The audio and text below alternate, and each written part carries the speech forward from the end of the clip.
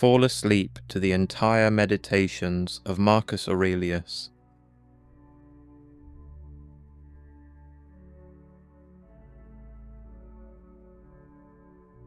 Introduction. Close your eyes, breathe gently, let your shoulders loosen, let your thoughts settle like dust in warm evening light. Tonight, as you drift into peaceful sleep, you will hear the private thoughts of an emperor, not public proclamations or speeches to the Senate, not military orders or state documents, but intimate reflections, written by flickering lamplight, never meant for anyone else's eyes. These are the Meditations of Marcus Aurelius, Roman emperor, Stoic philosopher, and one of history's most thoughtful leaders. There's nothing you need to remember, no test to pass, no lessons to memorize. Just let the words wash over you, carrying you gently into rest. If you drift away, let yourself go. The wisdom will be here, flowing like a quiet river, waiting to guide you into dreams. The man behind the words. Picture Rome at the height of its power. The year is 161 CE. The empire stretches from Britain to Arabia, from the Rhine to Egypt, and at the centre of this vast domain sits Marcus Aurelius, the most powerful man in the world. He is 40 years old and he has just become emperor. But Marcus never wanted to be emperor. He was a philosopher at heart, a student of Stoicism who would have preferred a life of quiet study. His adoptive father, Emperor Antoninus Pius, had groomed him for power, but Marcus approached the throne with reluctance. He knew what lay ahead: endless responsibilities, impossible decisions, the weight of millions depending on his judgment. Breathe slowly and imagine his world. The empire is under attack. Germanic tribes press against the northern borders. The Parthian Empire threatens in the east. A devastating plague sweeps through the provinces, killing millions. Natural disasters strike. The treasury struggles, corruption festers, revolts simmer, and through it all, Marcus must lead, decide, endure. He spends years on military campaigns along the Danube, living in army camps far from Rome's comforts. The winters are brutal, the battles are constant. He loses friends to war and disease. He loses children, beloved sons and daughters. He watches the empire strain under pressure from every direction, and yet he perseveres. Let yourself relax as we explore what sustained him. In those military camps, in stolen moments between councils and battles, Marcus wrote. He wrote in Greek, the language of philosophy, filling notebooks with reflections. He wasn't writing a book for publication. He was talking to himself, reminding himself of principles he'd learned, of how to stay sane and virtuous under impossible pressure. He gave these writings no title. Later generations would call them ta eis hauton in Greek, meaning to himself. In English, we know them as the Meditations.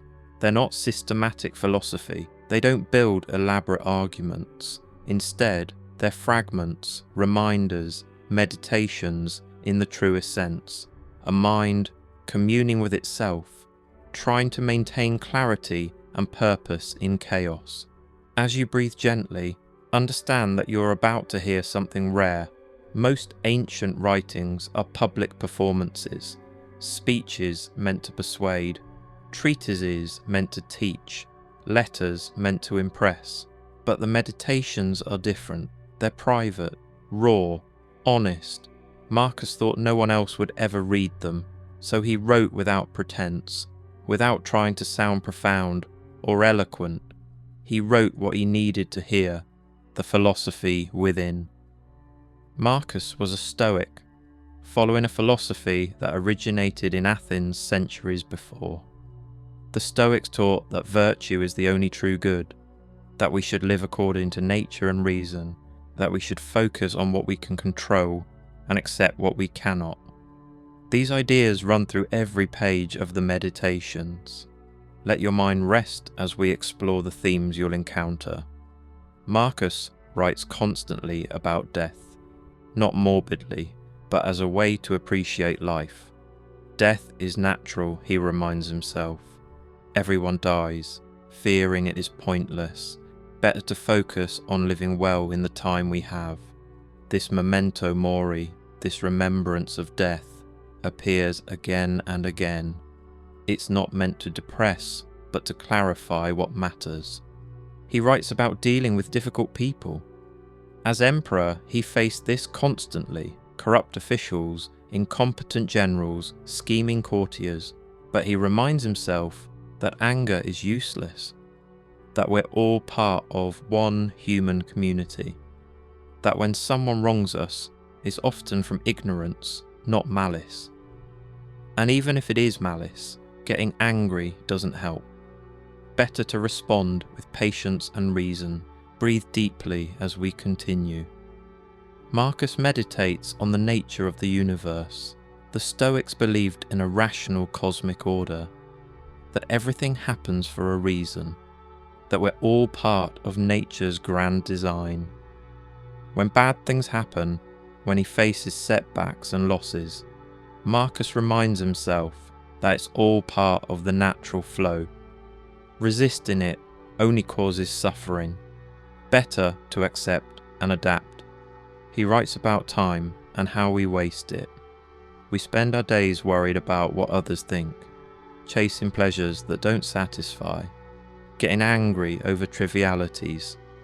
Meanwhile, life is slipping away. Marcus reminds himself to focus on the present moment, to do what's right now, not to postpone virtue or happiness to some future that may never come. There's nothing you need to hold on to. Just let these ideas drift through your awareness. Marcus returns to certain themes obsessively. Do your duty. Act virtuously. Don't seek fame or pleasure. Remember death. Accept what happens. Focus on what you control. Be grateful. Live simply. These are his touchstones, the principles he clutches when everything else seems to be falling apart. What makes the Meditations so powerful is that they weren't written by some detached philosopher in an ivory tower. They were written by a man under tremendous pressure, facing real problems, dealing with actual suffering and loss. When Marcus writes about accepting hardship, he's not theorizing. He's reminding himself how to endure another day of war, another report of plague deaths, another child's funeral. As your body relaxes completely, know that these meditations were tested in the crucible of experience. They're not abstract philosophy, but practical wisdom, forged in difficulty. This is what makes them valuable to us 2,000 years later. Because we too face pressure, loss, difficulty. We too need reminders of what matters, of how to maintain perspective when life overwhelms us, how to listen. Let yourself drift as we prepare to begin. The Meditations are organized into 12 books, though Marcus probably didn't intend this structure. Each book contains numbered passages, some just a sentence, others a full paragraph. They don't follow a logical order. Marcus jumps from topic to topic, repeating ideas, circling back to themes.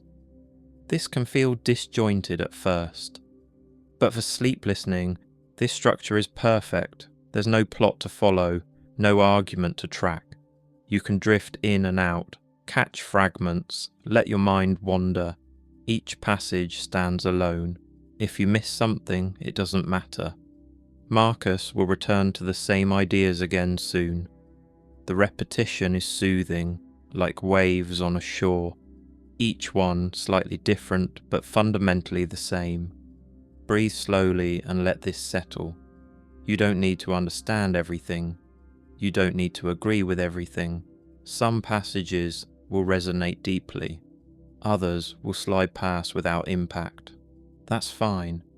Take what serves you, let the rest go. The beauty of the Meditations is that different passages speak to different people at different times in their lives. Some of what Marcus writes might seem harsh. He can be stern with himself, almost brutal in his self-criticism. He constantly reminds himself that fame is worthless, pleasure is fleeting, the body is just matter that will decay. Modern readers sometimes find this too austere, too focused on limitation and mortality. But remember, Marcus is talking to himself, using whatever language helps him maintain virtue and sanity under impossible circumstances. As you sink deeper into rest, know that you are about to experience something unique in human literature. The private thoughts of one of history's most powerful people, preserved by accident, offering a window into a mind trying desperately to stay good despite having every temptation and pressure to become corrupted. It's a miracle these writings survived, and now they're here for you, gentle companion, to guide you into sleep. Let your breathing slow, let your body soften. The meditations begin now, starting with Book 1, where Marcus expresses gratitude for everyone who shaped him. From there, we'll journey through all 12 books, listening to an emperor talk to himself about virtue, mortality, duty, and the art of living well. Rest now, and let Marcus's words carry you gently into dreams.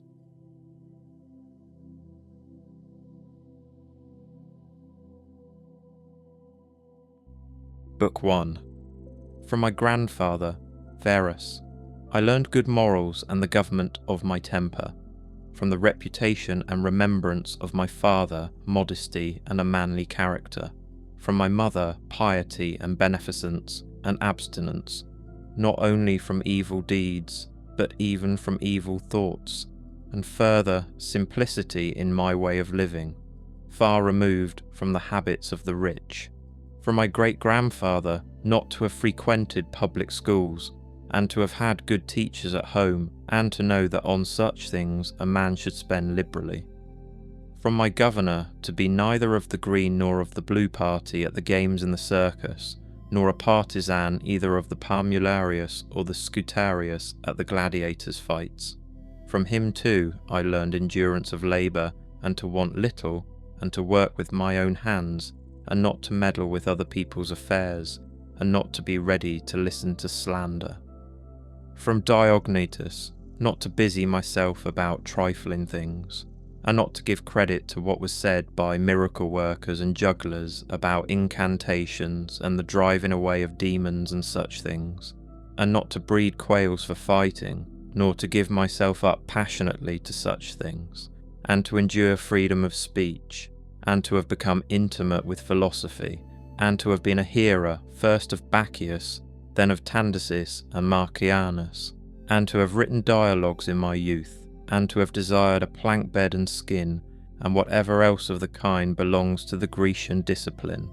From Rusticus I received the impression that my character required improvement and discipline, and from him I learned not to be led astray to sophistic emulation, nor to writing on speculative matters, nor to delivering little hortatory orations, nor to showing myself off as a man who practices much discipline, or does benevolent acts in order to make a display, and to abstain from rhetoric and poetry and fine writing, and not to walk about in the house in my outdoor dress, nor to do other things of the kind, and to write my letters with simplicity, like the letter which Rusticus wrote from Sinuessa to my mother, and with respect to those who have offended me by words, or done me wrong, to be easily disposed to be pacified and reconciled, as soon as they have shown a readiness to be reconciled, and to read carefully, and not to be satisfied with a superficial understanding of a book, nor hastily to give my assent to those who talk overmuch. And I am indebted to him for being acquainted with the discourses of Epictetus, which he communicated to me out of his own collection. From Apollonius I learned freedom of will, and undeviating steadiness of purpose, and to look to nothing else, not even for a moment, except to reason, and to be always the same in sharp pains, on the occasion of the loss of a child, and in long illness, and to see clearly in a living example that the same man can be both most resolute and yielding, and not peevish in giving his instruction, and to have had before my eyes a man who clearly considered his experience and his skill in expounding philosophical principles as the smallest of his merits. And from him I learned how to receive from friends what are esteemed favours, without being either humbled by them or letting them pass unnoticed. From Sextus, a benevolent disposition and the example of a family governed in a fatherly manner, and the idea of living conformably to nature, and gravity without affectation, and to look carefully after the interest of friends, and to tolerate ignorant persons, and those who form opinions without consideration. He had the power of readily accommodating himself to all, so that intercourse with him was more agreeable than any flattery, and at the same time he was most highly venerated by those who associated with him, and he had the faculty both of discovering and ordering, in an intelligent and methodical way, the principles necessary for life, and he never showed anger or any other passion, but was entirely free from passion, and also most affectionate, and he could express approbation without noisy display, and he possessed much knowledge without ostentation. From Alexander the grammarian, to refrain from fault-finding, and not in a reproachful way to chide those who uttered any barbarous or solecistic or strange-sounding expression, but dexterously to introduce the very expression which ought to have been used, and in the way of answer, or giving confirmation, or joining in an inquiry about the thing itself, not about the word, or by some other fit suggestion.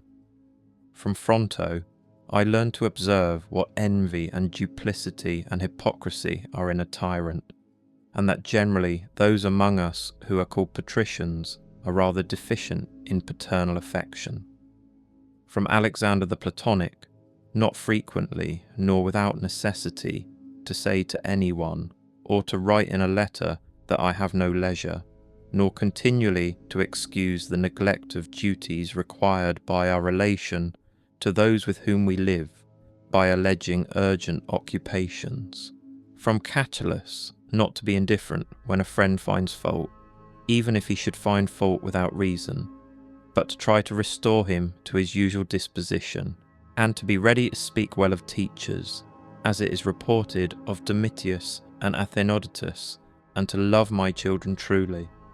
From my brother Severus, to love my kin, and to love truth, and to love justice, and through him I learned to know Thrasea, Helvidius, Cato, Dion, Brutus, and from him I received the idea of a polity, in which there is the same law for all, a polity administered with regard to equal rights and equal freedom of speech, and the idea of a kingly government which respects most of all the freedom of the governed. I learned from him also consistency and undeviating steadiness in my regard for philosophy, and a disposition to do good, and to give to others readily, and to cherish good hopes, and to believe that I am loved by my friends. And in him I observed no concealment of his opinions with respect to those whom he condemned, and that his friends had no need to conjecture what he wished or did not wish, but it was quite plain.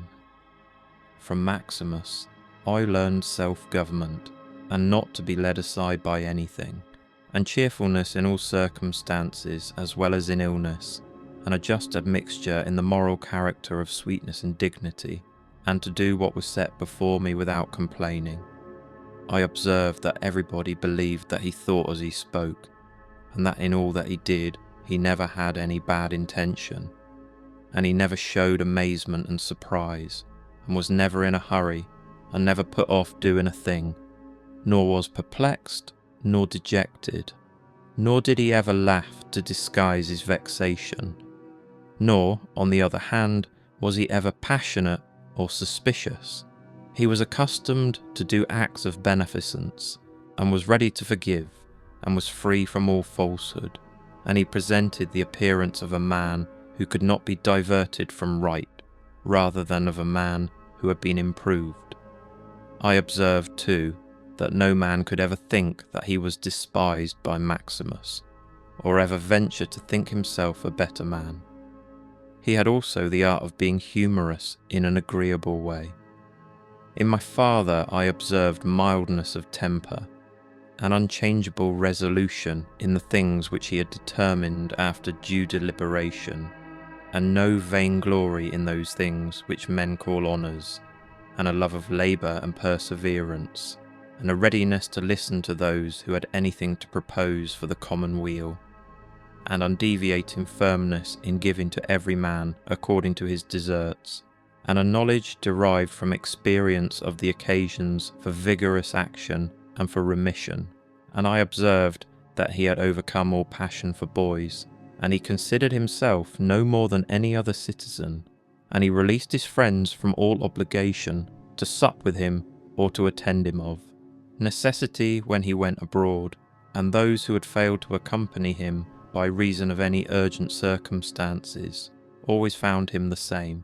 I observed too his habit of careful inquiry in all matters of deliberation, and his persistency, and that he never stopped his investigation through being satisfied with appearances which first present themselves, and that his disposition was to keep his friends, and not to be soon tired of them, nor yet to be extravagant in his affection, and to be satisfied on all occasions and cheerful, and to foresee things a long way off, and to provide for the smallest without display, and to check immediately popular applause and all flattery, and to be ever watchful over the things which were necessary for the administration of the empire, and to be a good manager of the expenditure, and patiently to endure the blame which he got for such conduct. And he was neither superstitious with respect to the gods, nor did he court men by gifts or by trying to please them, or by flattering the populace, but he showed sobriety in all things and firmness, and never any mean thoughts or action, nor love of novelty.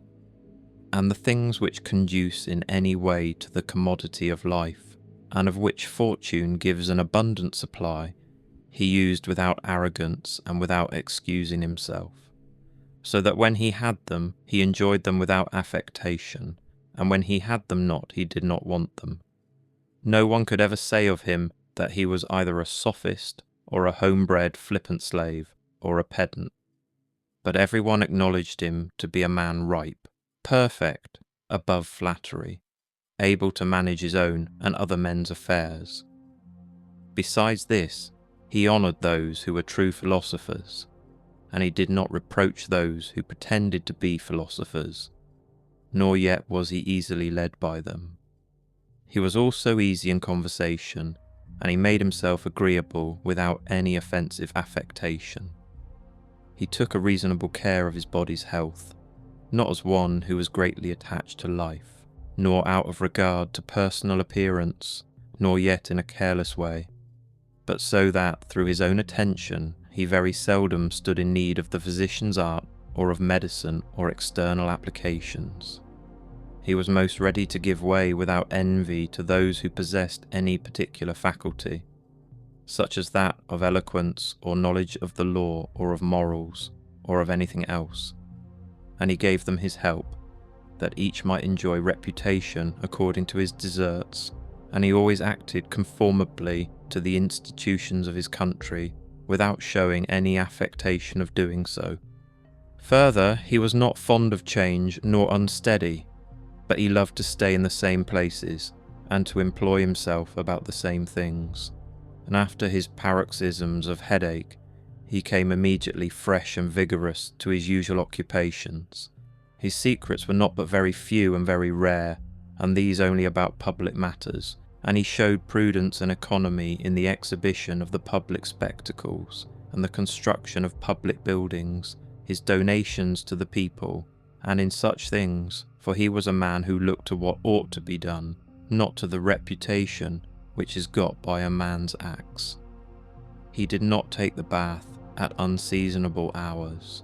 He was not fond of building houses, nor curious about what he ate, nor about the texture and colour of his clothes, nor about the beauty of his slaves.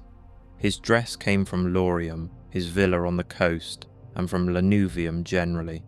We know how he behaved to the toll collector at Tusculum, who asked his pardon, and such was all his behaviour.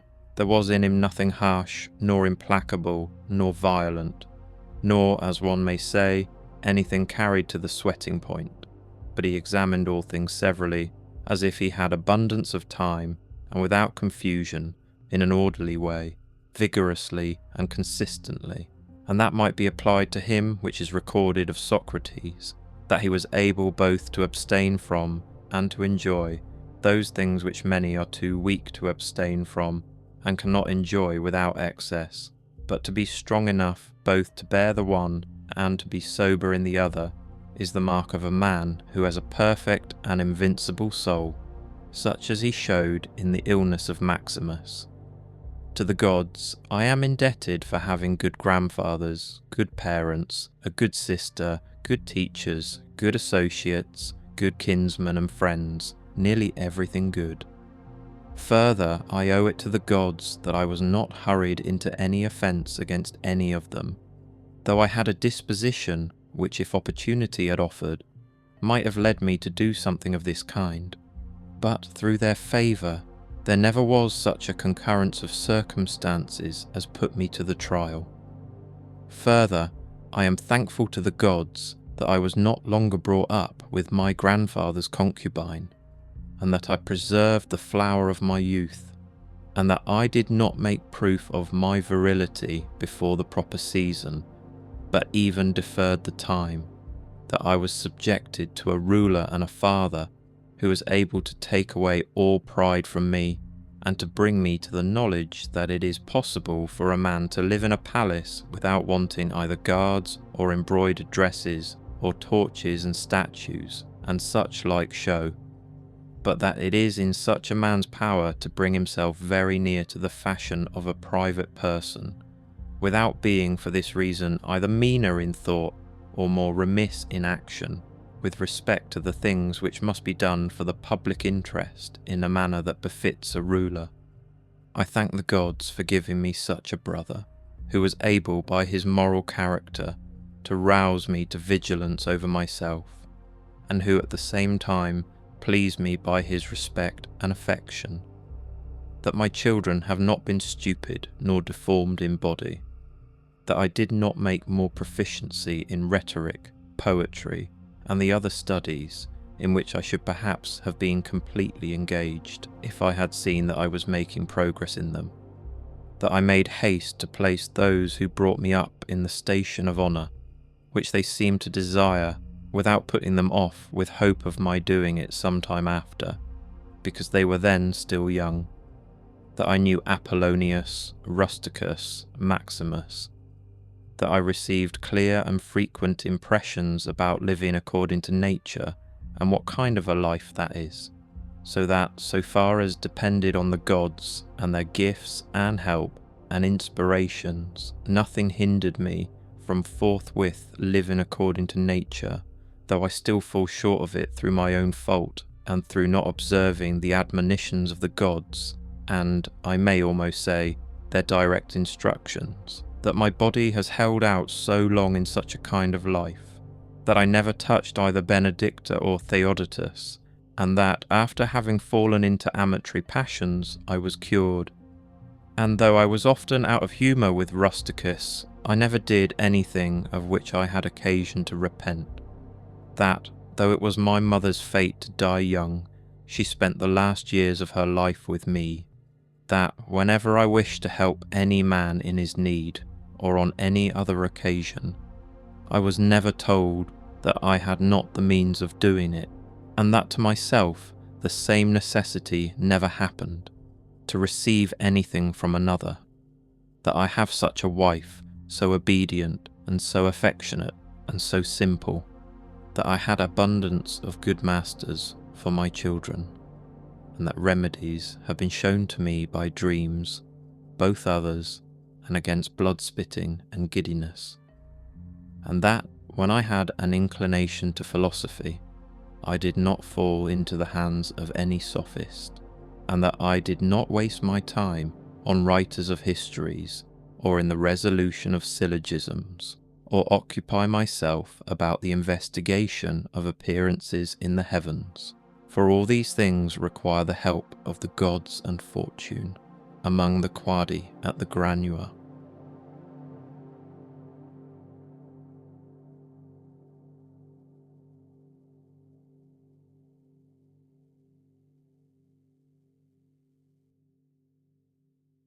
Book 2. Begin the morning by saying to thyself, I shall meet with the busybody, the ungrateful, arrogant, deceitful, envious, unsocial. All these things happen to them by reason of the ignorance of what is good and evil. But I, who have seen the nature of the good, that it is beautiful, and of the bad, that it is ugly, and the nature of him who does wrong, that it is akin to me, not only of the same blood or seed, but that it participates in the same intelligence and the same portion of the divinity. I can neither be injured by any of them, for no one can fix on me what is ugly, nor can I be angry with my kinsman, nor hate him. For we are made for cooperation, like feet, like hands, like eyelids, like the rows of the upper and lower teeth. To act against one another then is contrary to nature, and it is acting against one another to be vexed and to turn away. Whatever this is that I am, it is a little flesh and breath, and the ruling part. Throw away thy books, no longer distract thyself, it is not allowed. But as if thou wast now dying, despise the flesh, it is blood and bones and a network, a contexture of nerves, veins and arteries. See the breath also, what kind of a thing it is, air and not always the same, but every moment sent out and again sucked in. The third then is the ruling part. Consider thus, thou art an old man. No longer let this be a slave, no longer be pulled by the strings like a puppet to unsocial movements. No longer either be dissatisfied with thy present lot, or shrink from the future. All that is from the gods is full of providence. That which is from fortune is not separated from nature, or without an interweaving and involution with the things which are ordered by providence. From thence all things flow, and there is besides necessity, and that which is for the advantage of the whole universe, of which thou art a part. But that is good for every part of nature, which the nature of the whole brings, and what serves to maintain this nature. Now the universe is preserved, as by the changes of the elements, so by the changes of things compounded of the elements. Let these principles be enough for thee, let them always be fixed opinions, but cast away the thirst after books, that thou mayest not die murmuring, but cheerfully, truly, and from thy heart, thankful to the gods. Remember how long thou hast been putting off these things, and how often thou hast received an opportunity from the gods, and yet dost not use it. Thou must now at last perceive of what universe thou art a part, and of what administrator of the universe thy existence is an efflux, and that a limit of time is fixed for thee, which if thou dost not use for clearing away the clouds from thy mind, it will go, and thou wilt go, and it will never return. Every moment think steadily as a Roman and a man to do what thou hast in hand with perfect and simple dignity, and feeling of affection and freedom and justice, and to give thyself relief from all other thoughts. And thou wilt give thyself relief, if thou doest every act of thy life as if it were the last, laying aside all carelessness and passionate aversion from the commands of reason, and all hypocrisy and self-love, and discontent with the portion which has been given to thee. thou seest how few the things are, the which if a man lays hold of, he is able to live a life which flows in quiet, and is like the existence of the gods. For the gods on their part will require nothing more from him who observes these things. Do wrong to thyself, my soul. But thou wilt no longer have the opportunity of honouring thyself. Every man's life is sufficient, but thine is nearly finished, though thy soul reverence not itself, but places thy felicity in the souls of others. Do the things external which fall upon thee distract thee? Give thyself time to learn something new and good, and cease to be whirled around. But then thou must also avoid being carried about the other way. For those too are triflers who have wearied themselves in life by their activity, and yet have no object to which to direct every movement, and in a word, all their thoughts. Through not observing what is in the mind of another, a man has seldom been seen to be unhappy. But those who do not observe the movements of their own minds must of a necessity be unhappy. This thou must always bear in mind. What is the nature of the whole, and what is my nature, and how this is related to that, and what kind of a part it is of what kind of a whole, and that there is no one who hinders thee from always doing and saying the things which are according to the nature of which thou art a part. Theophrastus, in his comparison of bad acts, such a comparison as one would make in accordance with the common notions of mankind, says, like a true philosopher, that the offences which are committed through desire are more blamable than those which are committed through anger. For he who is excited by anger seems to turn away from reason with a certain pain and unconscious contraction. But he who offends through desire, being overpowered by pleasure, seems to be in a manner more intemperate and more womanish in his offences. Rightly then, and in a way worthy of philosophy, he said that the offence which is committed with pleasure is more blamable than that which is committed with pain. And on the whole, the one is more like a person who has been first wronged, and through pain is compelled to be angry. But the other is moved by his own impulse to do wrong, being carried towards doing something by desire. Since it is possible that thou mayest depart from life this very moment, regulate every act and thought accordingly. But to go away from among men, if there are gods, is not a thing to be afraid of, for the gods will not involve thee in evil. But if indeed they do not exist, or if they have no concern about human affairs, what is it to me to live in a universe devoid of gods or devoid of providence?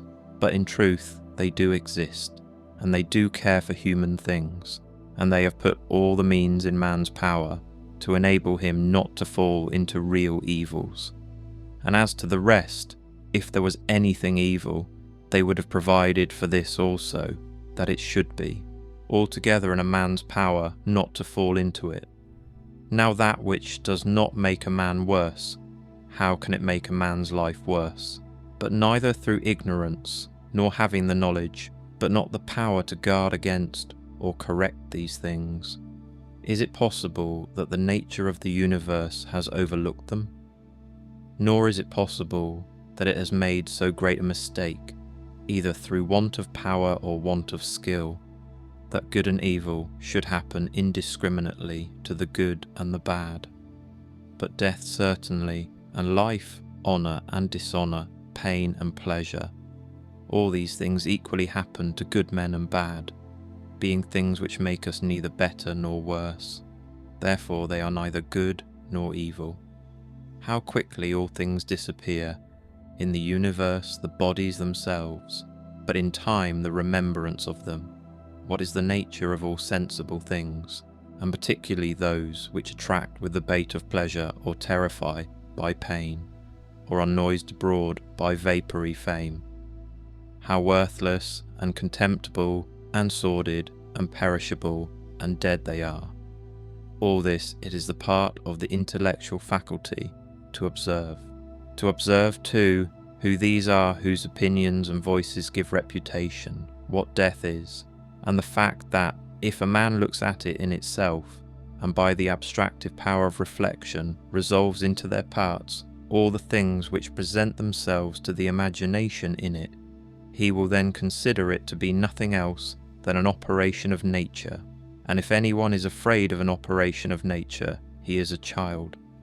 This, however, is not only an operation of nature, but it is also a thing which conduces to the purposes of nature. To observe too how man comes near to the deity, and by what part of him, and when this part of man is so disposed, nothing is more wretched than a man who traverses everything in a round, and pries into the things beneath the earth, as the poet says, and seeks by conjecture what is in the minds of his neighbours, without perceiving that it is sufficient to attend to the daemon within him, and to reverence it sincerely. And reverence of the daemon consists in keeping it pure from passion and thoughtlessness, and dissatisfaction with what comes from gods and men. For the things from the gods merit veneration for their excellence, and the things from men should be dear to us by reason of kinship. And sometimes even, in a manner, they move our pity by reason of men's ignorance of good and bad, this defect being not less than that which deprives us of the power of distinguishing things that are white and black. Though thou shouldst be going to live 3,000 years, and as many times 10,000 years, still remember that no man loses any other life than this which he now lives, nor lives any other than this which he now loses. The longest and shortest are thus brought to the same, for the present is the same to all, though that which perishes is not the same, and so that which is lost appears to be a mere moment. For a man cannot lose either the past or the future, for what a man has not, how can anyone take this from him? These two things then thou must bear in mind, the one, that all things from eternity are of like forms and come round in a circle, and that it makes no difference whether a man shall see the same things during 100 years, or 200, or an infinite time. And the second, that the longest liver and he who will die soonest lose just the same. For the present is the only thing of which a man can be deprived, if it is true that this is the only thing which he has, and that a man cannot lose a thing if he has it not. Remember that all is opinion, for what was said by the cynic Monimus is manifest, and manifest too is the use of what was said, if a man receives what may be got out of it as far as it is true. The soul of man does violence to itself first of all when it becomes an abscess and, as it were, a tumour on the universe so far as it can. For to be vexed at anything which happens is a separation of ourselves from nature, in some part of which the natures of all other things are contained. In the next place, the soul does violence to itself when it turns away from any man, or even moves towards him with the intention of injuring, such as are the souls of those who are angry. In the third place, the soul does violence to itself when it is overpowered by pleasure or by pain. Fourthly, when it plays a part, and does or says anything insincerely and untruly. Fifthly, when it allows any act of its own and any movement to be without an aim, and does anything thoughtlessly and without considering what it is, it being right that even the smallest things be done with reference to an end, and the end of rational animals is to follow the reason and the law of the most ancient city and polity. Of human life the time is a point, and the substance is in a flux, and the perception dull, and the composition of the whole body subject to putrefaction, and the soul a whirl, and fortune hard to divine, and fame a thing devoid of judgment, and to say all in a word, everything which belongs to the body is a stream, and what belongs to the soul is a dream and vapour, and life is a warfare, and a stranger's sojourn, and after fame is oblivion. What then is that which is able to conduct a man? One thing, and only one, philosophy. But this consists in keeping the daemon within a man free from violence and unharmed, superior to pains and pleasures, doing nothing without purpose, nor yet falsely and with hypocrisy, not feeling the need of another man's doing or not doing anything, and besides, accepting all that happens and all that is allotted, as coming from thence wherever it is, from whence he himself came, and finally waiting for death with a cheerful mind, as being nothing else than a dissolution of the elements of which every living being is compounded. But if there is no harm to the elements themselves in each continually changing into another, why should a man have any apprehension about the change and dissolution of all the elements? For it is according to nature, and nothing is evil which is according to nature, this incarnantum.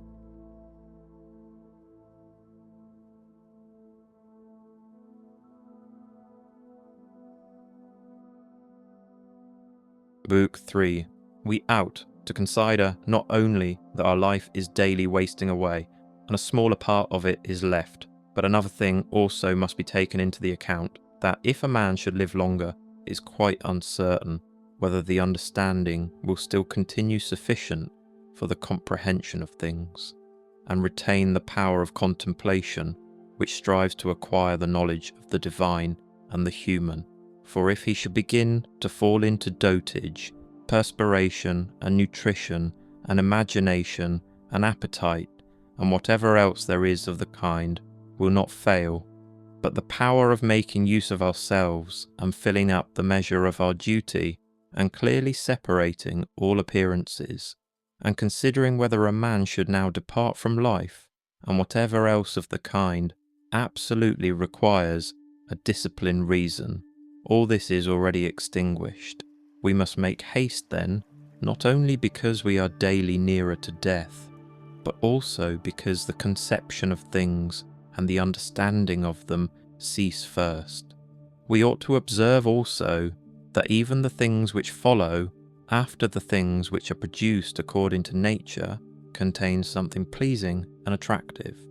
For instance, when bread is baked, some parts are split at the surface, and these parts, which thus open and have a certain fashion contrary to the purpose of the baker's art, are beautiful in a manner and in a peculiar way excite a desire for eating. And again, figs, when they are quite ripe, gape open, and in the ripe olives, the very circumstance of their being near to rottenness adds a peculiar beauty to the fruit, and the ears of corn bending down, and the lion's eyebrows, and the foam which flows from the mouth of wild boars, and many other things, though they are far from being beautiful, if a man should examine them severally, still, because they are consequent upon the things which are formed by nature, help to adorn them, and they please the mind. So that if a man should have a feeling and deeper insight with respect to the things which are produced in the universe, there is hardly one of those which follow by way of consequence, which will not seem to him to be in a manner disposed so as to give pleasure, and so he will see even the real gaping jaws of wild beast with no less pleasure than those which painters and sculptors show by imitation. And in an old woman and an old man he will be able to see a certain maturity and comeliness, and the attractive loveliness of young persons he will be able to look on with chaste eyes, and many such things will present themselves, not pleasing to every man, but to him only who has become truly familiar with nature and her works. Hippocrates, after curing many diseases, himself fell sick and died. The Chaldei foretold the deaths of many, and then fate caught them too. Alexander and Pompeius and Caius Caesar, after so often completely destroying whole cities, and in battle cut into pieces many 10,000s of cavalry and infantry, themselves too at last departed from life. Heraclitus, after so many speculations on the conflagration of the universe, was filled with water internally and died smeared all over with mud, and lice destroyed Democritus, and other lice killed Socrates. What means all this? Thou hast embarked, thou hast made the voyage, thou art come to shore, get out, if indeed too. Another life, there is no want of gods, not even there.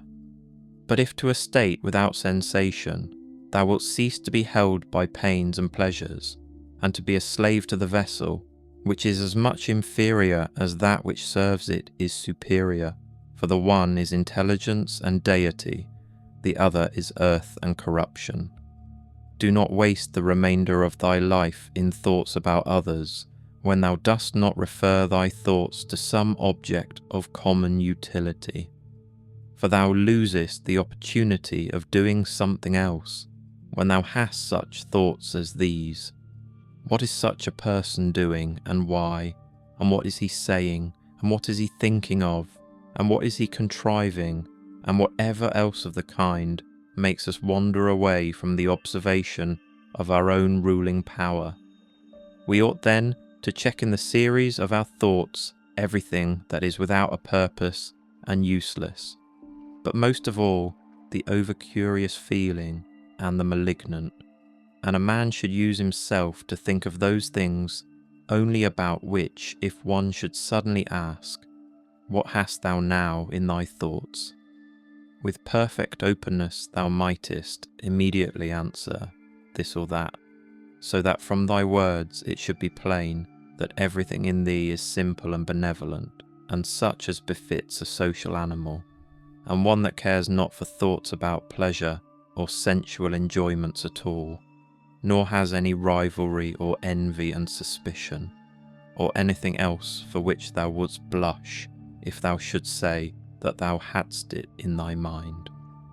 For the man who is such, and no longer delays being among the number of the best, is like a priest and minister of the gods, using too the deity which is planted within him, which makes the man uncontaminated by pleasure, unharmed by any pain, untouched by any insult, feeling no wrong, a fighter in the noblest fight, one who cannot be overpowered by any passion, dyed deep with justice, accepting with all his soul everything which happens and is assigned to him as his portion, and not often, nor yet without great necessity, and for the general interest, imagining what another says or does or thinks.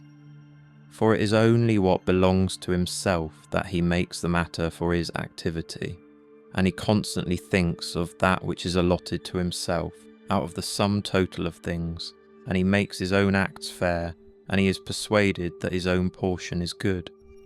For the lot which is assigned to each man is carried along with him and carries him along with it, and he remembers also that every rational animal is his kinsman, and that to care for all men is according to man's nature, and a man should hold on to the opinion not of all, but of those only who confessedly live according to nature. But as to those who live not so, he always bears in mind what kind of men they are both at home and from home, both by night and by day, and what they are, and with what men they live an impure life. Accordingly, he does not value at all the praise which comes from such men, since they are not even satisfied with themselves. Labour not unwillingly, nor without regard to the common interest, nor without due consideration, nor with distraction. Nor let studied ornament set off thy thoughts, and be not either a man of many words, or busy about too many things. And further, let the deity which is in thee be the guardian of a living being, manly and of ripe age, and engaged in matter political, and a Roman, and a ruler, who has taken his post like a man waiting for the signal which summons him from life, and ready to go, having need neither of oath nor of any man's testimony. Be cheerful also, and seek not external help, nor the tranquillity which others give. A man then must stand erect, not be kept erect by others. If thou findest in human life anything better than justice, truth, temperance, fortitude, and, in a word, anything better than thy own mind's self-satisfaction in the things which it enables thee to do according to right reason, and in the condition that is assigned to thee without thy own choice. If, I say, thou seest anything better than this, turn to it with all thy soul, and enjoy that which thou hast found to be the best. But if nothing appears to be better than the deity which is planted in thee, which has subjected to itself all thy appetites, and carefully examines all the impressions, and, as Socrates said, has detached itself from the persuasions of sense, and has submitted itself to the gods, and cares for mankind. If thou findest everything else smaller and of less value than this, give place to nothing else, for if thou dost once diverge and incline to it, thou wilt no longer without distraction be able to give the preference to that good thing which is thy proper possession and thy own. For it is not right that anything of any other kind, such as praise from the many, or power or enjoyment of pleasure, should come into competition with that which is rationally and politically or practically good. All these things, even though they may seem to adapt themselves to the better things in a small degree, obtain the superiority all at once, and carry us away. But do thou, I say, simply and freely choose the better, and hold to it. But that which is useful is the better. Well then, if it is useful to thee as a rational being, keep to it. But if it is only useful to thee as an animal, say so, and maintain thy judgment without arrogance. Only take care that thou makest the inquiry by a sure method. Never value anything as profitable to thyself which shall compel thee to break thy promise, to lose thy self-respect, to hate any man, to suspect, to curse, to act the hypocrite, to desire anything which needs walls and curtains. For he who has preferred to everything intelligence and demon and the worship of its excellence, acts no tragic part, does not groan, will not need either solitude or much company, and what is chief of all, he will live without either pursuing or flying from death. But whether for a longer or a shorter time he shall have the soul enclosed in the body, he cares not at all, for even if he must depart immediately, he will go as readily as if he were going to do anything else which can be done with decency and order, taking care of this only all through life, that his thoughts turn not away from anything which belongs to an intelligent animal and a member of a civil community. In the mind of one who is chastened and purified, thou wilt find no corrupt matter, nor impurity, nor any sore skinned over. Nor is his life incomplete when fate overtakes him, as one may say of an actor who leaves the stage before ending and finishing the play. Besides, there is in him nothing servile, nor affected, nor too closely bound to other things, nor yet detached from other things, nothing worthy of blame, nothing which seeks a hiding place. Reverence the faculty which produces opinion. On this faculty it entirely depends whether there shall exist in thy ruling part any opinion inconsistent with nature and the constitution of the rational animal. And this faculty promises freedom from hasty judgment, and friendship towards men, and obedience to the gods. Throwing away then all things, hold to these only which are few, and besides bear in mind that every man lives only this present time, which is an indivisible point, and that all the rest of his life is either past, or it is uncertain. Short then is the time which every man lives, and small the nook of the earth where he lives, and short too the longest posthumous fame, and even this only continued by a succession of poor human beings, who will very soon die, and who know not even themselves, much less him who died long ago. To the aids which have been mentioned, let this one still be added. Make for thyself a definition or description of the thing which is presented to thee, so as to see distinctly what kind of a thing it is in its substance, in its nudity, in its complete entirety, and tell thyself its proper name, and the names of the things of which it has been compounded and into which it will be resolved. For nothing is so productive of elevation of mind as to be able to examine methodically and truly every object which is presented to thee in life, and always to look at things so as to see at the same time what kind of universe this is, and what kind of use everything performs in it, and what value everything has with reference to the whole, and what with reference to man, who is a citizen of the highest city, of which all other cities are like families. What each thing is, and of what it is composed, and how long it is the nature of this thing to endure, which now makes an impression on me, and what virtue I have need of with respect to it, such as gentleness, manliness, truth, fidelity, simplicity, contentment, and the rest. Wherefore, on every occasion a man should say, this comes from God, and this is according to the apportionment and spinning of the thread of destiny and such like coincidence and chance, and this is from one of the same stock, and a kinsman and partner, one who knows not, however, what is according to his nature. But I know. For this reason I behave towards him according to the natural law of fellowship with benevolence and justice. At the same time, however, in things indifferent, I attempt to ascertain the value of each. If thou workest at that which is before thee, following right reason seriously, vigorously, calmly, without allowing anything else to distract thee, but keeping thy divine part pure, as if thou shouldst be bound to give it back immediately.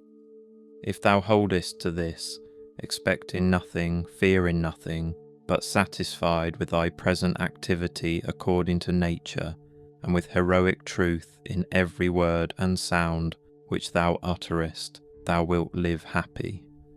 And there is no man who is able to prevent this, as physicians have always their instruments and knives ready for cases which suddenly require their skill, so do thou have principles ready for the understanding of things divine and human, and for doing everything even.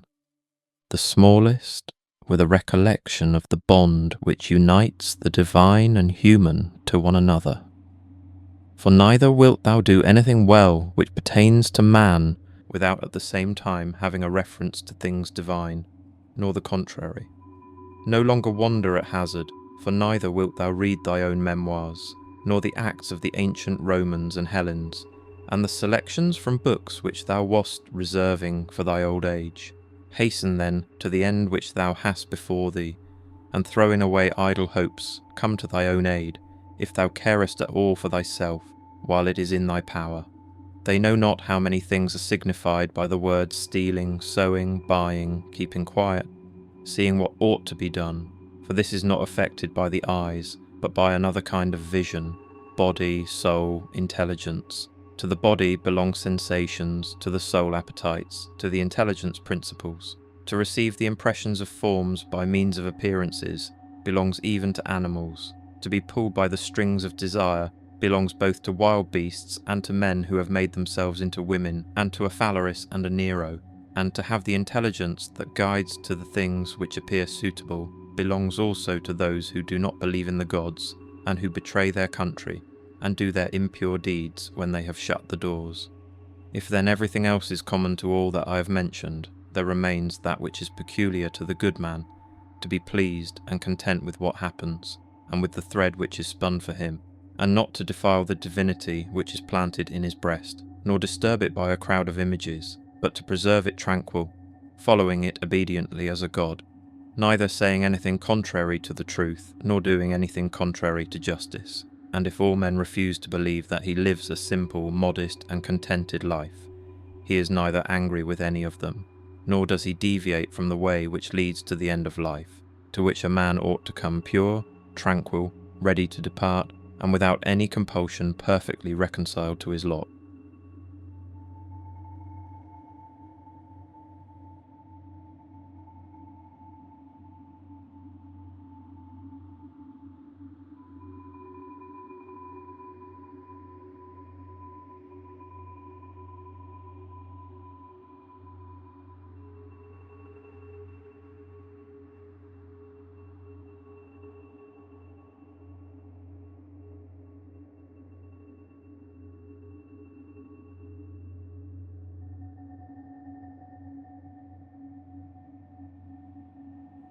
Book 4, that which rules within, when it is according to nature, is so affected with respect to the events which happen, that it always easily adapts itself to that which is and is presented to it.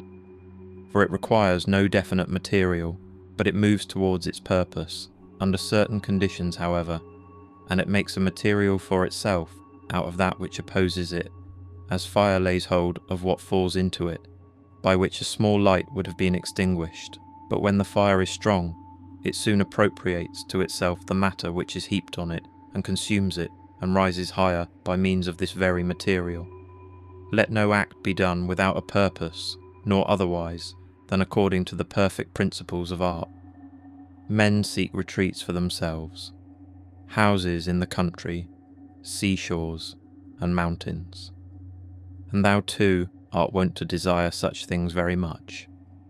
But this is altogether a mark of the most common sort of men, for it is in thy power whenever thou shalt choose to retire into thyself. For nowhere, either with more quiet or more freedom from trouble, does a man retire than into his own soul, particularly when he has within him such thoughts, that by looking into them he is immediately in perfect tranquillity, and I affirm that tranquillity is nothing else than the good ordering of the mind. Constantly then give to thyself this retreat, and renew thyself, and let thy principles be brief and fundamental, which, as soon as thou shalt recur to them, will be sufficient to cleanse the soul completely, and to send thee back free from all discontent with the things to which thou returnest. For with what art thou discontented? With the badness of men. Recall to thy mind this conclusion, that rational animals exist for one another, and that to endure is a part of justice, and that men do wrong involuntarily. And consider how many already, after mutual enmity, suspicion, hatred, and fighting, have been stretched dead, reduced to ashes, and be quiet at last. But perhaps thou art dissatisfied with that which is assigned to thee out of the universe. Recall to thy recollection this alternative: either there is providence or atoms, fortuitous concurrence of things, or remember the arguments by which it has been proved that the world is a kind of political community, and be quiet at last. But perhaps corporeal things will still fasten upon thee. Consider then further that the mind mingles not with the breath, whether moving gently or violently. When it has once drawn itself apart and discovered its own power, and think also of all that thou hast heard and assented to about pain and pleasure, and be quiet at last. But perhaps the desire of the thing called fame will torment thee. See how soon everything is forgotten, and look at the chaos of infinite time on each side of the present, and the emptiness of applause, and the changeableness and want of judgment in those who pretend to give praise, and the narrowness of the space within which it is circumscribed. And be quiet at last, for the whole earth is a point, and how small a nook in it is this thy dwelling, and how few are there in it, and what kind of people are they who will praise thee?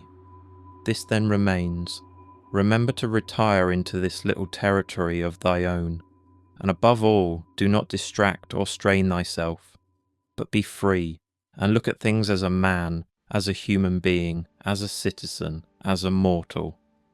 But among the things readiest to thy hand to which thou shalt turn, let there be these, which are two. One is that things do not touch the soul, for they are external and remain immovable, but our perturbations come only from the opinion which is within. The other is that all these things which thou seest change immediately and will no longer be, and constantly bear in mind how many of these changes thou hast already witnessed. The universe is transformation, life is opinion. If our intellectual part is common, the reason also in respect of which we are rational beings is common. If this is so, common also is the reason which commands us what to do and what not to do. If this is so, there is a common law also. If this is so, we are fellow citizens. If this is so, we are members of some political community. If this is so, the world is in a manner a state. For of what other common political community will anyone say that the whole human race are members? And from thence, from this common political community, comes also our very intellectual faculty and reasoning faculty, and our capacity. For law, or whence do they come? For as my earthly part is a portion given to me from certain earth, and that which is watery from another element, and that which is hot and fiery from some peculiar source, for nothing comes out of that which is nothing, as nothing also returns to non-existence. So also the intellectual part comes from some source.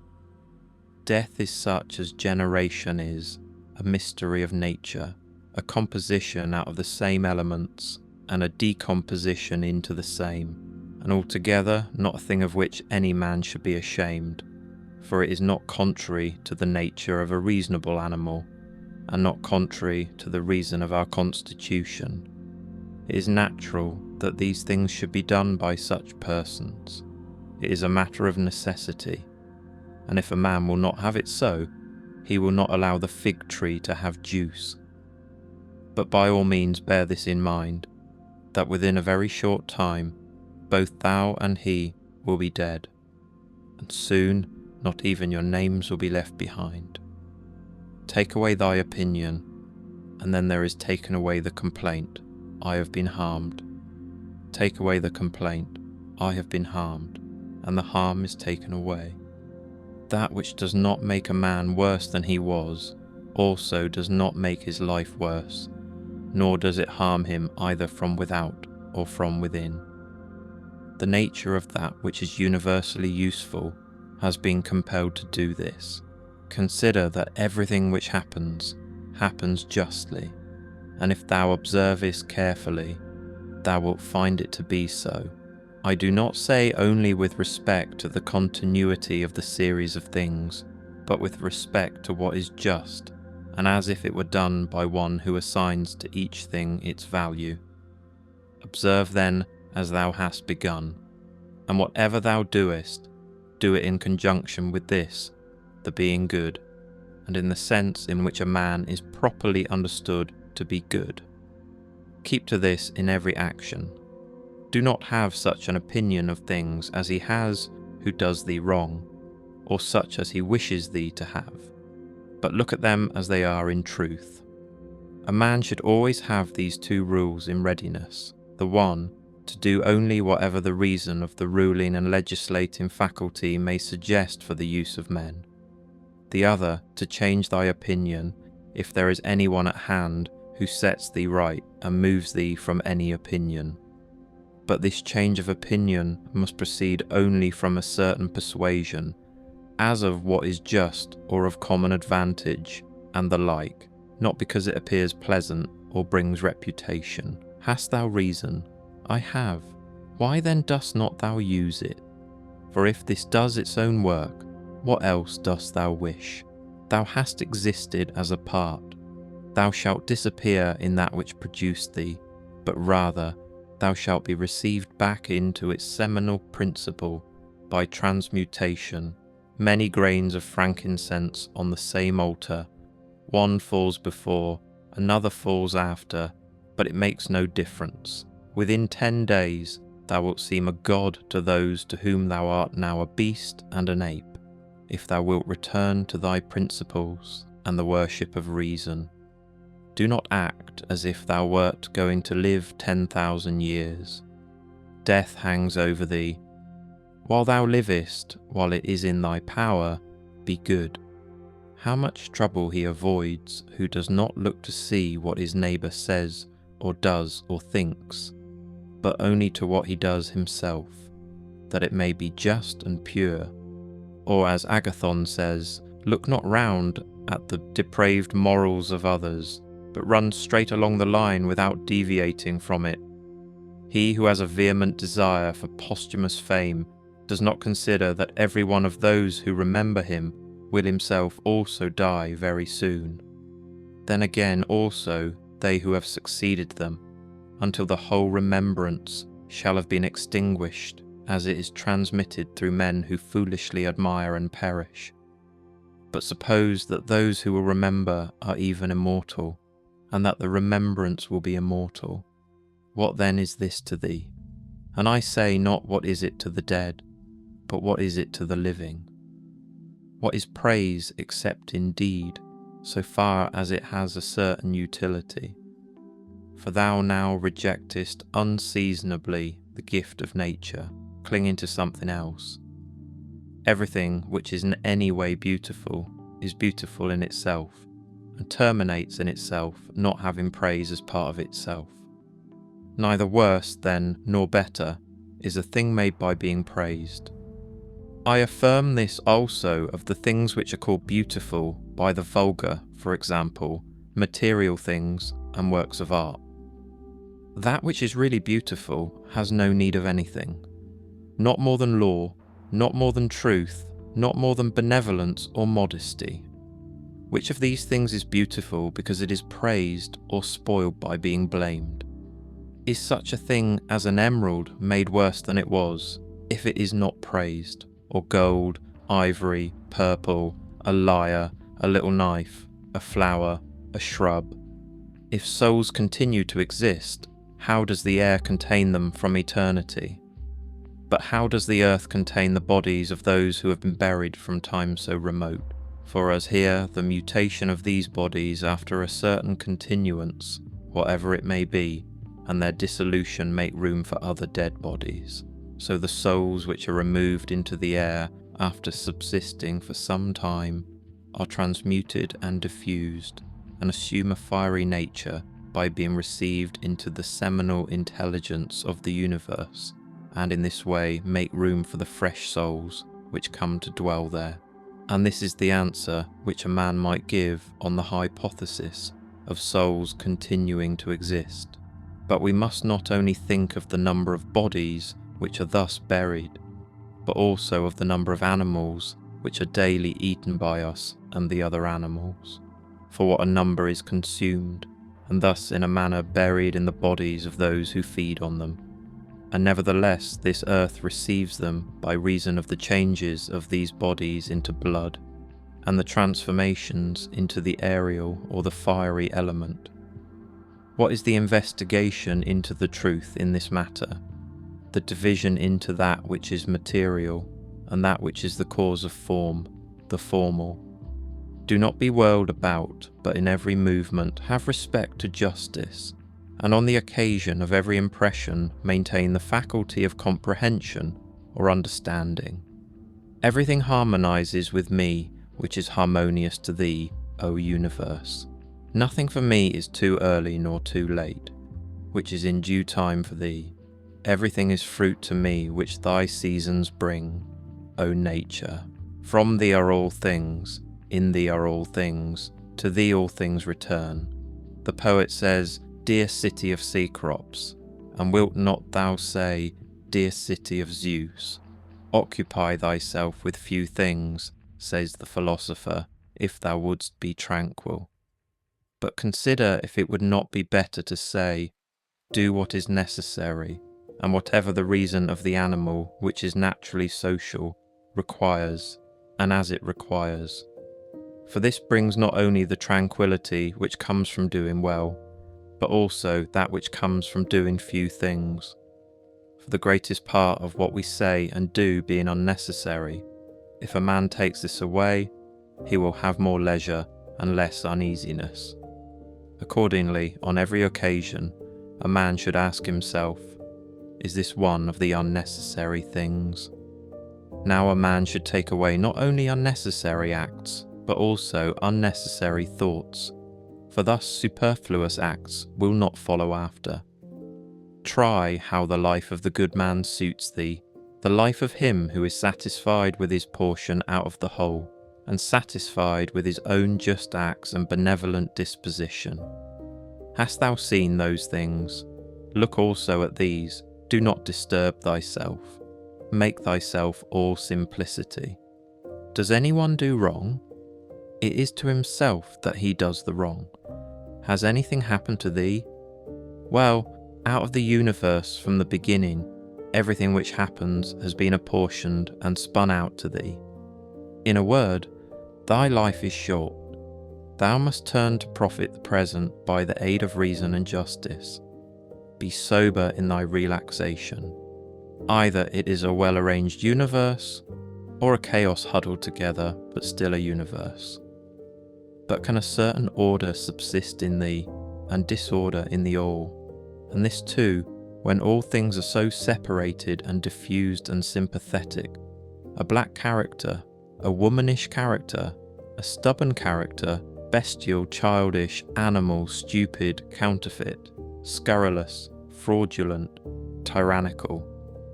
If he is a stranger to the universe who does not know what is in it, no less is he a stranger who does not know what is going on in it. He is a runaway who flies from social reason. He is blind who shuts the eyes of the understanding. He is poor who has need of another and has not from himself all things which are useful for life. He is an abscess on the universe who withdraws and separates himself from the reason of our common nature through being displeased with the things which happen. For the same nature produces this, and has produced thee too. He is a piece rent asunder from the state, who tears his own soul from that of reasonable animals, which is one. The one is a philosopher without a tunic, and the other without a book. Here is another half naked. Bread I have not, he says, and I abide by reason. And I do not get the means of living out of my learning, and I abide by my reason. Love the art, poor as it may be, which thou hast learned, and be content with it, and pass through the rest of life like one who has entrusted to the gods with his whole soul all that he has, making thyself neither the tyrant nor the slave of any man. Consider, for example, the times of Vespasian. Thou wilt see all these things: people marrying, bringing up children, sick, dying, warring, feasting, trafficking, cultivating the ground, flattering, obstinately arrogant, suspecting, plotting, wishing for some to die, grumbling about the present, loving, heaping up treasure, desiring consulship, kingly power. Well then, that life of these people no longer exists at all. Again, removed to the times of Trajan. Again, all is the same. Their life too is gone. In like manner view also the other epochs of time and of whole nations, and see how many after great efforts soon fell and were resolved into the elements. But chiefly thou shouldst think of those whom thou hast thyself known, distracting themselves about idle things, neglecting to do what was in accordance with their proper constitution, and to hold firmly to this and to be content with it. And herein it is necessary to remember that the attention given to everything has its proper value and proportion. For thus thou wilt not be dissatisfied if thou appliest thyself to smaller matters no further than is fit. The words which were formerly familiar are now antiquated. So also the names of those who were famed of old are now in a manner antiquated. Camillus, Caeso, Volusus, Leonatus, and a little after also Scipio and Cato, then Augustus, then also Hadrian and Antoninus. For all things soon pass away and become a mere tale, and complete oblivion soon buries them. And I say this of those who have shone in a wondrous way. For the rest, as soon as they have breathed out their breath, they are gone, and no man speaks of them. And, to conclude the matter, what is even an eternal remembrance? A mere nothing. What then is that about which we ought to employ our serious pains? This one thing, thoughts just, and acts social, and words which never lie, and a disposition which gladly accepts all that happens, as necessary, as usual, as flowing from a principle and source of the same kind. Willingly give thyself up to Clotho, one of the Fates, allowing her to spin thy thread into whatever thing she pleases. Everything is only for a day, both that which remembers and that which is remembered. Observe constantly that all things take place by change, and accustom thyself to consider that the nature of the universe loves nothing so much as to change the things which are, and to make new things like them. For everything that exists is in a manner the seed of that which will be, but thou art thinking only of seeds which are cast into the earth or into a womb. But this is a very vulgar notion. Thou wilt soon die, and thou art not yet simple, not free from perturbations, nor without suspicion of being hurt by external things, nor kindly disposed towards all. Nor dost thou yet place wisdom only in acting justly. Examine men's ruling principles, even those of the wise, what kind of things they avoid, and what kind they pursue. What is evil to thee does not subsist in the ruling principle of another, nor yet in any turning and mutation of thy corporeal covering. Where is it then? It is in that part of thee in which subsists the power of forming opinions about evils. Let this power then not form such opinions, and all is well. And if that which is nearest to it, the poor body, is burnt, filled with matter and rottenness, nevertheless, let the part which forms opinions about these things be quiet. That is, let it judge that nothing is either bad or good, which can happen equally to the bad man and the good. For that which happens equally to him who lives contrary to nature, and to him who lives according to nature, is neither according to nature nor contrary to nature.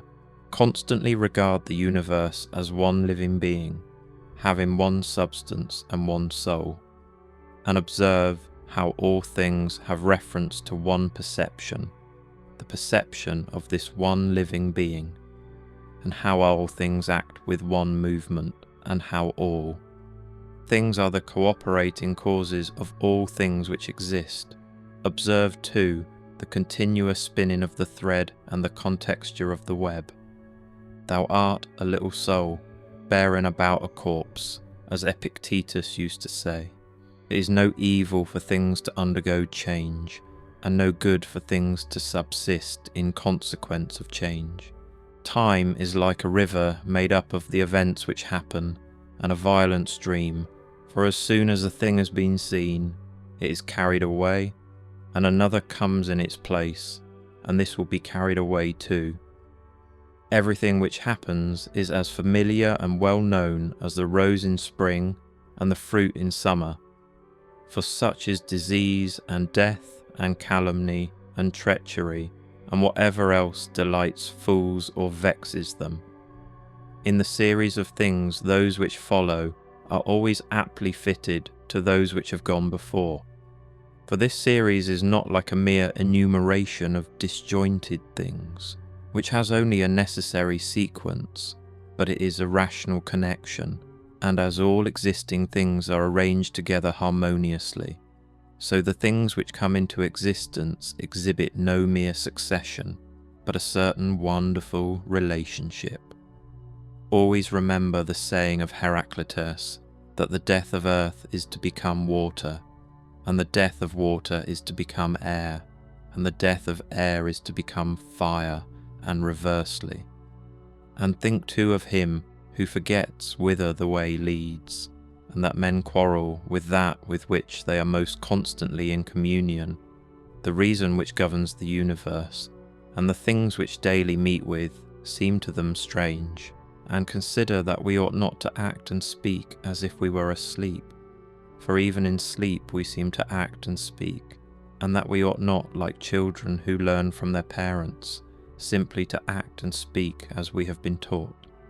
If any god told thee that thou shalt die tomorrow, or certainly on the day after tomorrow, thou wouldst not care much whether it was on the third day or on the morrow, unless thou wast in the highest degree mean-spirited.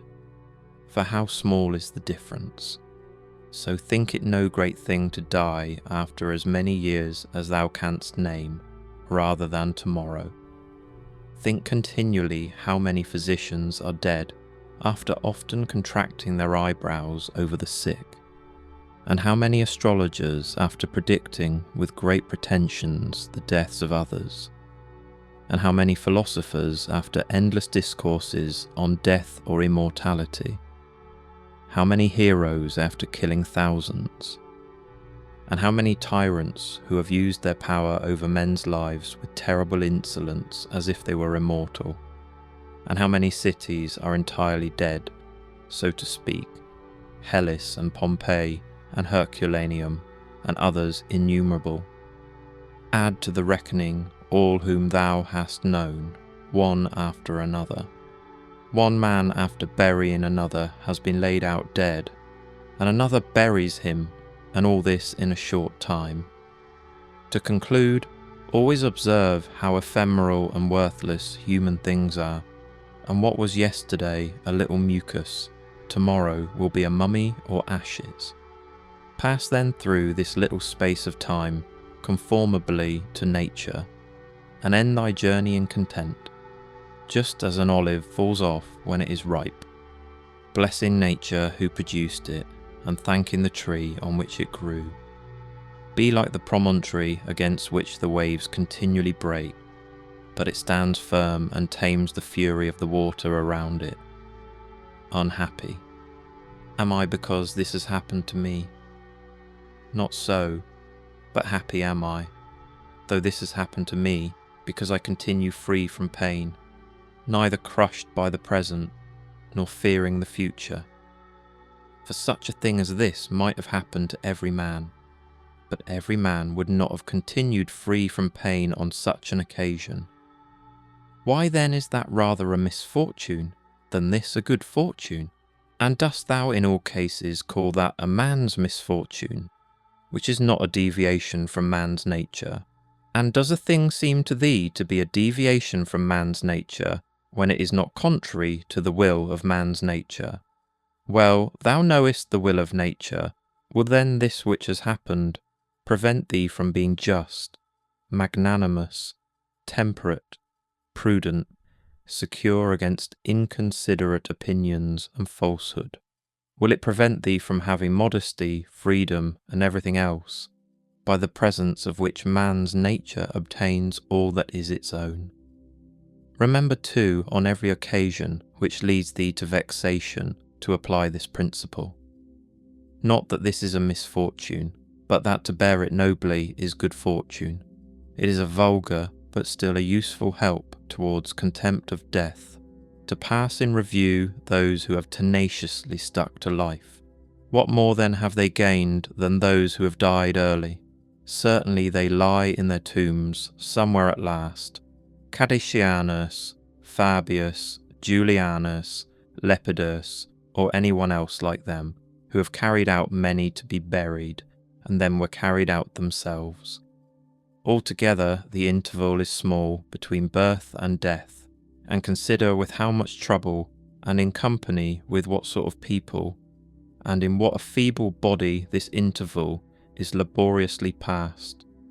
Do not then consider life a thing of any value, for look to the immensity of time behind thee, and to the time which is before thee, another boundless space.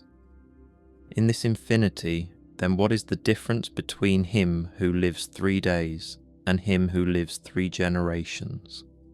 Always run to the short way, and the short way is the natural. Accordingly, say and do everything in conformity with the soundest reason. For such a purpose frees a man from trouble and warfare and all artifice and ostentatious display.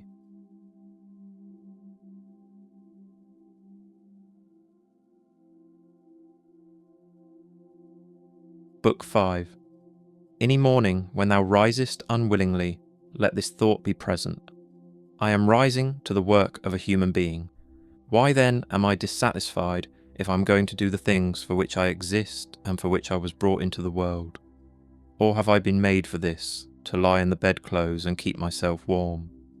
But this is more pleasant. Dost thou exist then to take thy pleasure, and not at all for action or exertion?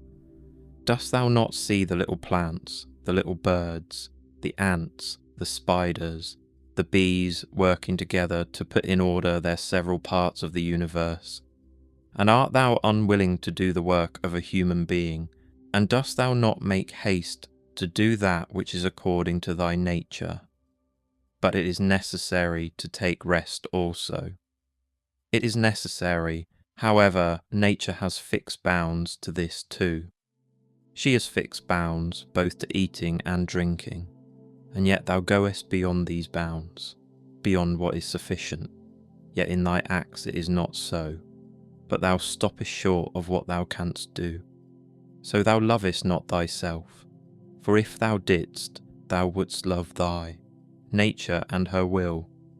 But those who love their several arts exhaust themselves in working at them unwashed and without food. But thou valuest thy own nature less than the turner values the turning art, or the dancer the dancing art, or the lover of money values his money, or the vainglorious man his little glory. And such men, when they have a violent affection to a thing, choose neither to eat nor to sleep, rather than to perfect the things which they care for. But are the acts which concern society more vile in thy eyes, and less worthy of thy labour? How easy it is to repel and to wipe away every impression which is troublesome or unsuitable, and immediately to be in all tranquillity. Judge every word and deed which are according to nature to be fit for thee, and be not diverted by the blame which follows from any people, nor by their words. But if a thing is good to be done or said, do not consider it unworthy of thee. For those persons have their peculiar leading principle, and follow their peculiar movement, which things do not thou regard, but go straight on, following thy own nature and the common nature, and the way of both is one. I go through the things which happen according to nature, until I shall fall and rest, breathing out my breath into that element, out of which I daily draw it in, and falling upon that earth out of which my father collected the seed, and my mother the blood, and my nurse the milk, out of which during so many years I have been supplied with food and drink, which bears me when I tread on it and abuse it for so many purposes. Thou sayest, men cannot admire the sharpness of thy wits. Be it so, but there are many other things of which thou canst not say, I am not formed for them by nature. Show those qualities, then, which are altogether in thy power, sincerity, gravity, endurance of labour, aversion to pleasure, contentment with thy portion, and with few things, benevolence, frankness, no love of superfluity, freedom from trifling magnanimity. Dost thou not see how many qualities thou art immediately able to exhibit, in which there is no excuse of natural incapacity and unfitness, and yet thou still remainest voluntarily below the mark? Or art thou compelled, through being defectively furnished by nature, to murmur and to be stingy and to flatter, and to find fault with thy poor body, and to try to please men, and to make great display, and to be so restless in thy mind? No, by the gods, but thou mightest have been delivered from these things long ago. Only if in truth thou canst be charged with being rather slow and dull of comprehension, thou must exert thyself about this also, not neglecting it, nor yet taking pleasure in thy dullness. One man, when he has done a service to another, is ready to set it down to his account as a favour conferred. Another is not ready to do this, but still in his own mind he thinks of the man as his debtor, and he knows what he has done. A third in a manner does not even know what he has done, but he is like a vine which has produced grapes, and seeks for nothing more after it has once produced its proper fruit. As a horse when he has run, a dog when he has tracked the game, a bee when it has made the honey, so a man when he has done a good act does not call out for others to come and see. but he goes on to another act, as a vine goes on to produce again the grapes in season. Must a man then be one of these, who in a manner act thus without observing it? Yes, but this very thing is necessary, the observation of what a man is doing. For, it may be said, it is characteristic of the social animal to perceive that he is working in a social manner, and indeed to wish that his social partner also should perceive it. It is true what thou sayest, but thou dost not rightly understand what is now said, and for this reason thou wilt become one of those of whom I spoke before, for even they are misled by a certain show of reason. But if thou wilt choose to understand the meaning of what is said, do not fear that for this reason thou wilt omit any social act. A prayer of the Athenians, rain, rain, O dear Zeus, down on the ploughed fields of the Athenians and on the plains. In truth, we ought not to pray at all, or we ought to pray in this simple and noble fashion. Just as we must understand when it is said that Aesculapius prescribed to this man horse exercise, or bathing in cold water, or going without shoes, so we must understand it when it is said that the nature of the universe prescribed to this man disease or mutilation or loss or anything else of the kind.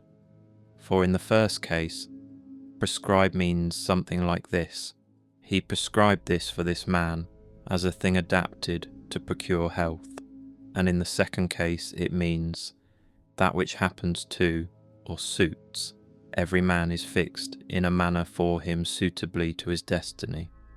For this is what we mean when we say that things are suitable to us, as the workmen say of squared stones in walls or the pyramids, that they are suitable when they fit them to one another in some kind of connection, for there is altogether one fitness, harmony. And as the universe is made up out of all bodies to be such a body as it is, so out of all existing causes, necessity, destiny, is made up to be such a cause as it is. And even those who are completely ignorant understand what I mean, for they say, it, necessity, destiny, brought this to such a person. This then was brought, and this was prescribed to him. Let us then receive these things, as well as those which Aesculapius prescribes. Many, as a matter of course, even among his prescriptions are disagreeable, but we accept them in the hope of health. Let the perfecting and accomplishment of the things, which the common nature judges to be good, be judged by thee to be of the same kind as thy health. And so accept everything which happens, even if it seem disagreeable, because it leads to this, to the health of the universe, and to the prosperity and felicity of Zeus, the universe. For he would not have brought on any man what he has brought, if it were not useful for the whole. Neither does the nature of anything, whatever it may be, cause anything which is not suitable to that which is directed by it. For two reasons, then, it is right to be content with that which happens to thee. The one, because it was done for thee and prescribed for thee, and in a manner had reference to thee, originally from the most ancient causes spun with thy destiny. And the other, because even that which comes severally to every man is to the power which administers the universe, a cause of felicity and perfection, nay, even of its very continuance. For the integrity of the whole is mutilated, if thou cuttest off anything whatever from the conjunction and the continuity either of the parts or of the causes, and thou dost cut off as far as it is in thy power when thou art dissatisfied, and in a manner triest to put anything out of the way. Be not disgusted, nor discouraged, nor dissatisfied, if thou dost not succeed in doing everything according to right principles. But when thou hast failed, return back again, and be content if the greater part of what thou doest is consistent with man's nature, and love this to which thou returnest, and do not return to philosophy as if she were a master, but act like those who have sore eyes and apply a bit of sponge and egg, or as another applies a plaster, or drenching with water. For thus thou wilt not fail to obey reason, and thou wilt repose in it. And remember that philosophy requires only the things which thy nature requires, but thou wouldst have something else which is not according to nature. It may be objected, why, what is more agreeable than this which I am doing? But is not this the very reason why pleasure deceives us? And consider if magnanimity, freedom, simplicity, equanimity, piety are not more agreeable. For what is more agreeable than wisdom itself, when thou thinkest of the security and the happy course of all things which depend on the faculty of understanding and knowledge? Things are in such a kind of envelopment that they have seemed to philosophers, not a few, nor those common philosophers, altogether unintelligible. Nay, even to the Stoics themselves they seem difficult to understand. And all our assent is changeable, for where is the man who never changes? Carry thy thoughts, then, to the objects themselves, and consider how short-lived they are, and worthless, and that they may be in the possession of a filthy wretch, or a whore, or a robber.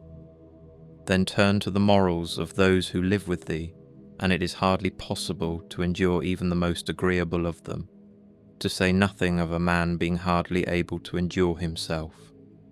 In such darkness, then, and dirt, and in so constant a flux both of substance and of time, and of motion and of things moved, what there is worth being highly prized, or even an object of serious pursuit, I cannot imagine. But on the contrary, it is a man's duty to comfort himself, and to wait for the natural dissolution, and not to be vexed at the delay, but to rest in these principles only.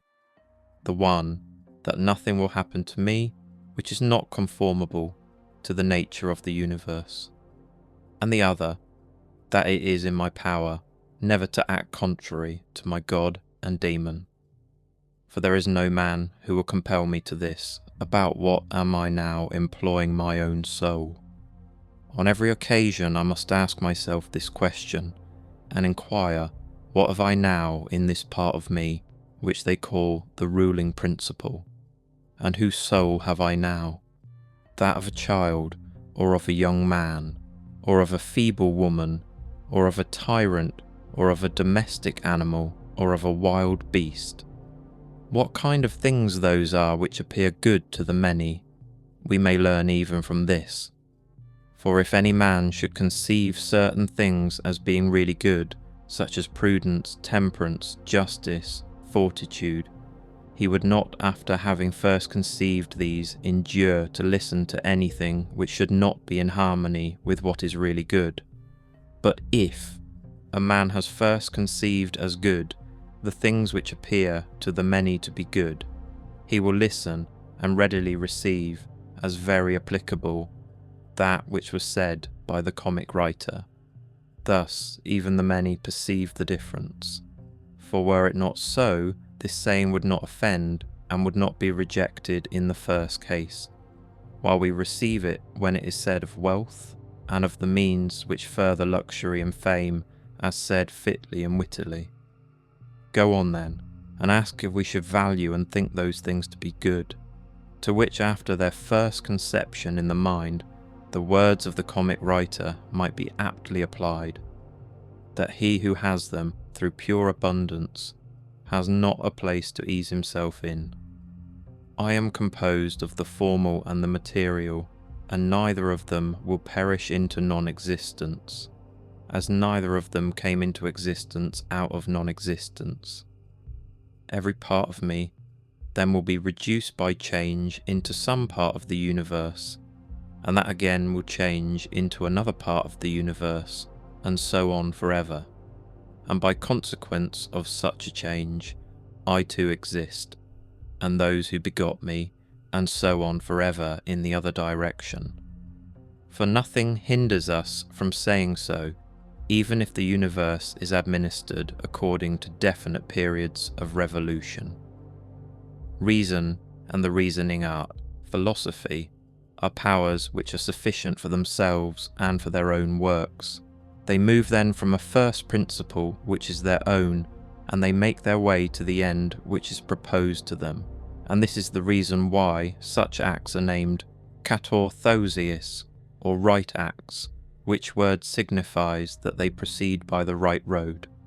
None of these things ought to be called a man's, which do not belong to a man, as man.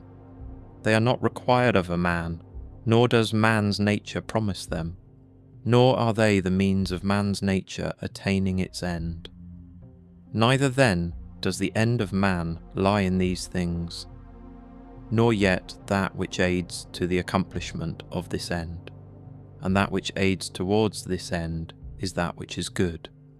Besides, if any of these things did belong to man, it would not be right for a man to despise them and to set himself against them. Nor would a man be worthy of praise who showed that he did not want these things, nor would he who stinted himself in any of them be good, if indeed these things were good. But now the more of these things a man deprives himself of, or of other things like them, or even when he is deprived of any of them, the more patiently he endures the loss. Just in the same degree, he is a better man. Such as are thy habitual thoughts, such also will be the character of thy mind, for the soul is dyed by the thoughts. Dye it then with a continuous series of such thoughts as these, for instance, that where a man can live, there he can also live well. But he must live in a palace. Well then, he can also live well in a palace. And again, consider that for whatever purpose each thing has been constituted, for this it has been constituted, and towards this it is carried, and its end is in that towards which it is carried. And where the end is, there also is the advantage and the good of each thing. Now the good for the reasonable animal is society, for that we are made for society has been shown above. Is it not plain that the inferior exist for the sake of the superior? But the things which have life are superior to those which have not life, and of those which have life the superior are those which have reason. To seek what is impossible is madness, and it is impossible that the bad should not do something of this kind. Nothing happens to any man which he is not formed by nature to bear. The same things happen to another, and either because he does not see that they have happened, or because he would show a great spirit, he is firm and remains unharmed. It is a shame then that ignorance and conceit should be stronger than wisdom.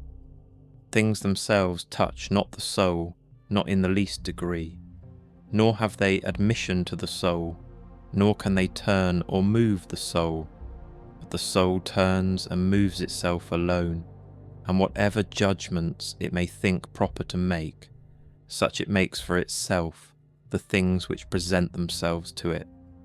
In one respect, man is the nearest thing to me, so far as I must do good to men and endure them. But so far as some men make themselves obstacles to my proper acts, man becomes to me one of the things which are indifferent, no less than the sun or wind or a wild beast. Now it's true that these may impede my action, but they are no impediments to my affects and disposition, which have the power of acting conditionally and changing. For the mind converts and changes every hindrance to its activity into an aid, and so that which is a hindrance is made a furtherance to an act, and that which is an obstacle on the road helps us on this road. Reverence that which is best in the universe, and this is that which makes use of all things and directs all things.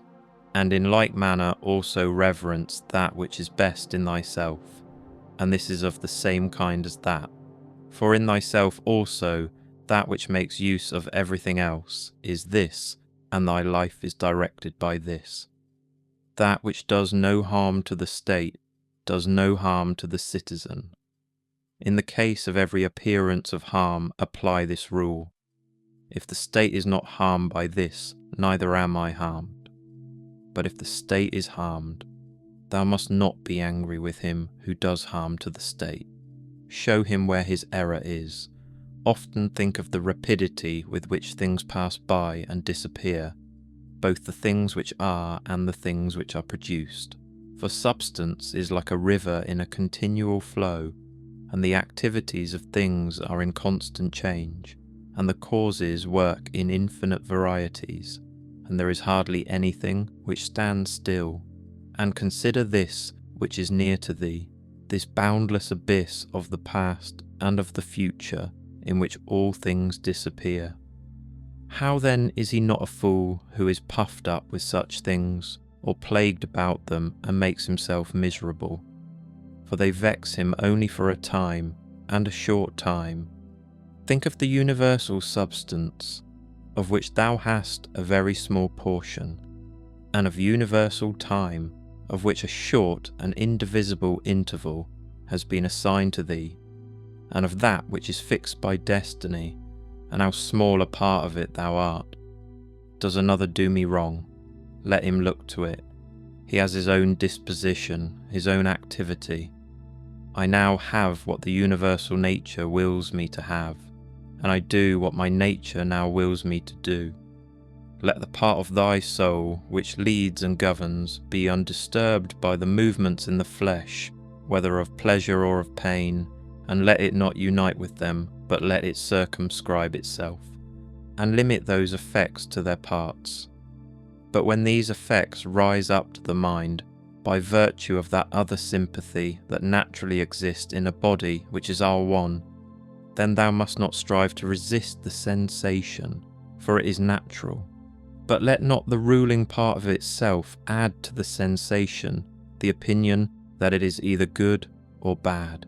Live with the gods, and he does live with the gods, who constantly shows to them his own soul is satisfied with that which is assigned to him, and that it does all that the demon wishes, which Zeus hath given to every man for his guardian and guide, a portion of himself. And this is every man's understanding and reason. Art thou angry with him whose armpits stink? Art thou angry with him whose mouth smells foul? What good will this danger do thee? He has such a mouth, he has such armpits. It is necessary that such an emanation must come from such things. But the man has reason, it will be said, and he is able, if he takes pain, to discover wherein he offends. I wish thee well of thy discovery. Well then, and thou hast reason, by thy rational faculty stir up his rational faculty. Show him his error, admonish him, for if he listens, thou wilt cure him, and there is no need of anger, neither tragic actor nor whore.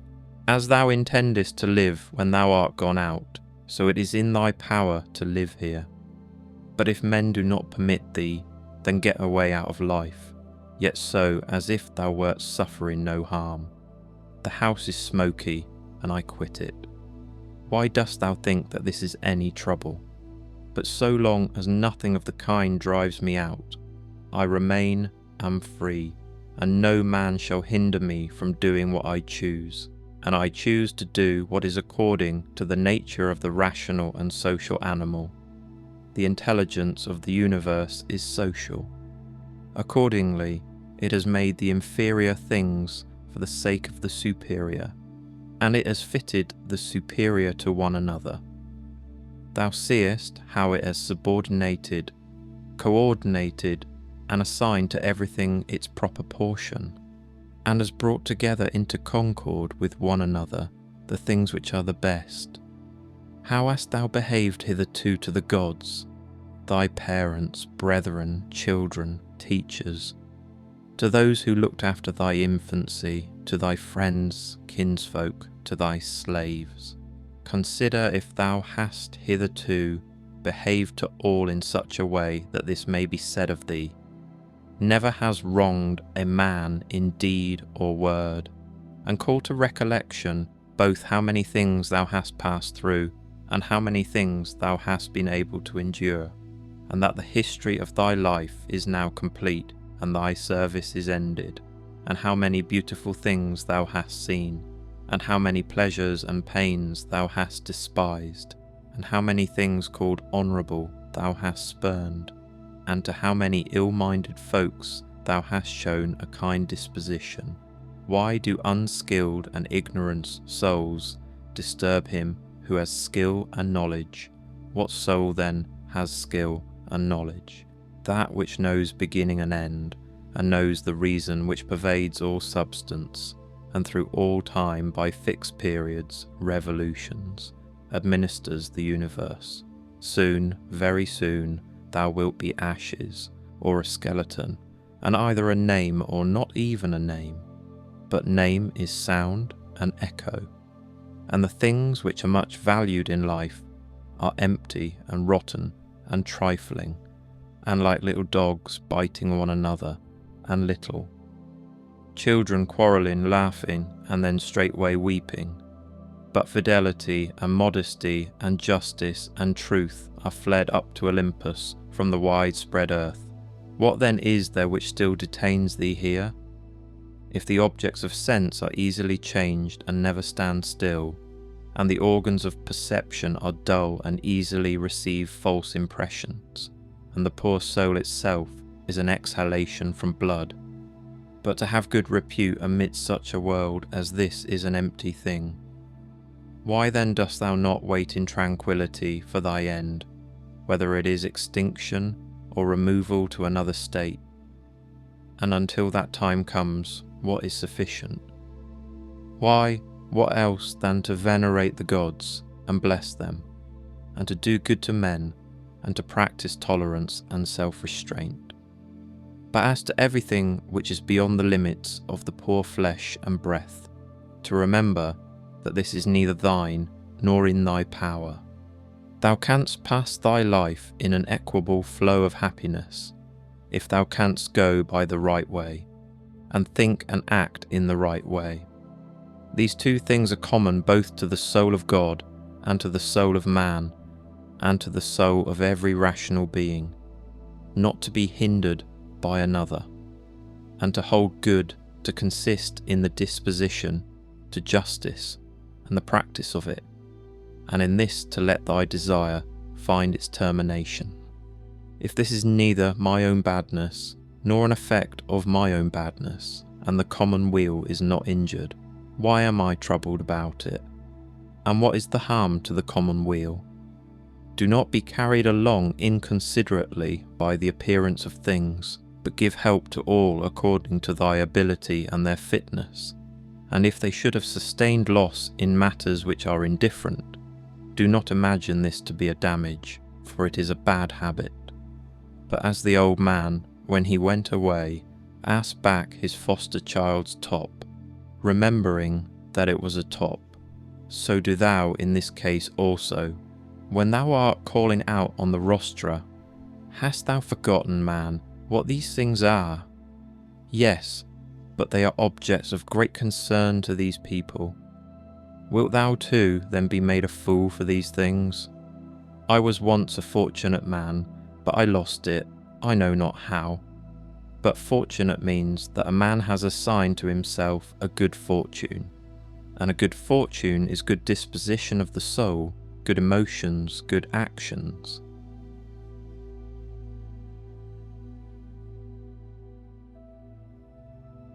Book 6.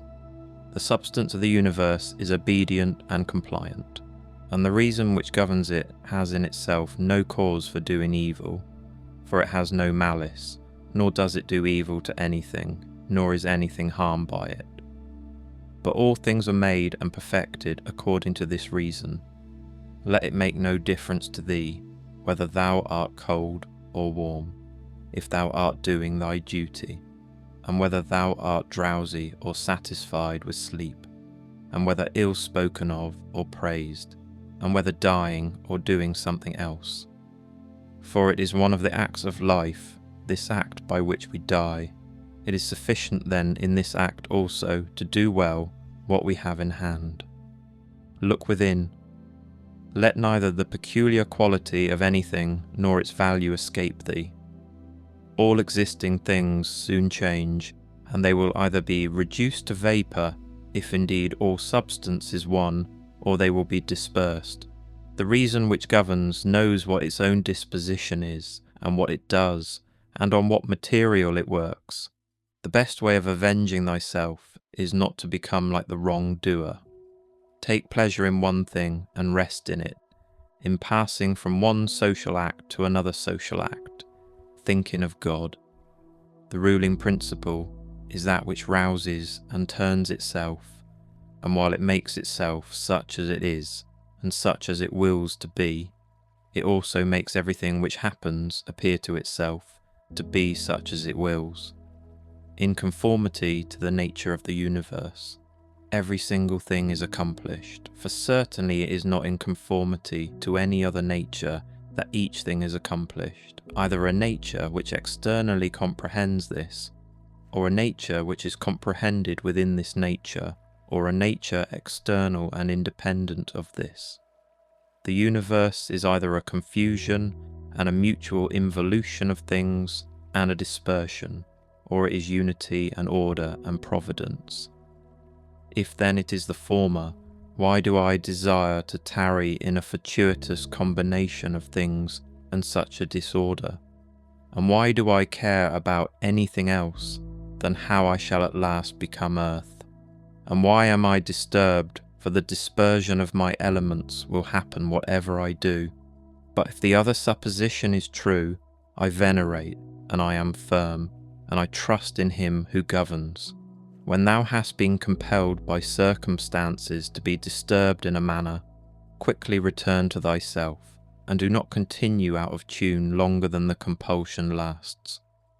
For thou wilt have more mastery over the harmony by continually recurring to it. If thou hadst a stepmother and a mother at the same time, thou wouldst be dutiful to thy stepmother, but still thou wouldst constantly return to thy mother. Let the court and philosophy now be to thee stepmother and mother. Return to philosophy frequently and repose in her, through whom what thou meetest with in the court appears to thee tolerable, and thou appearest tolerable in the court.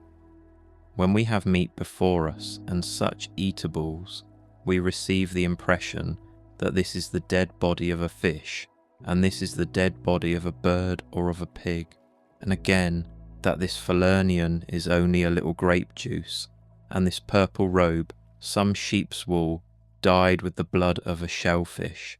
Such then are these impressions, and they reach the things themselves and penetrate them, and so we see what kind of things they are.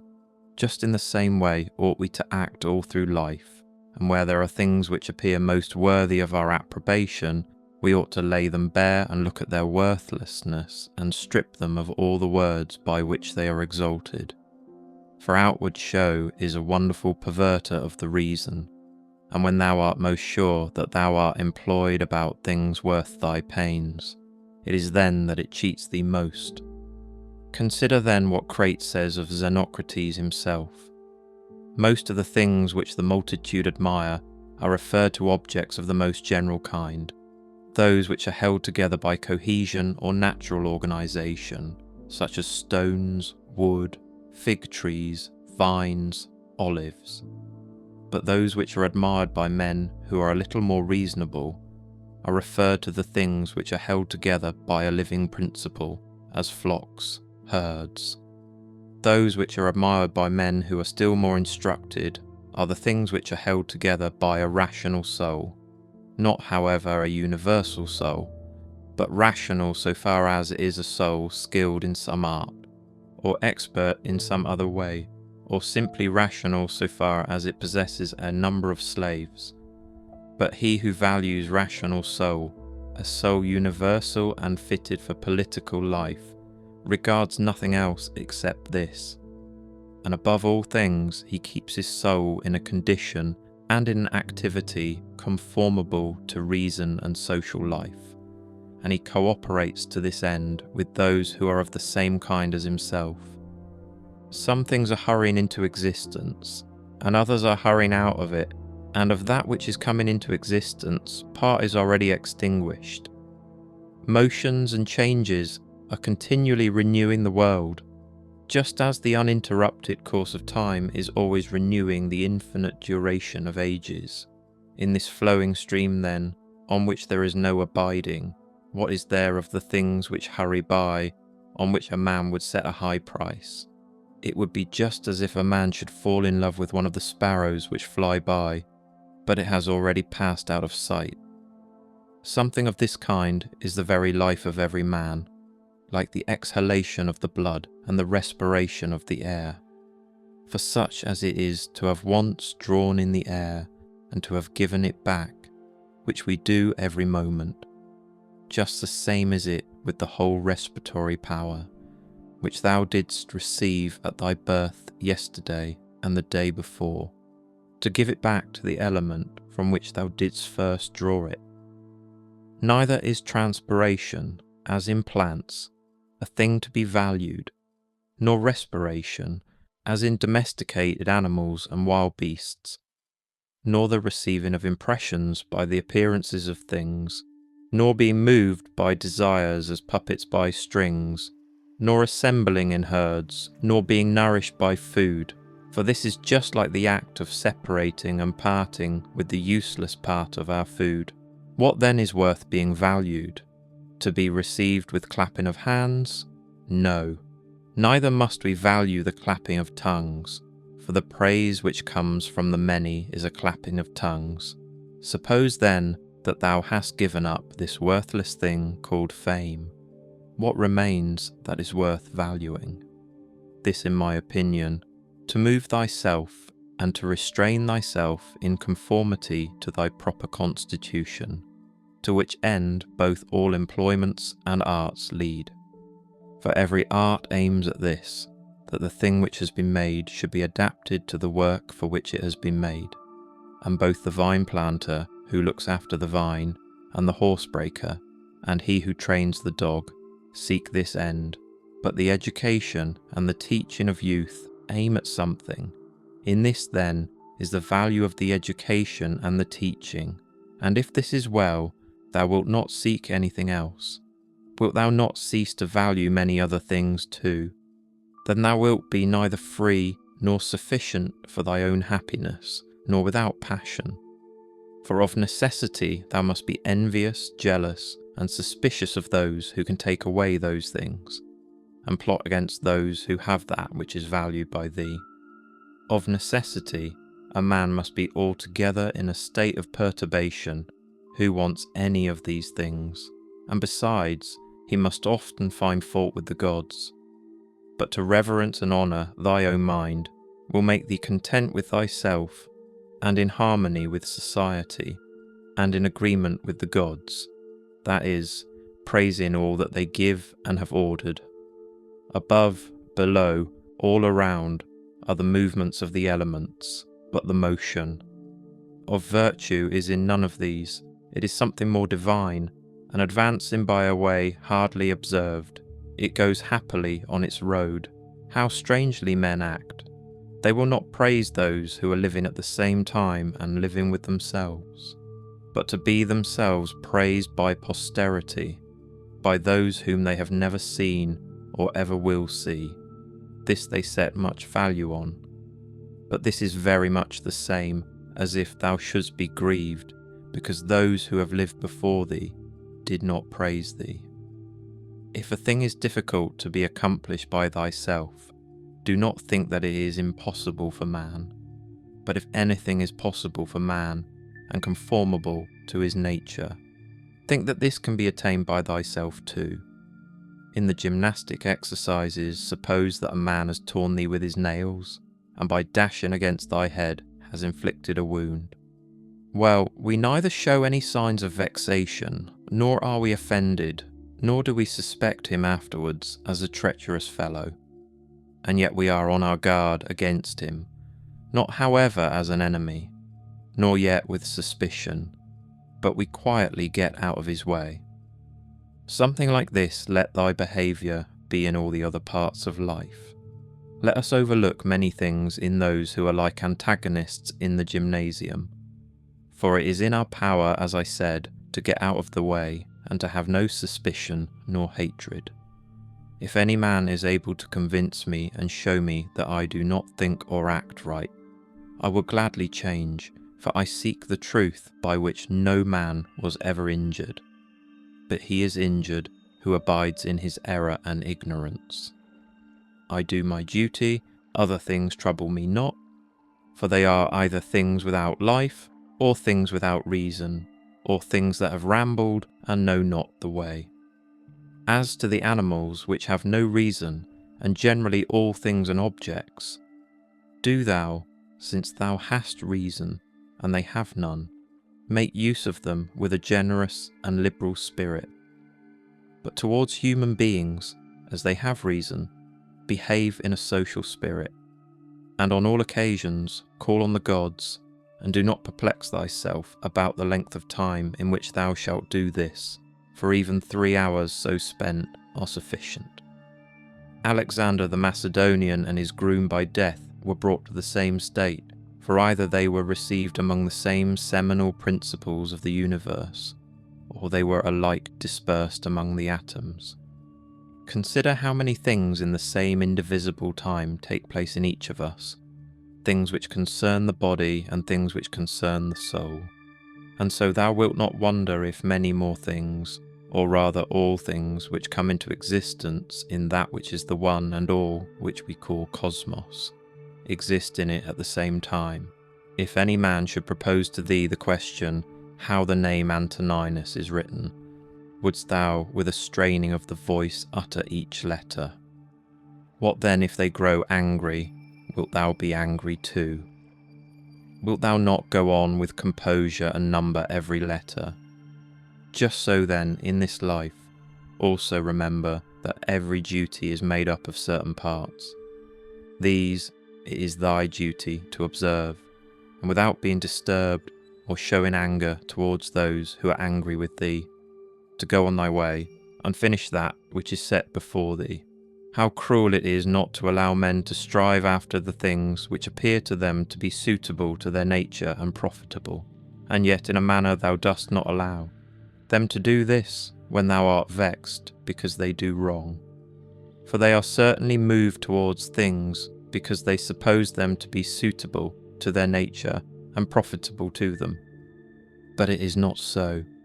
Teach them then, and show them without being angry.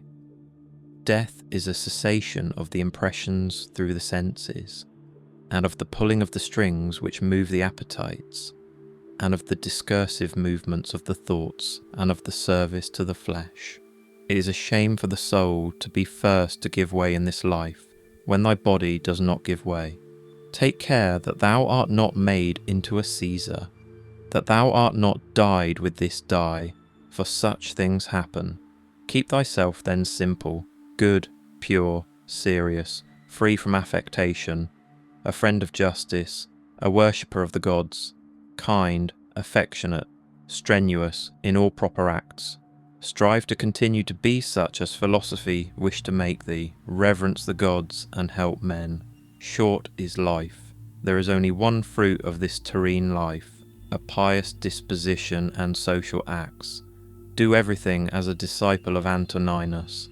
Remember his constancy in every act which was conformable to reason, and his evenness in all things, and his piety, and the serenity of his countenance, and his sweetness, and his disregard of empty fame, and his efforts to understand things, and how he would never let anything pass without having first most carefully examined it and clearly understood it, and how he bore with those who blamed him unjustly without blaming them in return, how he did nothing in a hurry, and how he listened not to calumnies, and how exact an examiner of manners and actions he was, and not given to reproach people, nor timid, nor suspicious, nor a sophist, and with how little he was satisfied, such as lodging, bed, dress, food, servants, and how laborious and patient, and how he was able on account of his sparing diet to hold out to the evening.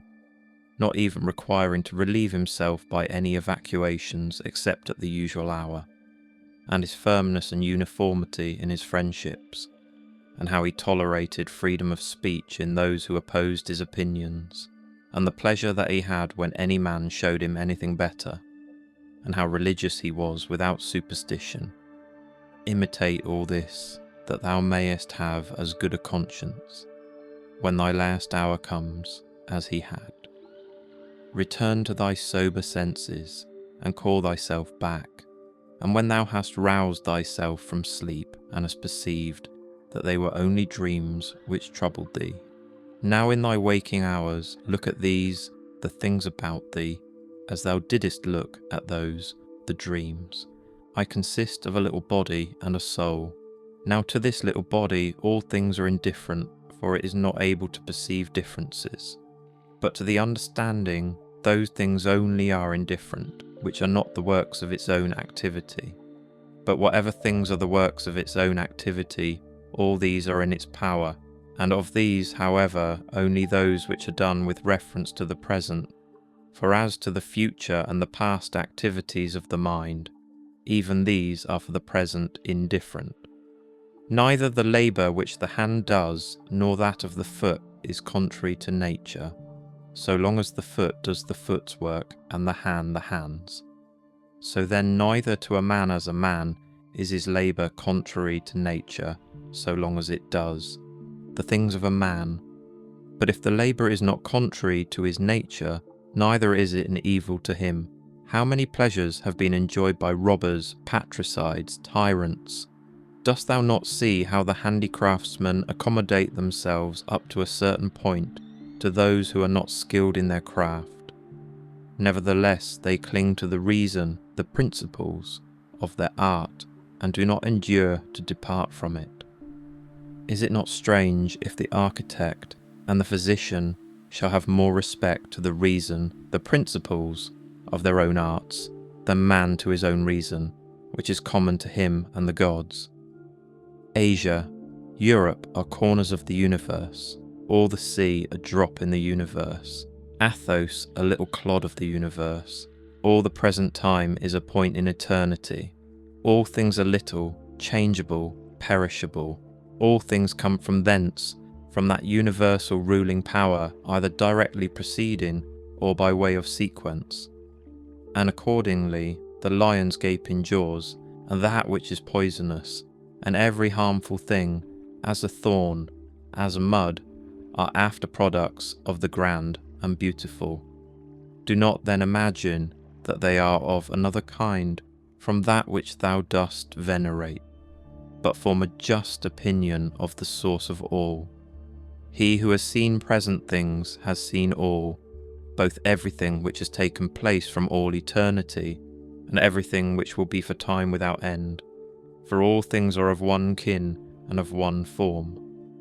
Frequently consider the connection of all things in the universe, and their relation to one another. For in a manner all things are implicated with one another, and all in this way are friendly to one another. For one thing comes in order after another, and this is by virtue of the active movement and mutual conspiration, and the unity of the substance. Adapt thyself to the things with which thy lot has been cast, and the men among whom thou hast received thy portion. Love them, but do it truly, sincerely. Every instrument, tool, vessel, if it does that for which it has been made, is well, and yet he who made it is not there. But in the things which are held together by nature, there is within, and there abides in them the power which made them. Wherefore the more is it fit to reverence this power, and to think that if thou dost live and act according to its will, everything in thee is in conformity to intelligence. And thus also in the universe, the things which belong to it are in conformity to intelligence. Whatever of the things which are not within thy power thou shalt suppose to be good for thee or evil, it must of necessity be that, if such a bad thing befall thee, or the loss of such a good thing, thou wilt blame the gods, and hate men too, those who are the cause of the misfortune or the loss. or those who are suspected of being likely to be the cause. And indeed we do much injustice, because we make a difference between these things. But if we judge only those things which are in our power to be good or bad, there remains no reason either for finding fault with God or standing in a hostile attitude to man. We are all working together to one end, some with knowledge and design, and others without knowing what they do. As men also when they are asleep, of whom it is Heraclitus, I think, who says that they are labourers and cooperators in the things which take place in the universe. But men cooperate, after different fashions, and even those cooperate abundantly, who find fault with what happens, and those who try to oppose it and to hinder it. For the universe had need even of such men as these. It remains then for thee to understand among what kind of workmen thou placest thyself. For he who rules all things will certainly make a right use of thee, and he will receive thee among some part of the cooperators and of those whose labours conduce to one end. But be not thou such a part as the mean and ridiculous verse in the play which Chrysippus speaks of.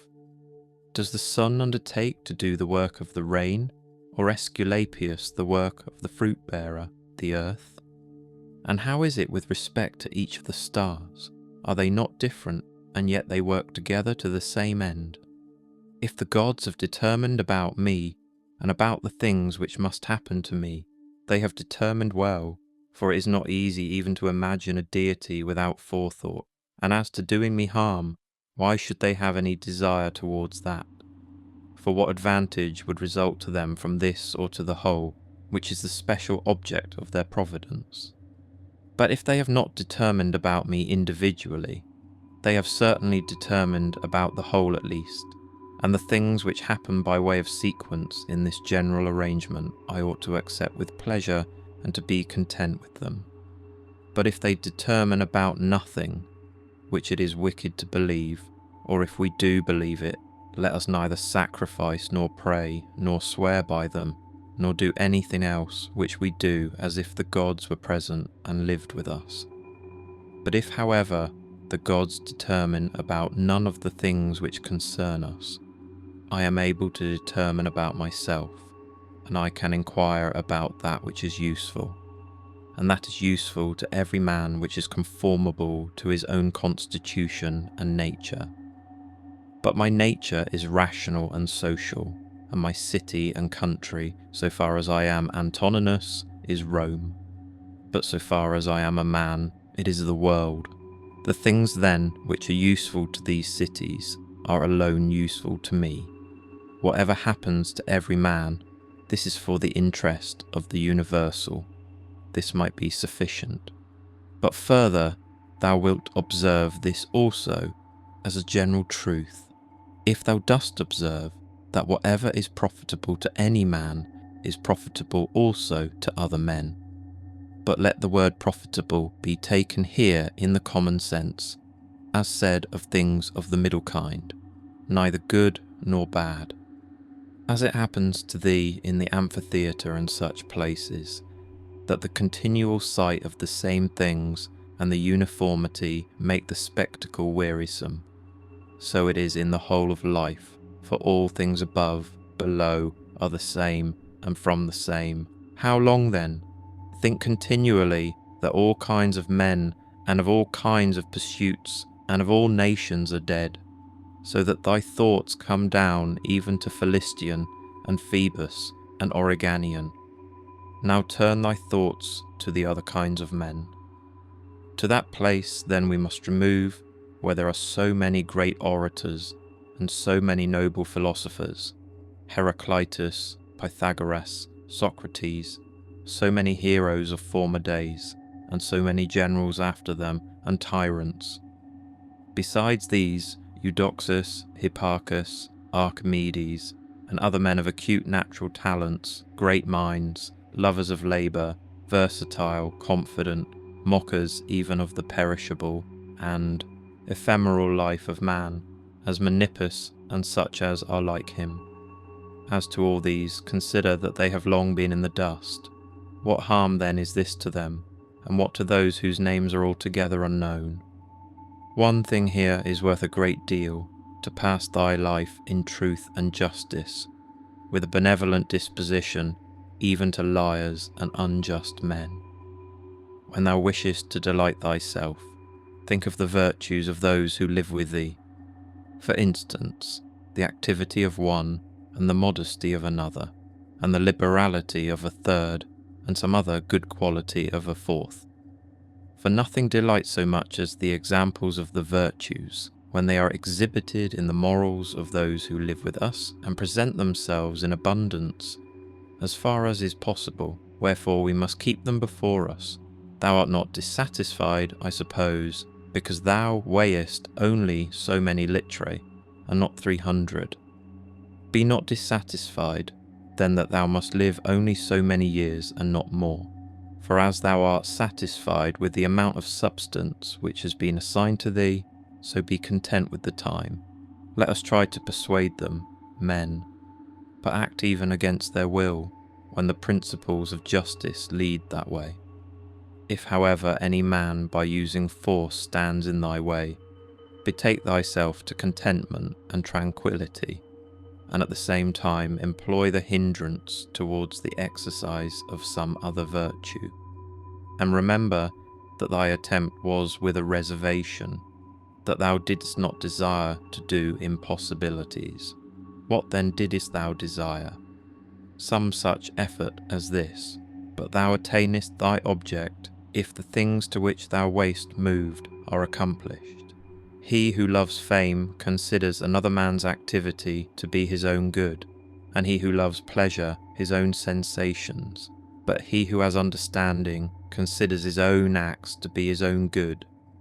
It is in our power to have no opinion about a thing, and not to be disturbed in our soul, for things themselves have no natural power to form our judgments. Accustom thyself to attend carefully to what is said by another, and as much as it is possible, be in the speaker's mind. That which is not good for the swarm, neither is it good for the bee. If sailors abused the helmsman or the sick the doctor, would they listen to anybody else? Or how could the helmsman secure the safety of those in the ship, or the doctor the health of those whom he attends? How many together with whom I came into the world are already gone out of it? To the jaundiced honey tastes bitter, and to those bitten by mad dogs water causes fear, and to little children the ball is a fine thing. Why then am I angry? Dost thou think that a false opinion has less power than the bile in the jaundiced, or the poison in him who is bitten by a mad dog? No man will hinder thee from living according to the reason of thy own nature. Nothing will happen to thee contrary to the reason of the universal nature. What kind of people are those whom men wish to please, and for what objects, and by what kind of acts? How soon will time cover all things, and how many it has covered already?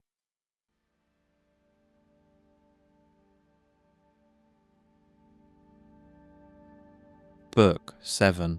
What is badness? It is that which thou hast often seen. And on the occasion of everything which happens, keep this in mind, that it is that which thou hast often seen.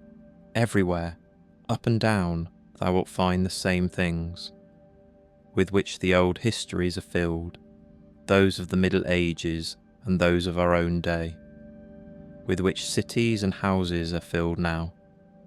There is nothing new. All things are both familiar and short-lived. How can our principles become dead, unless the impressions, thoughts, which correspond to them are extinguished? But it is in thy power continuously to fan these thoughts into a flame. I can have that opinion about anything which I ought to have.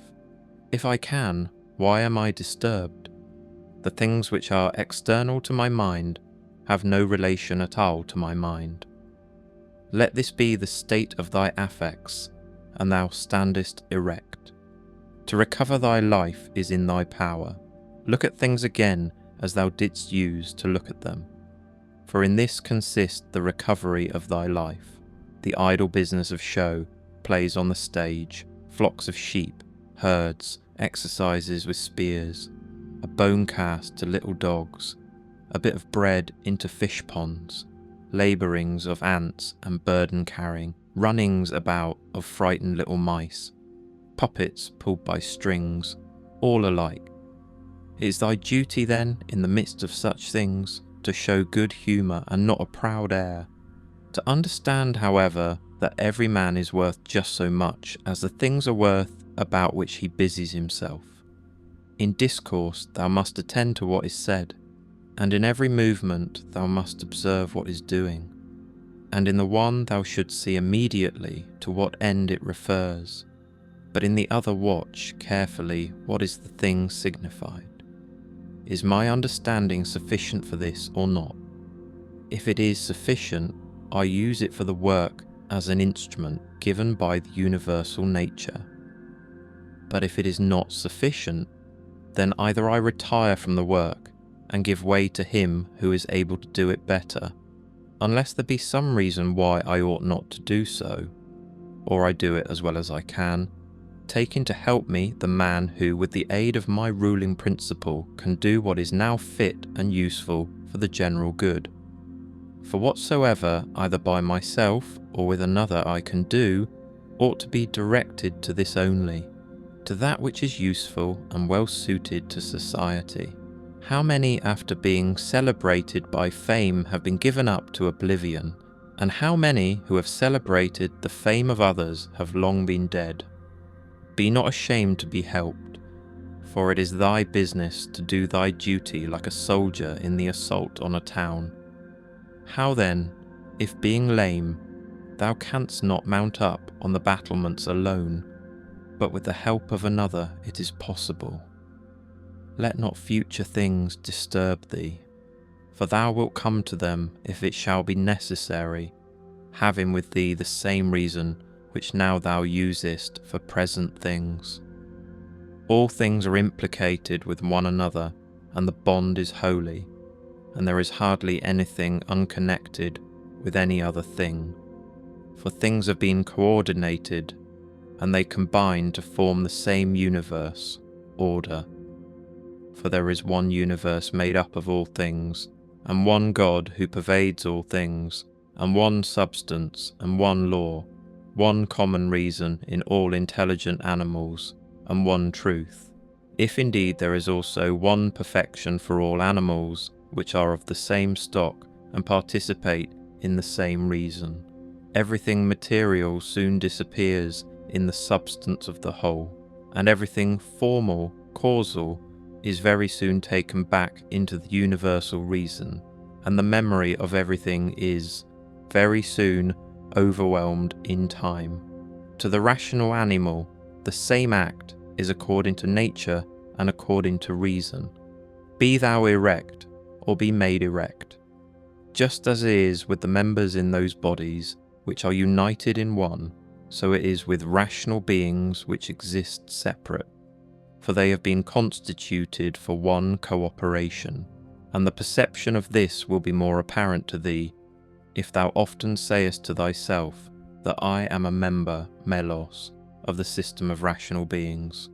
But if, using the letter R, thou sayest that thou art a part, meros, thou dost not yet love men from thy heart. Beneficence does not yet delight thee for its own sake. Thou still doest it barely as a thing of propriety, and not yet as doing good to thyself. Let there fall externally what will on the parts which can feel the effects of this fall, for those parts which are felt will complain if they choose. But I, unless I think that what has happened is an evil, am not injured, and it is in my power not to think so. Whatever anyone does or says, I must be good, just as if the gold, or the emerald, or the purple were always saying this. Whatever anyone does or says, I must be emerald and keep my colour. The ruling faculty does not disturb itself. I mean, does not frighten itself or cause itself pain. But if anyone else can frighten or pain it, let him do so. For the faculty itself will not by its own opinion turn itself into such ways. Let the body itself take care, if it can, that it suffer nothing, and let it speak if it suffers. But the soul itself, that which is subject to fear, to pain, which has completely the power of forming an opinion about these things, will suffer nothing, for it will never deviate into such a judgment. The leading principle in itself wants nothing, unless it makes a want for itself, and therefore is both free from perturbation and unimpeded, if it does not disturb and impede itself. Eudaimonia, happiness, is a good demon or a good thing. What then art thou doing here, O imagination? Go away, I entreat thee by the gods, as thou didst come, for I want thee not. But thou art come according to thy old fashion. I am not angry with thee, only go away. Is any man afraid of change? Why, what can take place without change?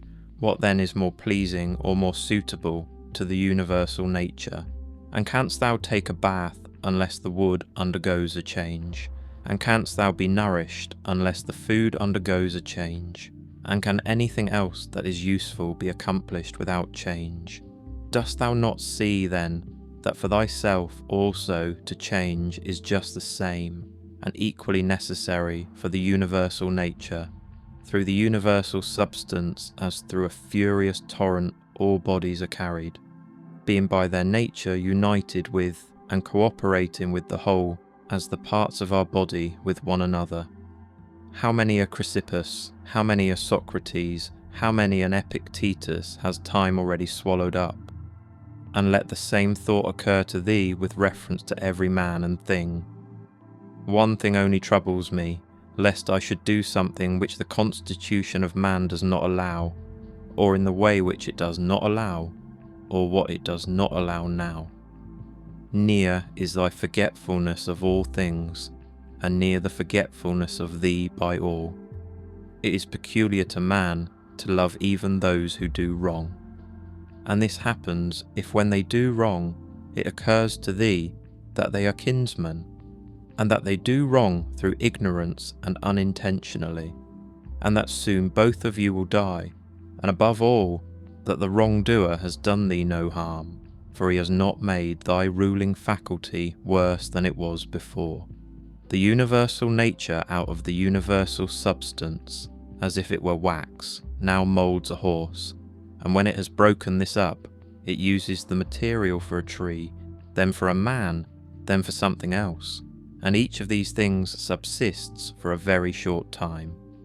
But it is no hardship for the vessel to be broken up, just as there was none in its being fastened together.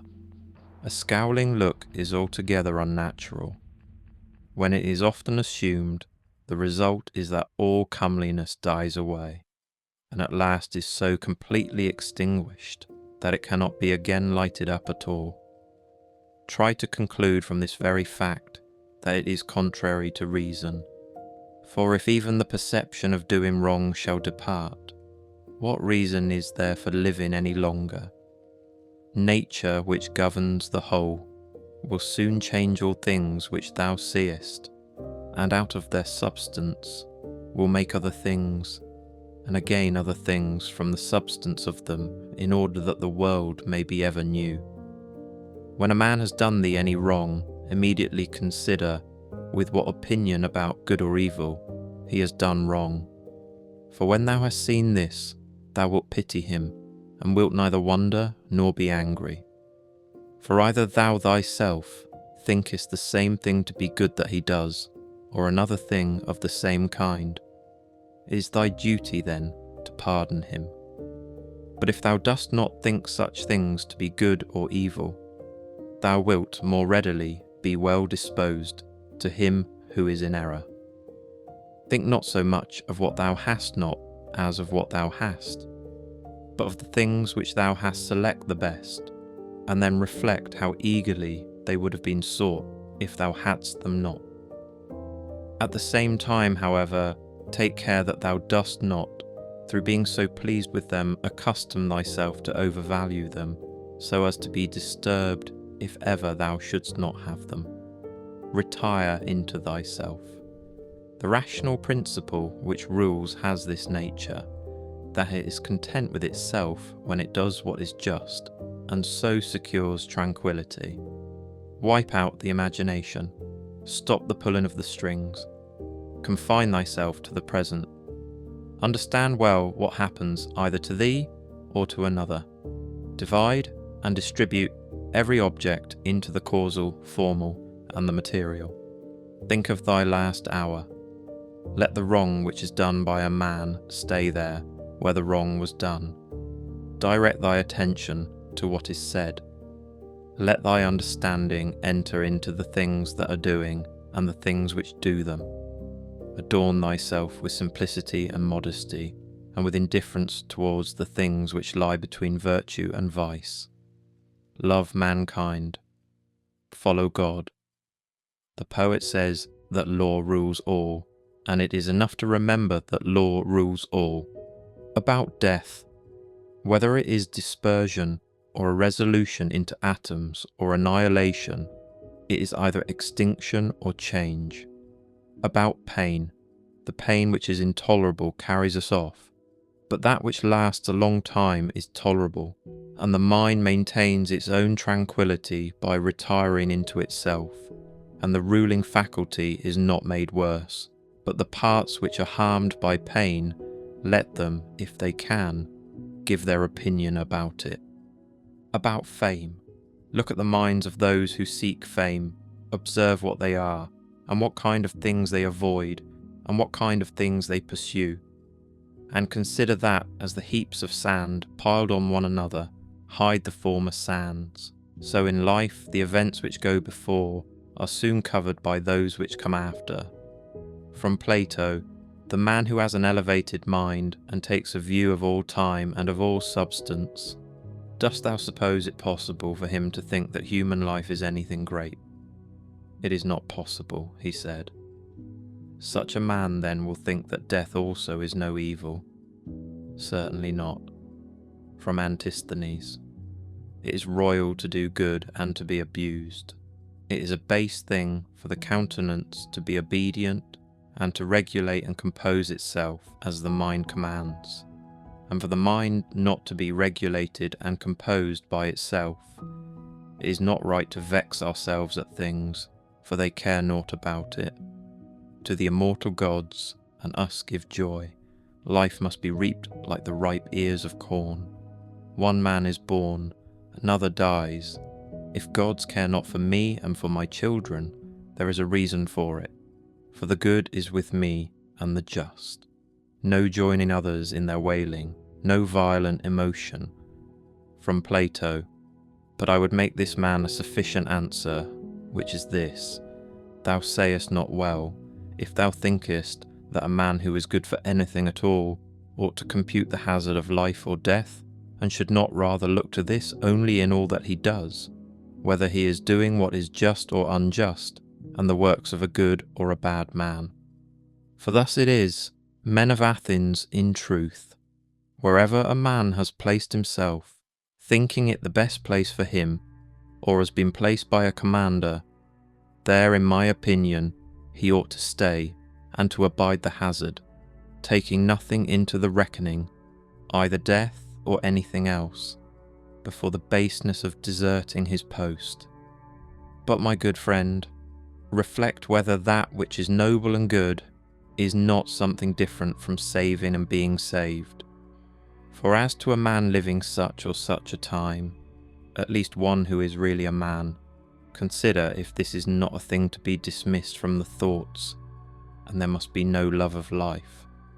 But as to these matters, a man must entrust them to the deity, and believe what the women say, that no man can escape his destiny.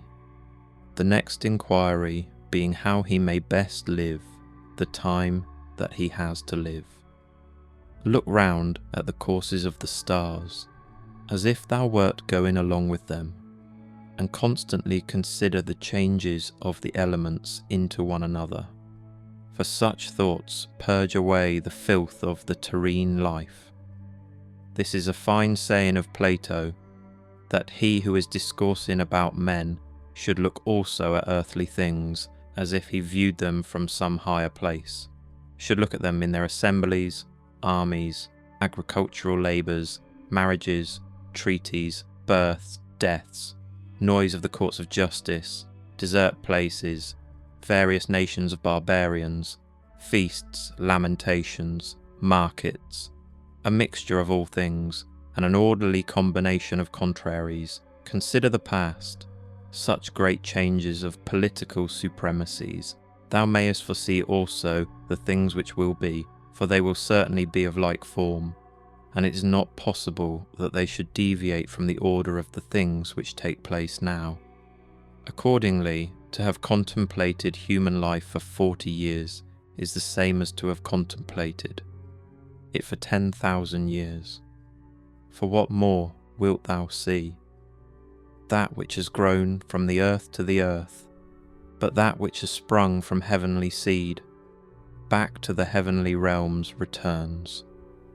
This is either a dissolution of the mutual involution of the atoms, or a similar dispersion of the unsentient elements, with food and drinks and cunning magic arts, turning the channel's course to scape from death. The breeze which heaven has sent we must endure and toil without complaining. Another may be more expert in casting his opponent, but he is not more social, nor more modest, nor better disciplined to meet all that happens, nor more considerate with respect to the faults of his neighbours. Where any work can be done conformably to the reason which is common to gods and men, there we have nothing to fear. For where we are able to get profit by means of the activity which is successful and proceeds according to our constitution, there no harm is to be suspected. Everywhere and at all times it is in thy power piously to acquiesce in thy present condition, and to behave justly to those who are about thee, and to exert thy skill upon thy present thoughts, that nothing shall steal into them without being well examined.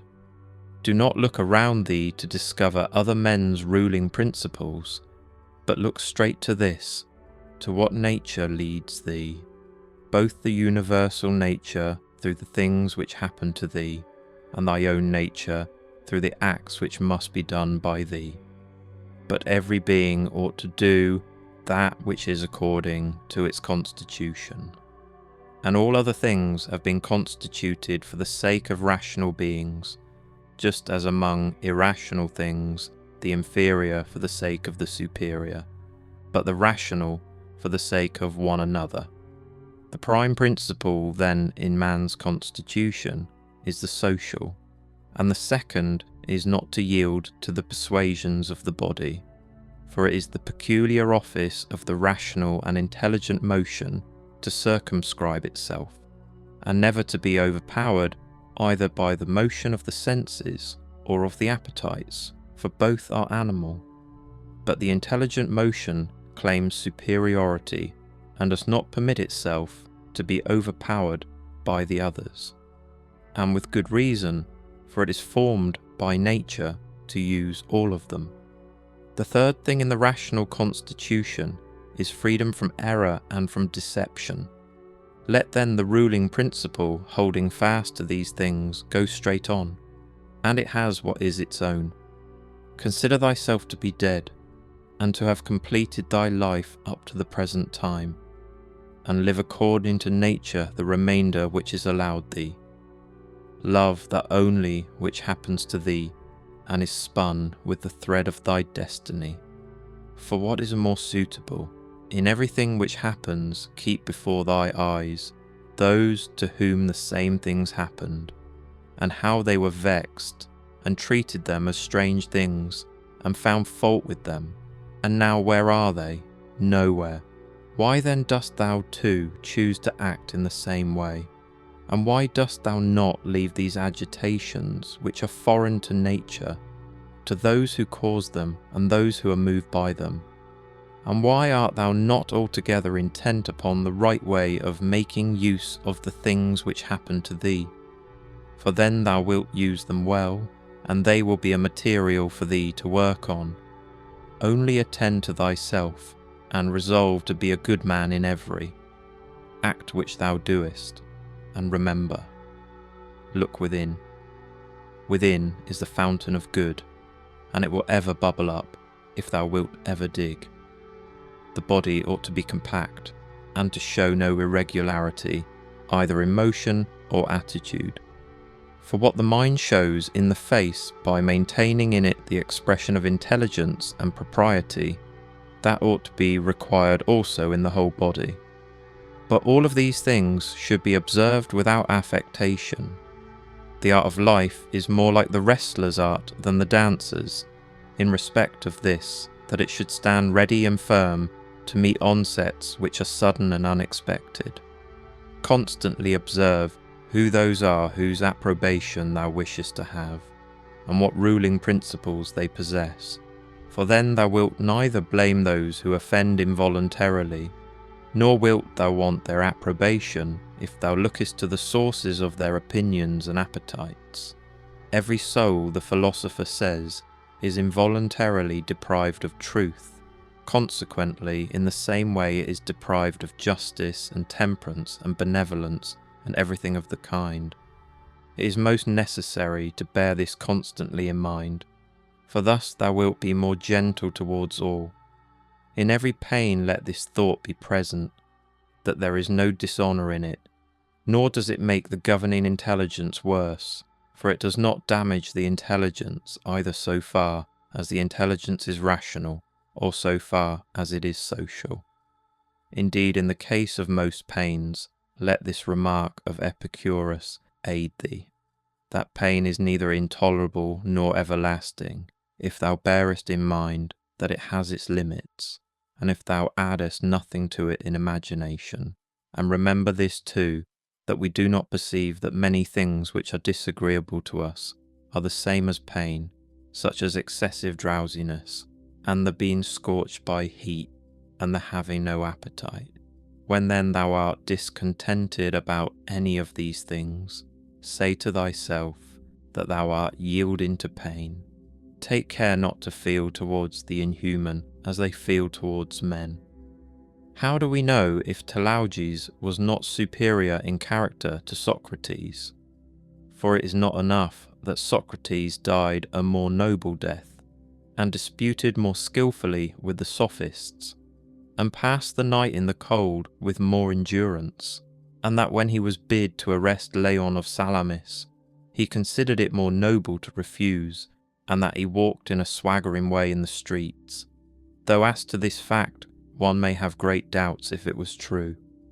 But we ought to inquire what kind of a soul it was that Socrates possessed, and if he was able to be content with being just towards men and pious towards the gods, neither idly vexed on account of men's villainy, nor yet making himself a slave to any man's ignorance, nor receiving as strange anything that fell to his share out of the universal, nor enduring it as intolerable, nor allowing his understanding to sympathize with the affects of the miserable flesh. Nature has not so mingled the intelligence with the composition of the body, as not to have allowed thee the power of circumscribing thyself, and of bringing under subjection to thyself all that is thy own, for it is very possible to be a divine man, and to be recognized as such by no one. Always bear this in mind. And another thing too, that very little indeed is necessary for living a happy life. And because thou hast despaired of becoming a dialectician and skilled in the knowledge of nature, do not for this reason renounce the hope of being both free and modest, and social and obedient to God. It is in thy power to live free from all compulsion in the greatest tranquillity of mind, even if all the world cry out against thee as much as they choose, and even if wild beasts tear in pieces the members of this kneaded matter which has grown around thee. For what hinders the mind in the midst of all this from maintaining itself in tranquillity and in a just judgment of all surrounding things, and in a ready use of the objects which are presented to it, so that the judgment may say to the thing which falls under its observation, this thou art in substance, reality, though in men's opinion thou mayest appear to be of a different kind. And the use shall say to that which falls under the hand, thou art the thing that I was seeking. For to me, that which presents itself is always a material for virtue, both rational and political, and in a word, for the exercise of art which belongs to man or God. For everything which happens has a relationship either to God or man, and is neither new nor difficult to handle, but usual and apt matter to work on. The perfection of moral character consists in this, in passing every day as the last, and in being neither violently excited, nor torpid, nor playing the hypocrite. The gods who are immortal are not vexed, because during so long a time they must tolerate continually men such as they are, and so many of them bad, and besides this, they also take care of them in all ways. But thou, who art destined to end so soon, art thou wearied of enduring the bad, and this too, when thou art one of them? It is a ridiculous thing for a man not to fly from his own badness, which is indeed possible, but to fly from other men's badness, which is impossible. Whatever the rational and political, social faculty finds to be neither intelligent nor social, it properly judges to be inferior to itself. When thou hast done a good act, and another has received it, why dost thou look for a third thing besides these, as fools do, either to have the reputation of having done a good act, or to obtain a return? No man is tired of receiving what is useful, but it is useful to act according to nature. Do not then be tired of receiving what is useful by doing it to others. The nature of the An moved to make the universe. But now, either everything that takes place comes by way of consequence or continuity, or even the chief things towards which the ruling power of the universe directs its own movement are governed by no rational principle. If this is remembered, it will make thee more tranquil in many things.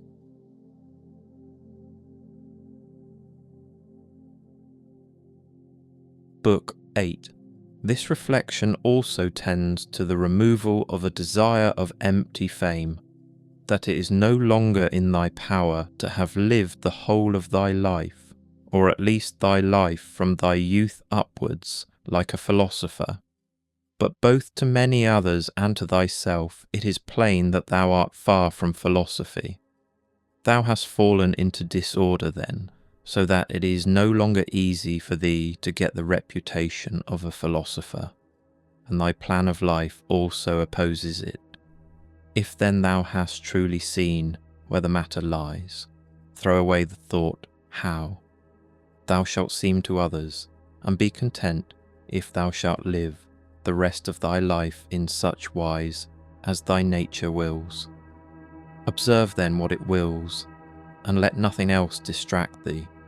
For thou hast had experience of many wanderings without having found happiness anywhere, not in syllogisms, nor in wealth, nor in reputation, nor in enjoyment, nor anywhere. Where is it then? In doing what man's nature requires.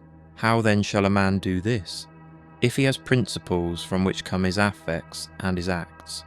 What principles? Those which relate to good and bad. The belief that there is nothing good for man, which does not make him just, temperate, manly, free, and that there is nothing bad, which does not do the contrary to what has been mentioned.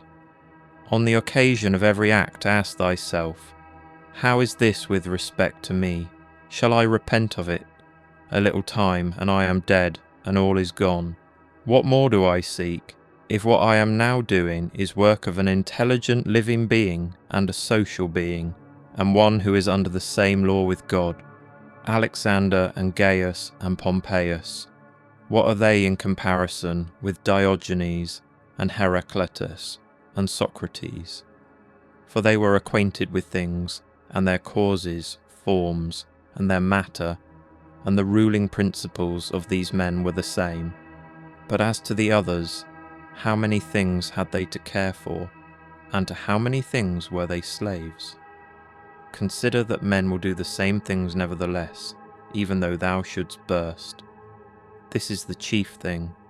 Be not perturbed, for all things are according to the nature of the universal, and in a little time thou wilt be nobody and nowhere, like Hadrian and Augustus.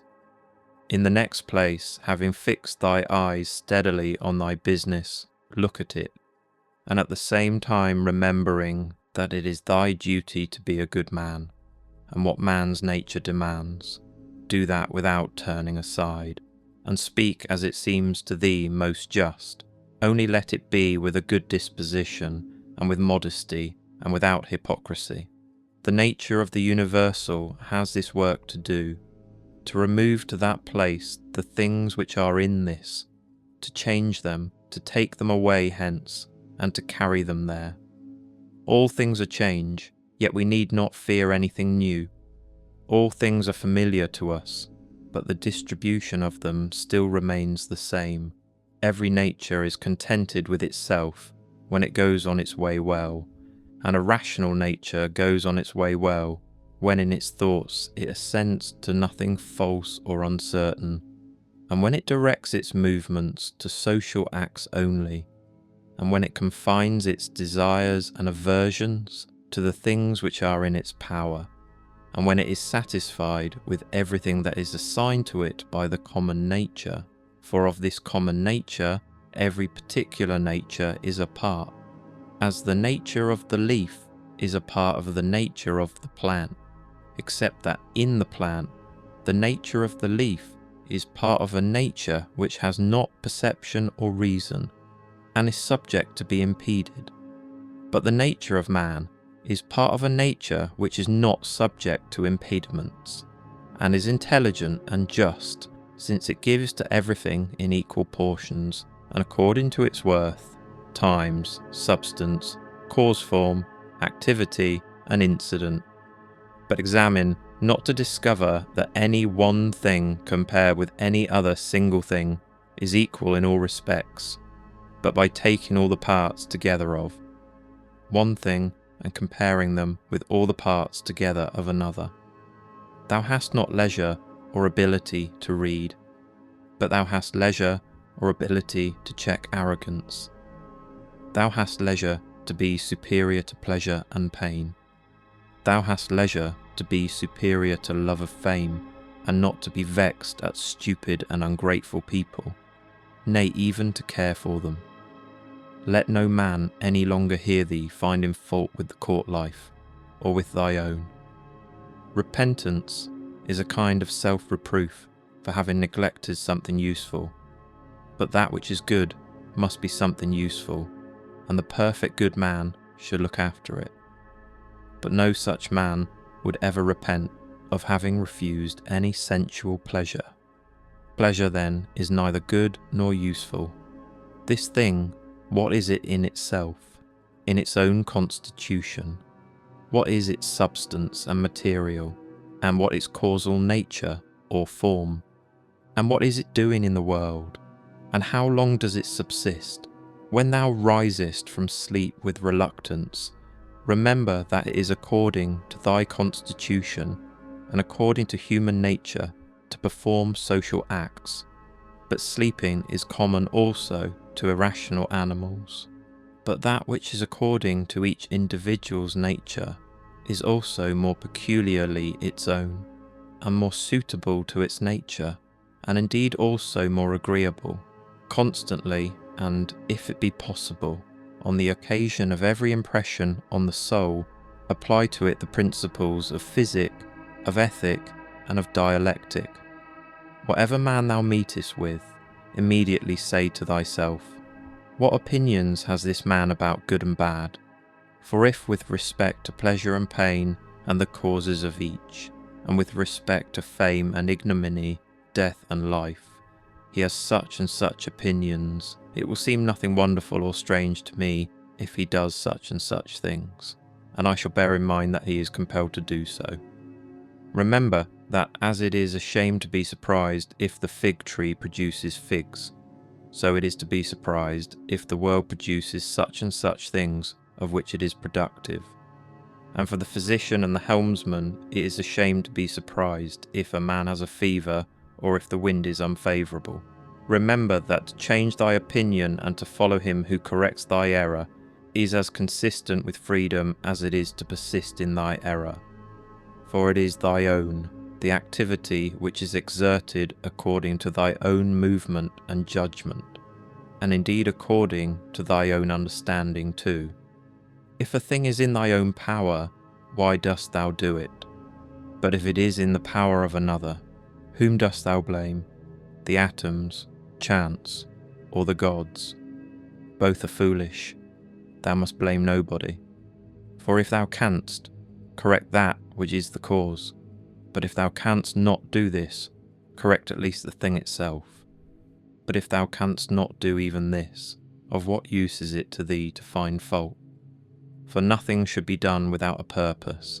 That which has died falls not out of the universe. If it stays here, it also changes here, and is dissolved into its proper parts, which are elements of the universe and of thyself. And these too change, and they murmur not. Everything exists for some end, a horse, a vine. Why dost thou wonder? Even the sun will say, I am for some purpose, and the rest of the gods will say the same. For what purpose then art thou? To enjoy pleasure? See if common sense allows this. Nature has had regard in everything no less, to the end than to the beginning and the continuance, just like the man who throws up a ball. What good is it, then, for the ball to be thrown up, or harm for it to come down, or even to have fallen? And what good is it to the bubble while it holds together, or what harm when it is burst? The same may be said of a light also. Turn it, the body, inside out, and see what kind of thing it is. And when it has grown old, what kind of thing it becomes. And when it is diseased, short-lived are both the praiser and the praised, and the rememberer and the remembered, and all this in a nook of this part of the world, and not even here do all agree, no, not anyone with himself, and the whole earth too is a point. Attend to the matter which is before thee, whether it is an opinion or an act or a word. Thou sufferest this justly, for thou choosest rather to become good tomorrow than to be good today. Am I doing anything? I do it with reference to the good of mankind. Does anything happen to me, I receive it and refer it to the gods, and the source of all things, from which all that happens is derived, such as bathing appears to thee, oil, sweat, dirt, filthy water, all things disgusting. So is every part of life and everything. Lucilla saw Verus die, and then Lucilla died. Secunda saw Maximus die, and then Secunda died. Epitincanus saw Diotimus die, and Epitincanus died. Antoninus saw Faustina die, and then Antoninus died. Such is everything. Sella saw Hadrian die, and then Cela died. And those sharp-witted men, either seers or men inflated with pride, where are they? For instance, the sharp-witted men, Carax and Demetrius the Platonist and Eudaemon, and anyone else like them, all ephemeral, dead long ago. Some indeed have not been remembered even for a short time, and others have become the heroes of fables, and again others have disappeared even from fables. Remember this then, that this little compound, thyself, must either be dissolved, or thy poor breath must be extinguished, or be removed and placed elsewhere. Dissatisfaction to a man to do the proper works of a man. Now it is a proper work of a man to be benevolent to his own kind, to despise the movements of the senses, to form a just judgment of plausible appearances, and to take a survey of the nature of the universe and of the things which happen in it. there are three relations between thee and other things, the one to the body which surrounds thee, the second to the divine cause from which all things come to all, and the third to those who live with thee. Pain is either an evil to the body, then let the body say what it thinks of it, or to the soul, but it is in the power of the soul to maintain its own serenity and tranquility, and not to think that pain is an evil. For every judgment and movement and desire and aversion is within, and no evil ascends so high. Wipe out thy imaginations by often saying to thyself, now it is in my power to let no badness be in this soul, nor desire nor any perturbation at all. But looking at all things I see what is their nature, and I use each according to its value. Remember this power which thou hast from nature, speak both in the senate and to every man, whoever he may be, appropriately, not with any affectation, use plain discourse. Augustus's court, wife, daughter, descendants, ancestors, sister, Agrippa, kinsmen, intimates, friends, Arius, Maecenas, physicians, and sacrificing priests, the whole court is dead. Then turn to the rest, not considering the death of a single man, but of a whole race, as of the Pompey, and that which is inscribed on the tombs, the last of his race. Then consider what trouble those before them have had, that they might leave a successor, and then, that of necessity, someone must be the last. Again, here consider the death of a whole race.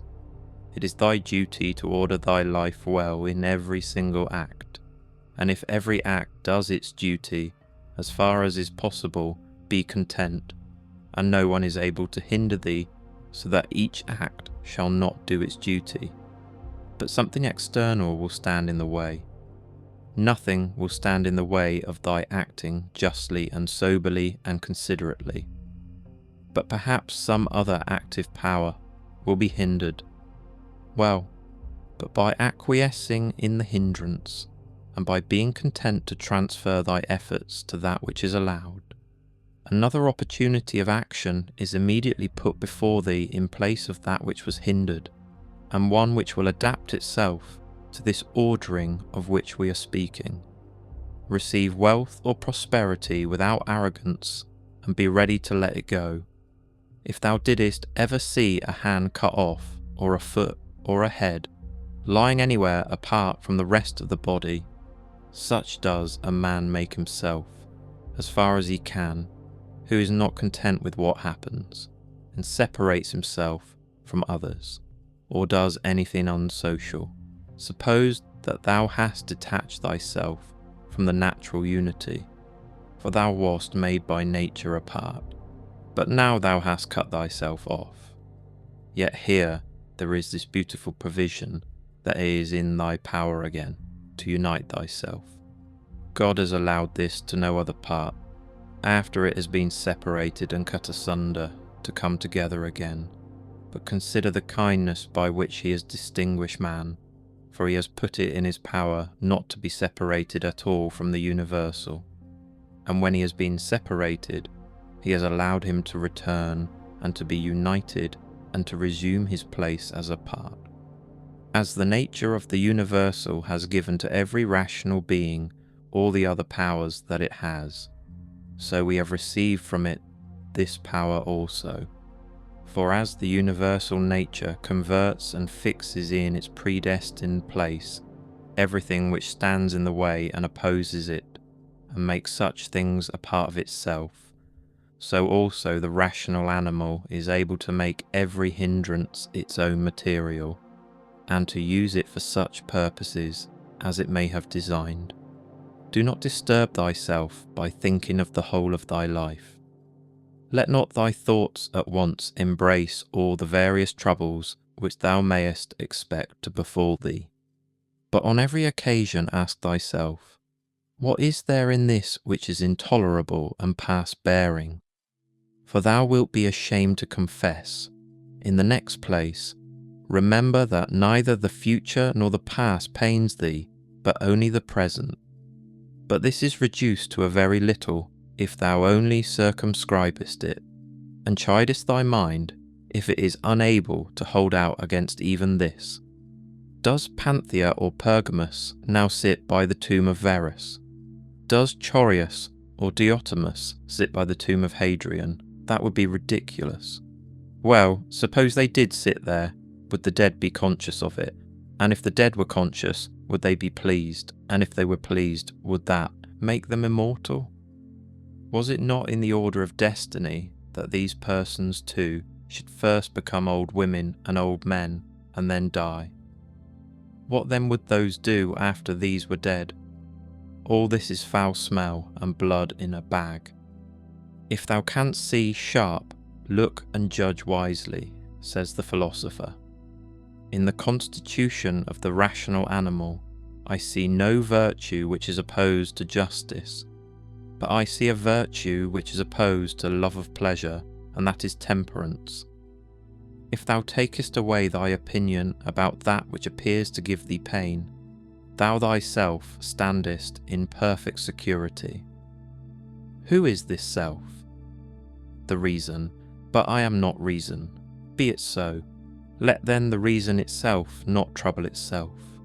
But if any other part of thee suffers, let it have its own opinion about itself. Hindrance to the perceptions of sense is an evil to the animal nature. Hindrance to the movements, desires, is equally an evil to the animal nature, and something else also is equally an impediment and an evil to the constitution of plants. So then that which is a hindrance to the intelligence is an evil to the intelligent nature. Apply all these things then to thyself. Does pain or sensuous pleasure affect thee? The senses will look to that. Has any obstacle opposed thee in thy efforts towards an object? If indeed thou wast making this effort absolutely, unconditionally, or without any reservation, certainly this obstacle is an evil to thee considered as a rational animal. But if thou takest into consideration the usual course of things, thou hast not yet been injured, nor even impeded. The things, however, which are proper to the understanding, no other man is used to impede, for neither fire, nor iron, nor tyrant, nor abuse touches it in any way. When it has been made a sphere, it continues a sphere. It is not fit that I should give myself pain, for I have never intentionally given pain even to another. Different things delight different people, but it is my delight to keep the ruling faculty sound, without turning away, either from any man or from any of the things which happen to men, but looking at and receiving all with welcome eyes, and using everything according to its value. See that thou secure this present time to thyself. For those who rather pursue posthumous fame do consider that the men of after time will be exactly such as these whom they cannot bear now, and both are mortal. And what is it in any way to thee if these men of after time utter this or that sound, or have this or that opinion about thee? Take me and cast me where thou wilt, for there I shall keep my divine part tranquil, that is, content, if it can feel and act conformably to its proper constitution. Is this change of place sufficient reason why my soul should be unhappy and worse than it was, depressed, expanded, shrinking, affrighted? And what wilt thou find which is sufficient reason for this? Nothing can happen to any man which is not a human accident, nor to an ox which is not according to the nature of an ox, nor to a vine which is not according to the nature of a vine, nor to a stone which is not proper to a stone.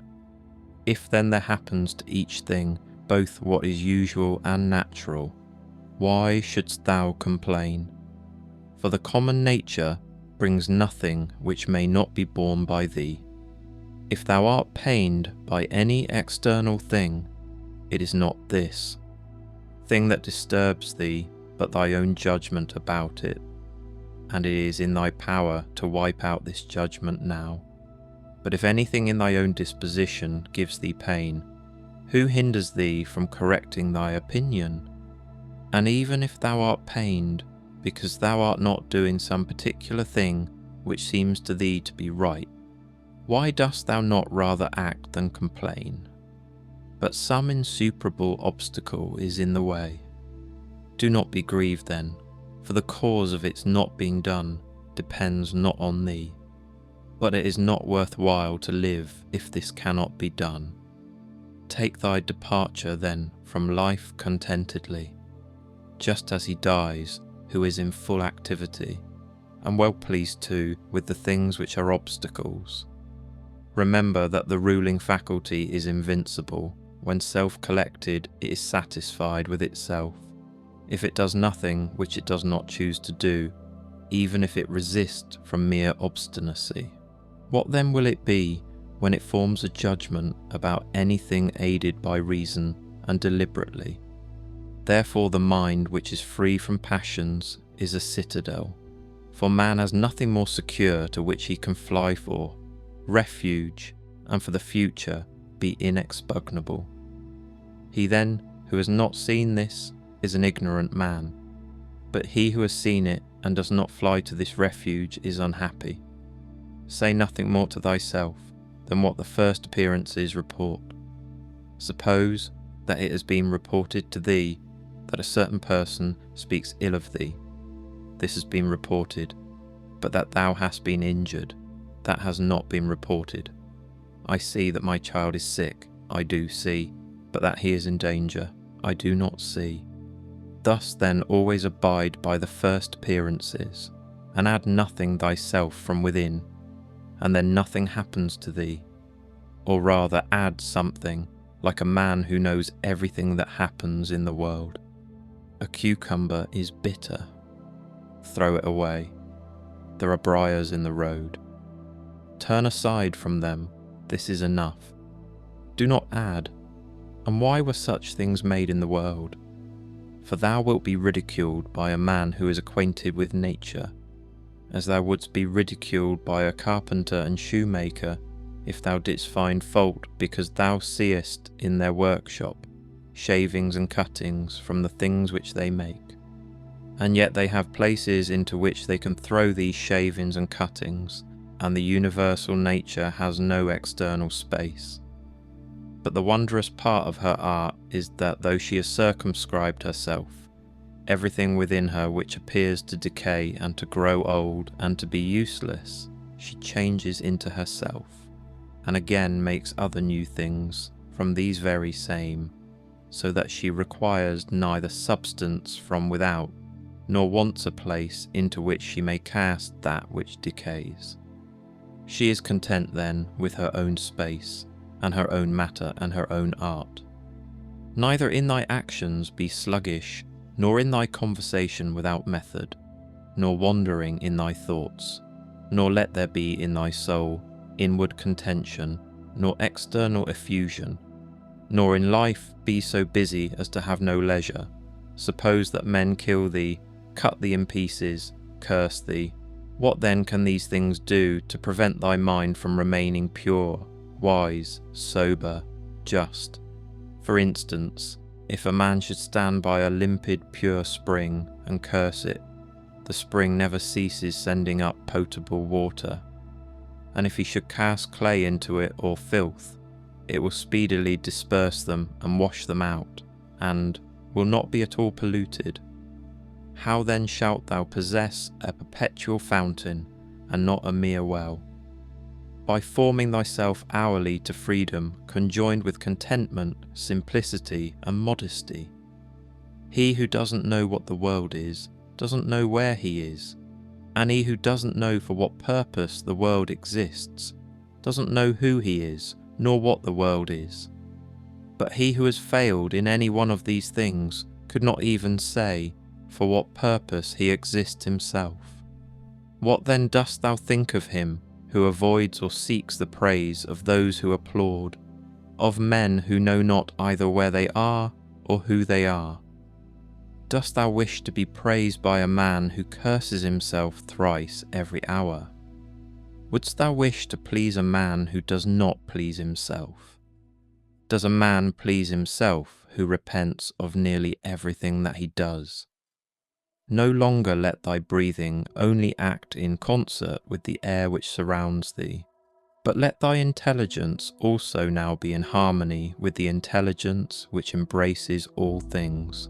For the intelligent power is no less diffused in all parts and pervades all things for him who is willing to draw it to him than the aerial power for him who is able to respire it. Generally, wickedness does no harm at all to the universe, and particularly, the wickedness of one man does no harm to another. It is only harmful to him who has it in his power to be released from it as soon as he shall choose. To my own free will, the free will of my neighbour is just as indifferent as his poor breath and flesh. For though we are made especially for the sake of one another, still the ruling power of each of us has its own office. For otherwise my neighbour's wickedness would be my harm, which God has not willed in order that my unhappiness may not depend on another.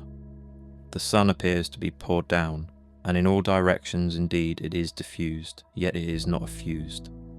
For this diffusion is extension. Accordingly its rays are called extensions, actines, because they are extended, apotou ektainestai.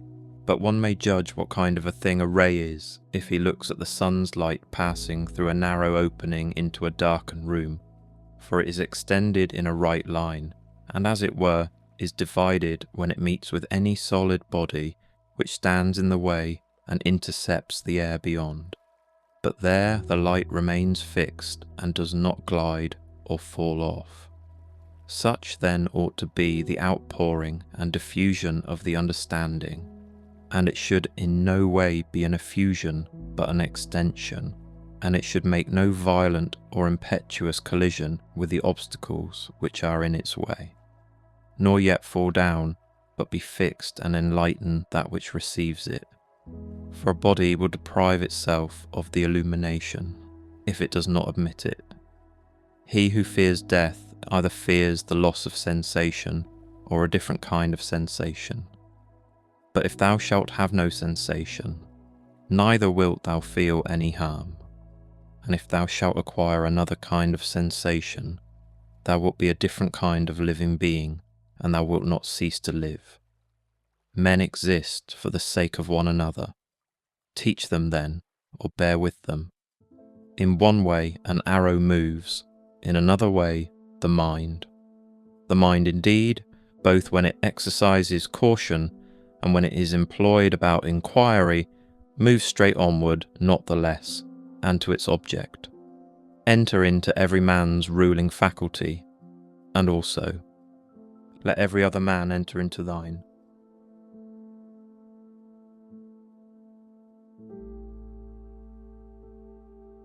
Book 9. He who acts unjustly acts impiously, for since the universal nature has made rational animals for the sake of one another to help one another according to their deserts, but in no way to injure one another, he who transgresses her will is clearly guilty of impiety towards the highest divinity, and he too who lies is guilty of impiety to the same divinity. For the universal nature is the nature of things that are, and things that are have a relation to all things that come into existence. And further, this universal nature is named truth, and is the prime cause of all things that are true. He then, who lies intentionally, is guilty of impiety, inasmuch as he acts unjustly by deceiving. And he also who lies unintentionally, inasmuch as he is at variance with the universal nature, and inasmuch as he disturbs the order by fighting against the nature of the world. For he fights against it, who is moved of himself to that which is contrary to truth. For he had received powers from nature through the neglect of which he is not able now to distinguish falsehood from truth. And indeed, he who pursues pleasure as good and avoids pain as evil is guilty of impiety.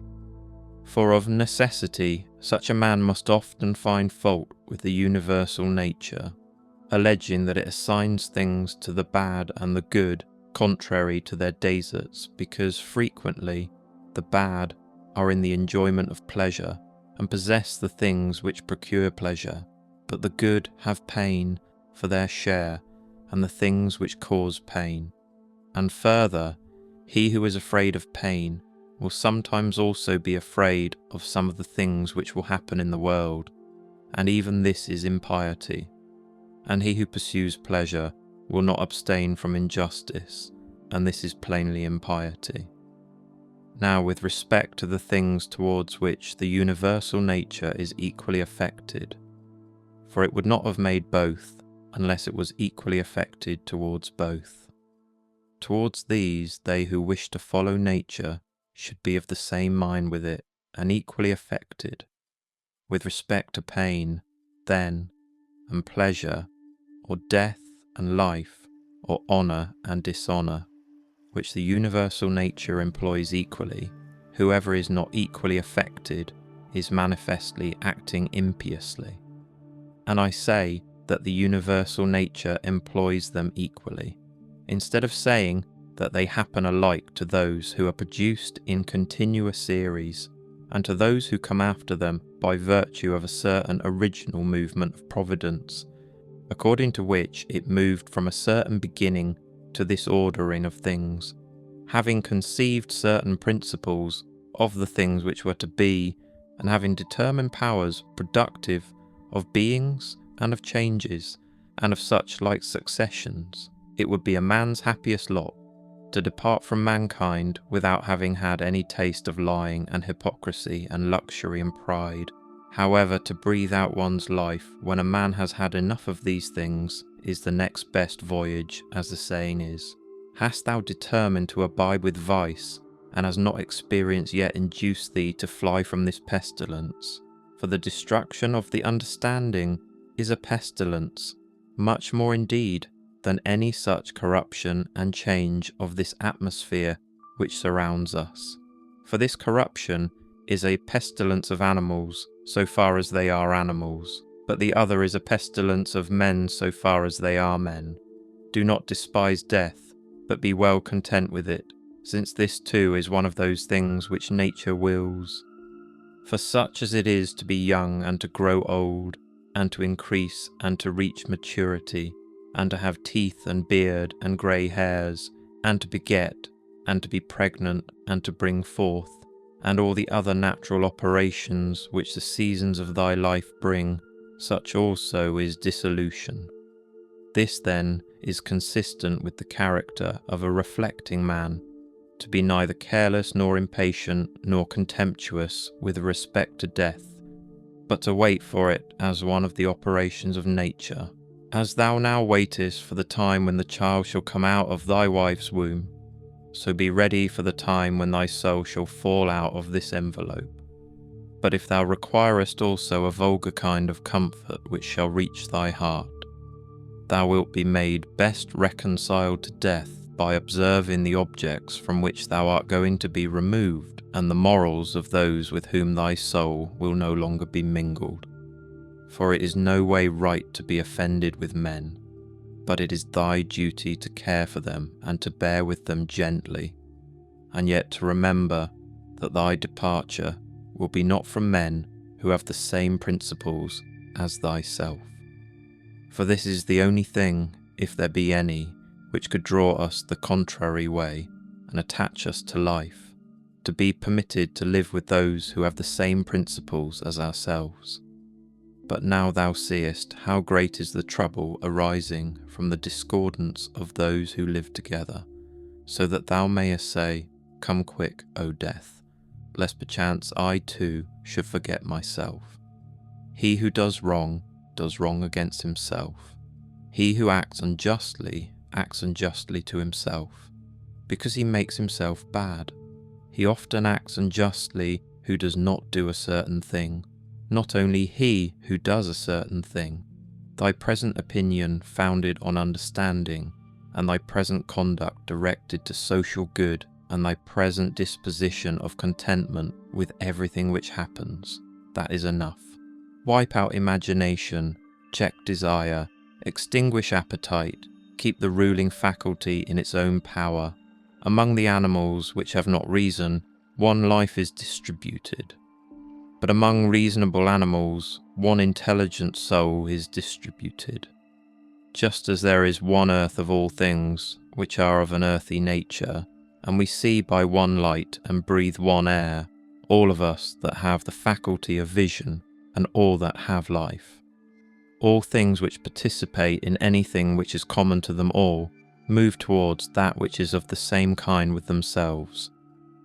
Everything which is earthy turns towards the earth, everything which is liquid flows together, and everything which is of an aerial kind does the same, so that they require something to keep them asunder, and the application of force. Fire indeed moves upwards on account of the elemental fire, but it is so ready to be kindled together with all the fire which is here, that even every substance which is somewhat dry is easily ignited, because there is less mingled with it of that which is a hindrance to ignition.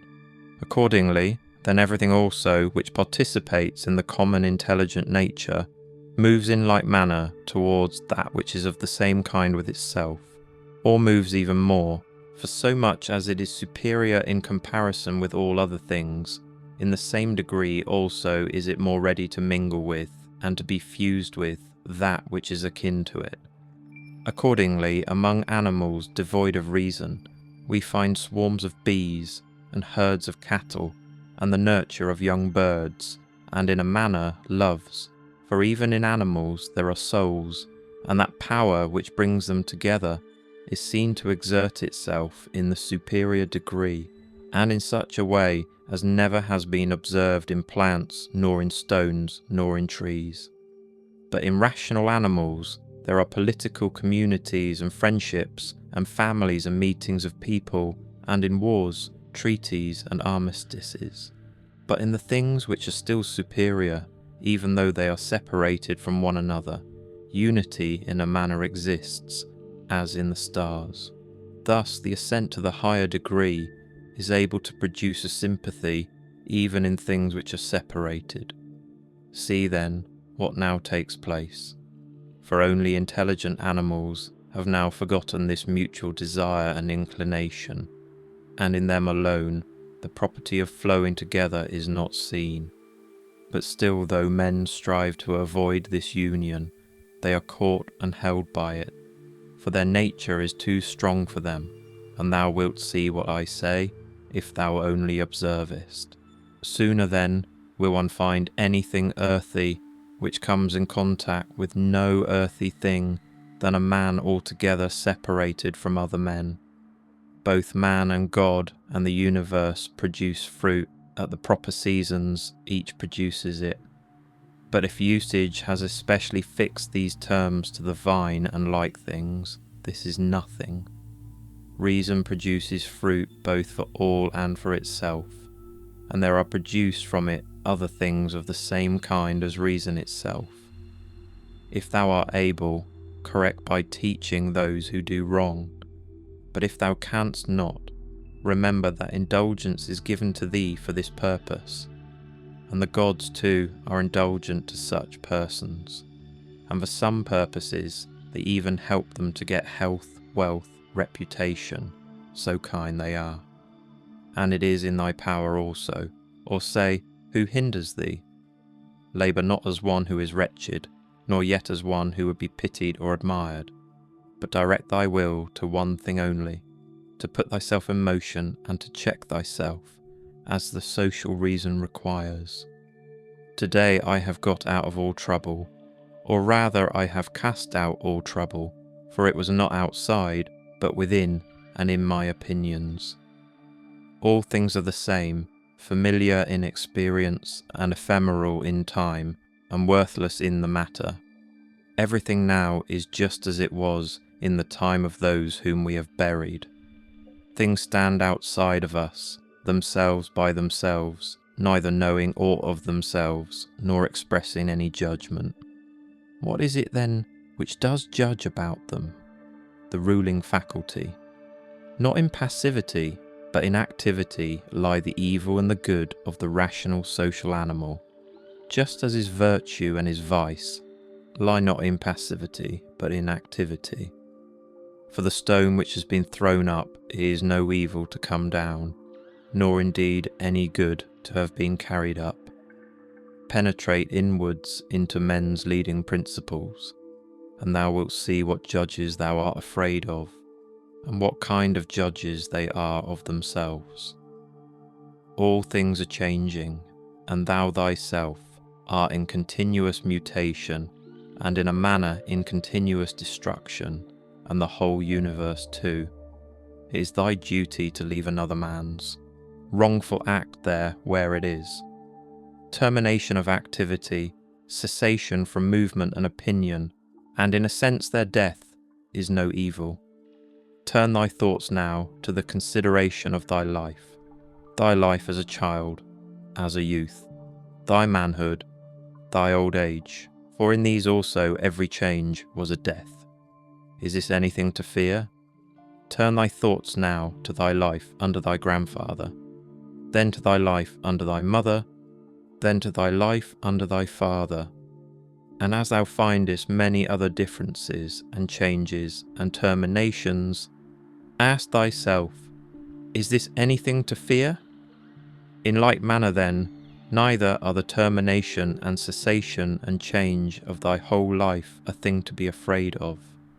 Hasten to examine thy own ruling faculty, and that of the universe, and that of thy neighbour.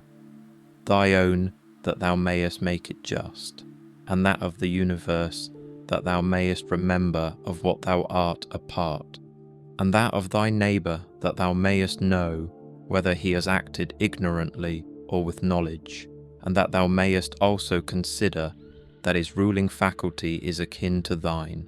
As thou thyself art a component part of a social system, so let every act of thine be a component part of social life.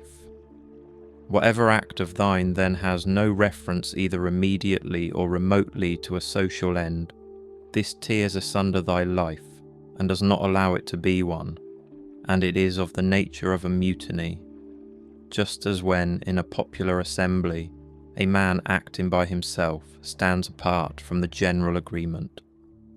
Quarrels of little children and their sports, and poor spirits carrying about dead bodies, such is everything.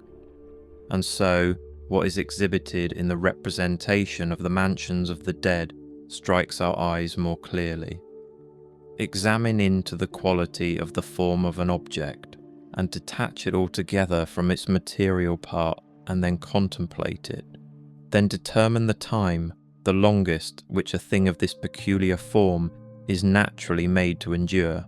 Thou hast endured infinite troubles through not being contented with thy ruling faculty, when it does the things which it is constituted by nature to do.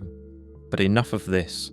When another blames thee or hates thee, or when men say about thee anything injurious, approach their poor souls, penetrate within, and see what kind of men they are.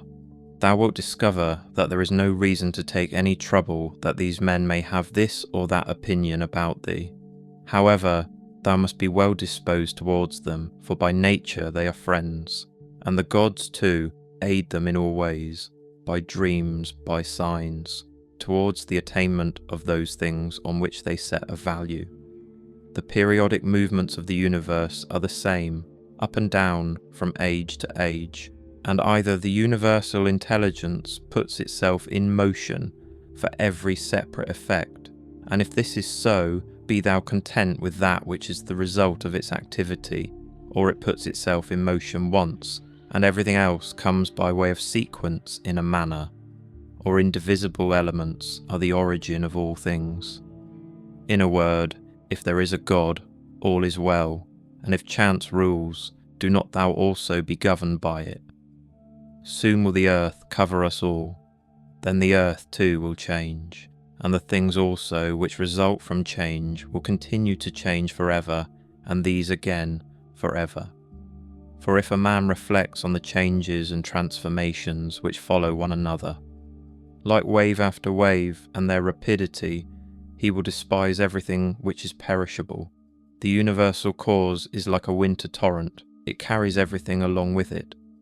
But how worthless are all these poor people who are engaged in matters political, and, as they suppose, are playing the philosopher, all drivellers. Well then, man, do what nature now requires. Set thyself in motion if it is in thy power, and do not look about thee to see if any one will observe it, nor yet expect Plato's Republic. But be content if the smallest thing goes on well, and consider such an event to be no small matter. For who can change men's opinions? And without a change of opinions, what else is there than the slavery of men who groan while they pretend to obey? Come now, and tell me of Alexander and Philip and Demetrius of Phalerum. They themselves shall judge whether they discovered what the common nature required, and train themselves accordingly. But if they acted like tragedy heroes, no one has condemned me to imitate them. Simple and modest is the work of philosophy. Draw me not aside to indolence and pride. Look down from above on the countless herds of men and their countless solemnities, and the infinitely varied voyagings in storms and calms, and the differences among those who are born, who live together and die. And consider too the life lived by others in olden time, and the life of those who will live after thee, and the life now lived among barbarous nations, and how many know not even thy name, and how many will soon forget it, and how they who perhaps now are praising thee will very soon blame thee, and that neither a posthumous name is of any value, nor reputation, nor anything else. Let there be freedom from perturbations with respect to the things which come from the external cause, and let there be justice in the things done by virtue of the internal cause. That is, let there be movement and action terminating in this in social acts, for this is according to thy nature. Thou canst remove out of the way many useless things among those which disturb thee, for they lie entirely in thy opinion, and thou wilt then gain for thyself ample space by comprehending the whole universe in thy mind, and by contemplating the eternity of time, and observing the rapid change of every several thing. How short is the time from birth to dissolution, and the illimitable time before birth, as well as the equally boundless time after dissolution. All that thou seest will quickly perish, and those who have been spectators of its dissolution will very soon perish too. And he who dies at the extremest old age will be brought into the same condition with him who died prematurely. What are these men's leading principles, and about what kind of things are they busy, and for what kind of reasons do they love and honour? Imagine that thou seest their poor souls laid bare, when they think that they do harm by their blame, or good by their praise. What an idea! Loss is nothing else than change. But the universal nature delights in change, and in obedience to her all things are now done well, and from eternity have been done in like form, and will be such to time without end. What then dost thou say? That all things have been, and all things always will be bad, and that no power has ever been found in so. Many gods to rectify these things, but the world has been condemned to be found in never-ceasing evil. The rottenness of the matter, which is the foundation of everything, water, dust, bones, filth, or again, marble rocks, the callosities of the earth, and gold and silver, the sediments, and garments, only bits of hair, and purple dye, blood, and everything else is of the same kind. And that which is of the nature of breath is also another thing of the same kind, changing from this to that. Enough of this wretched life and murmuring and apish tricks. Why art thou disturbed? What is there new in this? What unsettles thee? Is it the form of the thing? Look at it. Or is it the matter? Look at it. But besides these there is nothing. Towards the gods, then, now become at last more simple and better, it is the same whether we examine these things for 100 years or 3. If any man has done wrong, the harm is his own, but perhaps he has not done wrong. Either all things proceed from one intelligent source and come together as in one body, and the part ought not to find fault with what is done for the benefit of the whole, or there are only atoms, and nothing else than mixture and dispersion. Why then art thou disturbed? Say to the ruling faculty, art thou dead? Art thou corrupted? Art thou playing the hypocrite? Art thou become a beast? Dost thou herd and feed with the rest? Either the gods have no power, or they have power. If then they have no power, why dost thou pray to them? But if they have power, why dost thou not pray for them to give thee the faculty of not fearing any of the things which thou fearest, or of not desiring any of the things which thou desirest, or not being pained at anything, rather than pray that any of these things should not happen or happen? For certainly if they can cooperate with men, they can cooperate for these purposes. But perhaps thou wilt say, the gods have placed them in thy power. Well then, is it not better to use what is in thy power, like a free man, than to desire in a slavish and abject way what is not in thy power?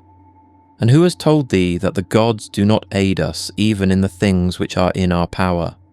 Begin then to pray for such things, and thou wilt see. One man prays thus, how shall I be able to lie with that woman? Do thou pray thus, how shall I not desire to lie with her? Another prays thus, how shall I be released from this? Another prays, how shall I not desire to be released? Another thus, how shall I not lose my little son? Thou thus, how shall I not be afraid to lose him? In fine, turn thy prayers this way and see what comes.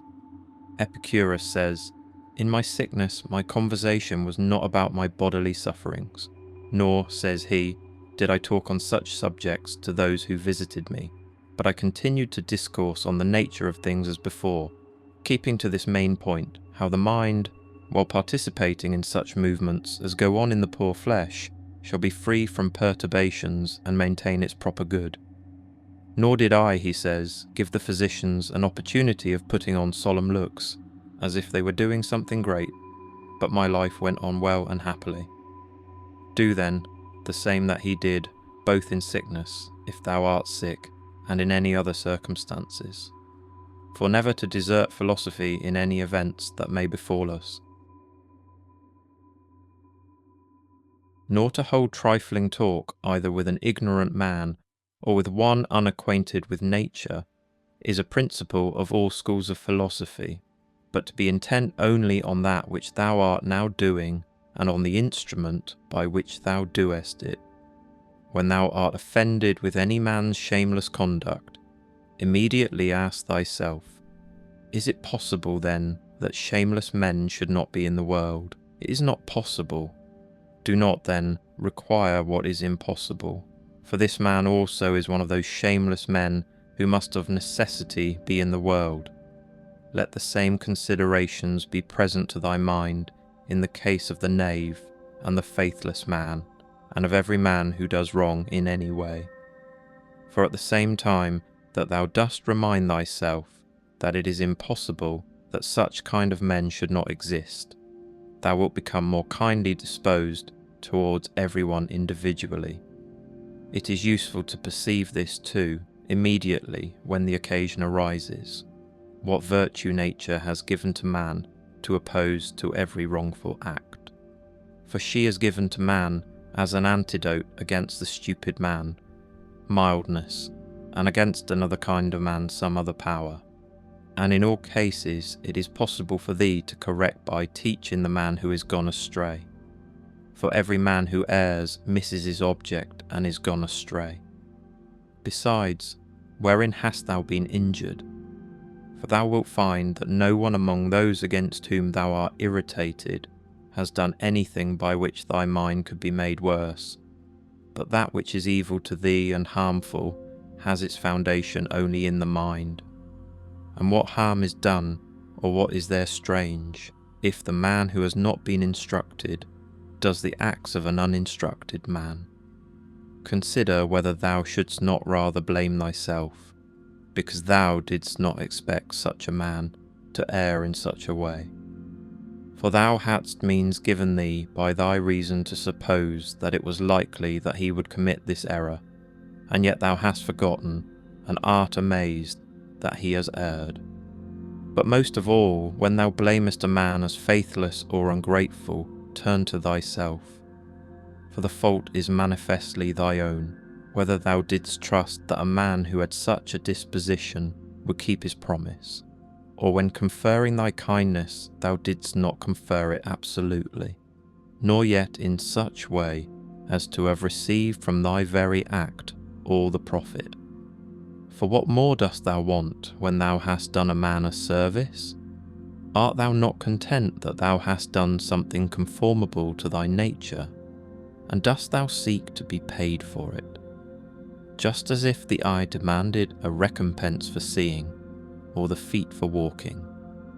For as these members are formed for a particular purpose, and by working according to their several constitutions obtain what is their own, so also as man is formed by nature to acts of benevolence, when he has done anything benevolent or in any other way conducive to the common interest, he has acted conformably to his constitution, and he gets what is his own.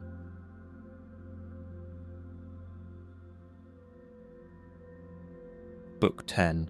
Wilt thou then, my soul, never be good and simple and one and naked, more manifest than the body which surrounds thee? Wilt thou never enjoy an affectionate and contented disposition? Wilt thou never be full and without a want of any kind, longing for nothing more, nor desiring anything, either animate or inanimate, for the enjoyment of pleasures, nor yet desiring time wherein thou shalt have longer enjoyment, or place, or pleasant climate, or society of men with whom thou mayest live in harmony? But wilt thou be satisfied with thy present condition, and pleased with all that is about thee, and wilt thou convince thyself that thou hast everything, and that it comes from the gods, that everything is well for thee, and will be well whatever shall please them, and whatever they shall give for the conservation of the perfect living being, the good and just and beautiful, which generates and holds together all things, and contains and embraces all things which are dissolved for the production of other like things? Wilt thou never be such that thou shalt so dwell in community with gods and men, as neither to find fault with them at all, nor to be condemned by them? Observe what thy nature requires, so far as thou art governed by nature only. Then do it and accept it, if thy nature, so far as thou art a living being, shall not be made worse by it. And next thou must observe what thy nature requires, so far as thou art a living being.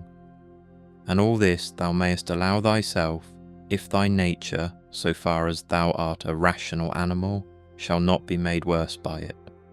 But the rational animal is consequently also a political, social animal. Use these rules then, and trouble thyself about nothing else. Everything which happens either happens in such wise as thou art formed by nature to bear it, or as thou art not formed by nature to bear it. If then it happens to thee in such way as thou art formed by nature to bear it, do not complain, but bear it as thou art formed by nature to bear it. But if it happens in such wise as thou art not formed by nature to bear it, do not complain, for it will perish after it has consumed thee. Remember, however, that thou art formed by nature to bear everything, with respect to which it depends on thy own opinion, to make it endurable and tolerable, by thinking that it is either thy interest or thy duty to do this. If a man is mistaken, instruct him kindly and show him his error. But if thou art not able, blame thyself, or blame not even thyself. Whatever may happen to thee, it was prepared for thee from all eternity, and the implication of causes was from eternity spinning the thread of thy being and of that which is incident to it. Whether the universe is a concourse of atoms or nature is a system, let this first be established, that I am a part of the whole which is governed by nature.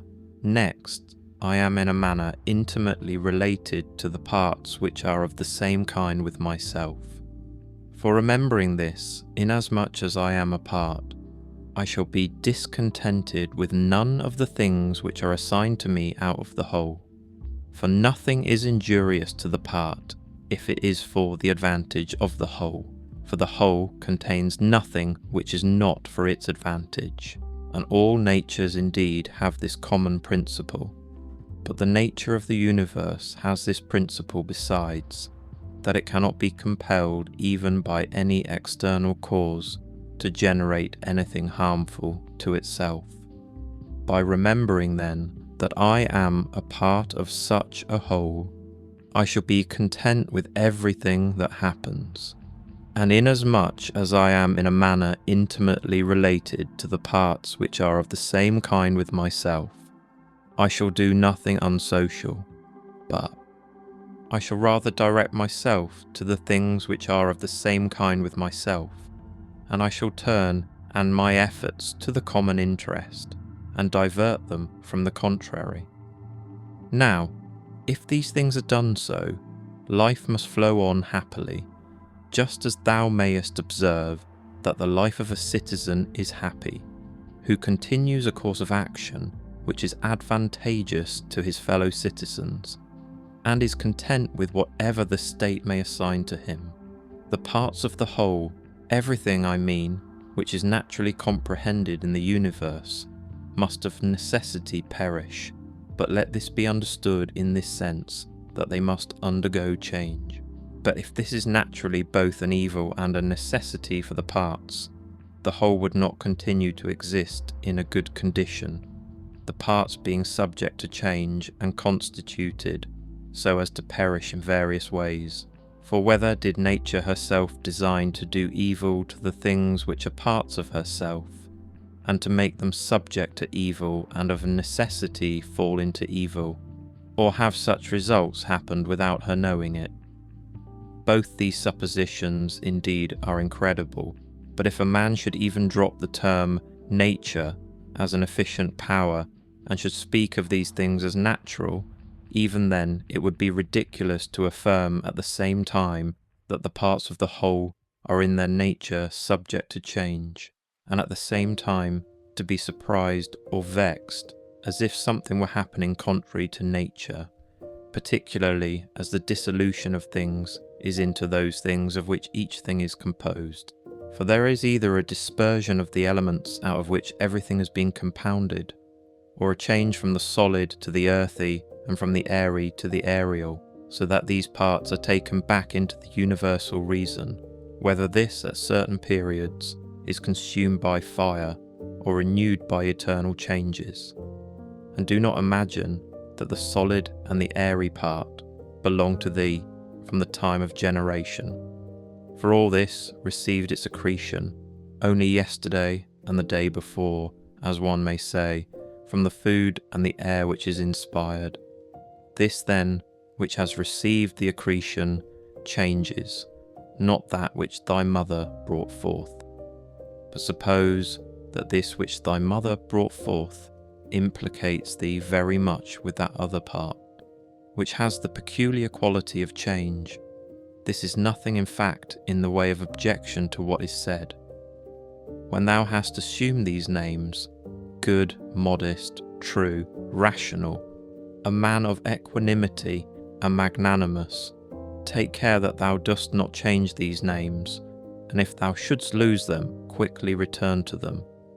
And remember that the term rationale was intended to signify a discriminating attention to every several thing and freedom from negligence, and that equanimity is the voluntary acceptance of the things which are assigned to thee by the common nature, and that magnanimity is the elevation of the intelligent part above the pleasurable or painful sensations of the flesh, and above that poor thing called fame and death and all such things. If then thou maintainest thyself in the possession of these names, without desiring to be called by these names by others, thou wilt be another person and will enter on another life. For to continue to be such as thou hast hitherto been, and to be torn in pieces and defiled in such a life, is the character of a very stupid man and one over fond of his life, and like those half-devoured fighters with wild beasts, who though covered with wounds and gore, still entreat to be kept the following day, though they will be exposed in the same state to the same claws and bites. Therefore fix thyself in the possession of these few names, and if thou art able to abide in them, abide as if thou wast removed to certain islands of the happy. But if thou shalt perceive that thou fallest out of them and dost not maintain thy hold, go courageously into some nook where thou shalt maintain them, or even depart at once from life, not in passion, but with simplicity and freedom and modesty, after doing this one laudable thing at least in thy life, to have gone out of it thus. In order, however, to the remembrance of these names, it will greatly help thee if thou rememberest the gods, and that they wish not to be flattered, but wish all reasonable beings to be made like themselves. And if thou rememberest that what does the work of a fig tree is a fig tree, and that what does the work of a dog is a dog, and that what does the work of a bee is a bee, and that what does the work of a man is a man. Mimi, war, astonishment, torpor, slavery will daily wipe out those holy principles of thine. How many things without studying nature dost thou imagine, and how many dost thou neglect? But it is thy duty so to look on, and so to do everything, that at the same time the power of dealing with circumstances is perfected, and the contemplative faculty is exercised, and the confidence which comes from the knowledge of each several thing is maintained without showing it, but yet not concealed. For when wilt thou enjoy simplicity, when gravity, and when the knowledge of every several thing, both what it is in substance, and what place it has in the universe, and how long it is formed to exist, and of what things it is compounded, and to whom it can belong, and who are able both to give it and take it away? A spider is proud when it has caught a fly, and another when he has caught a poor hare, and another when he has taken a little fish in a net, and another when he has taken wild boars, and another when he has taken bears, and another when he has taken Sarmatians. Are not these robbers, if thou examinest their opinions? Acquire the contemplative way of seeing how all things change into one another, and constantly attend to it and exercise thyself about this part of philosophy. For nothing is so much adapted to produce magnanimity. Such a man has put off the body, and as he sees that he must, no one knows how soon, go away from among men and leave everything here, he gives himself up entirely to just doing in all his actions, and in everything else that happens he resigns himself to the universal nature. But as to what any man shall say or think about him, or do against him, he never even thinks of it, being himself contented with these two things, with acting justly in what he now does, and being satisfied with what is now assigned to him. And he lays aside all distracting and busy pursuits, and desires nothing else than to accomplish the straight course through the law, and by accomplishing the straight course to follow God. What need is there of suspicious fear, since it is in thy power to inquire what ought to be done? And, if thou seest clear, go by this way content, without turning back. But if thou dost not see clear, stop and take the best advisers. But if any other things oppose thee, go on according to thy powers with due consideration, keeping to that which appears to be just. For it is best to reach this object, and if thou dost fail, let thy failure be in attempting this. He who follows reason in all things is both tranquil and active at the same time, and also cheerful and collected. Inquire of thyself as soon as thou wakest from sleep, whether it will make any difference to thee if another does what is just and right. It will make no difference. Thou hast not forgotten, I suppose, that those who assume arrogant airs in bestowing their praise or blame on others are such as they are at bed and at board, and thou hast not forgotten what they do, and what they avoid, and what they pursue, and how they steal and how they rob, not with hands and feet, but with their most valuable part, by means of which there is produced, when a man chooses, fidelity, modesty, truth, law, a good daemon, happiness. To her who gives and takes back all, to nature, the man who is instructed and modest says, give what thou wilt, take back what thou wilt. And he says this not proudly, but obediently and well pleased with her. Short is the little which remains to thee of life. Live as on a mountain. For it makes no difference whether a man lives there or here. If he lives everywhere in the world, as in a state, political community, let men see, let them know a real man who lives according to nature. If they cannot endure him, let them kill him. For that is better than to live thus as men do. No longer talk at all about the kind of man that a good man ought to be, but be such. Constantly contemplate the whole of time and the whole of substance, and consider that all individual things as to substance are a grain of a fig, and as to time, the turning of a gimlet. Look at everything that exists, and observe that it is already in dissolution and in change, and as it were putrefaction or dispersion, or that everything is so constituted by nature as to die. Consider what men are when they are eating, sleeping, generating, easing themselves, and so forth. Then what kind of men they are when they are imperious and arrogant, or angry and scolding from their elevated place. But a short time ago, to how many they were slaves, and for what things, and after a little time, consider in what a condition they will be. That is for the good of each thing, which the universal nature brings to each. And it is for its good at the time when nature brings it. The earth loves the shower, and the solemn ether loves, and the universe loves to make whatever is about to be. I say then to the universe, that I love as thou lovest. And is not this too said, that this or that loves is wont to be produced? Either thou livest here, and hast already accustomed thyself to it, or thou art going away, and this was thy own will, or thou art dying and hast discharged thy duty. But besides these things there is nothing. Be of good cheer then. Let this always be plain to thee, that this piece of land is like any other, and that all things here are the same with things on top of a mountain, or on the seashore, or wherever thou choosest to be, for thou wilt find just what Plato says, dwelling within the walls of a city as in a shepherd's fold on a mountain. What is my ruling faculty now to me, and of what nature am I now making it, and for what purpose am I now using it?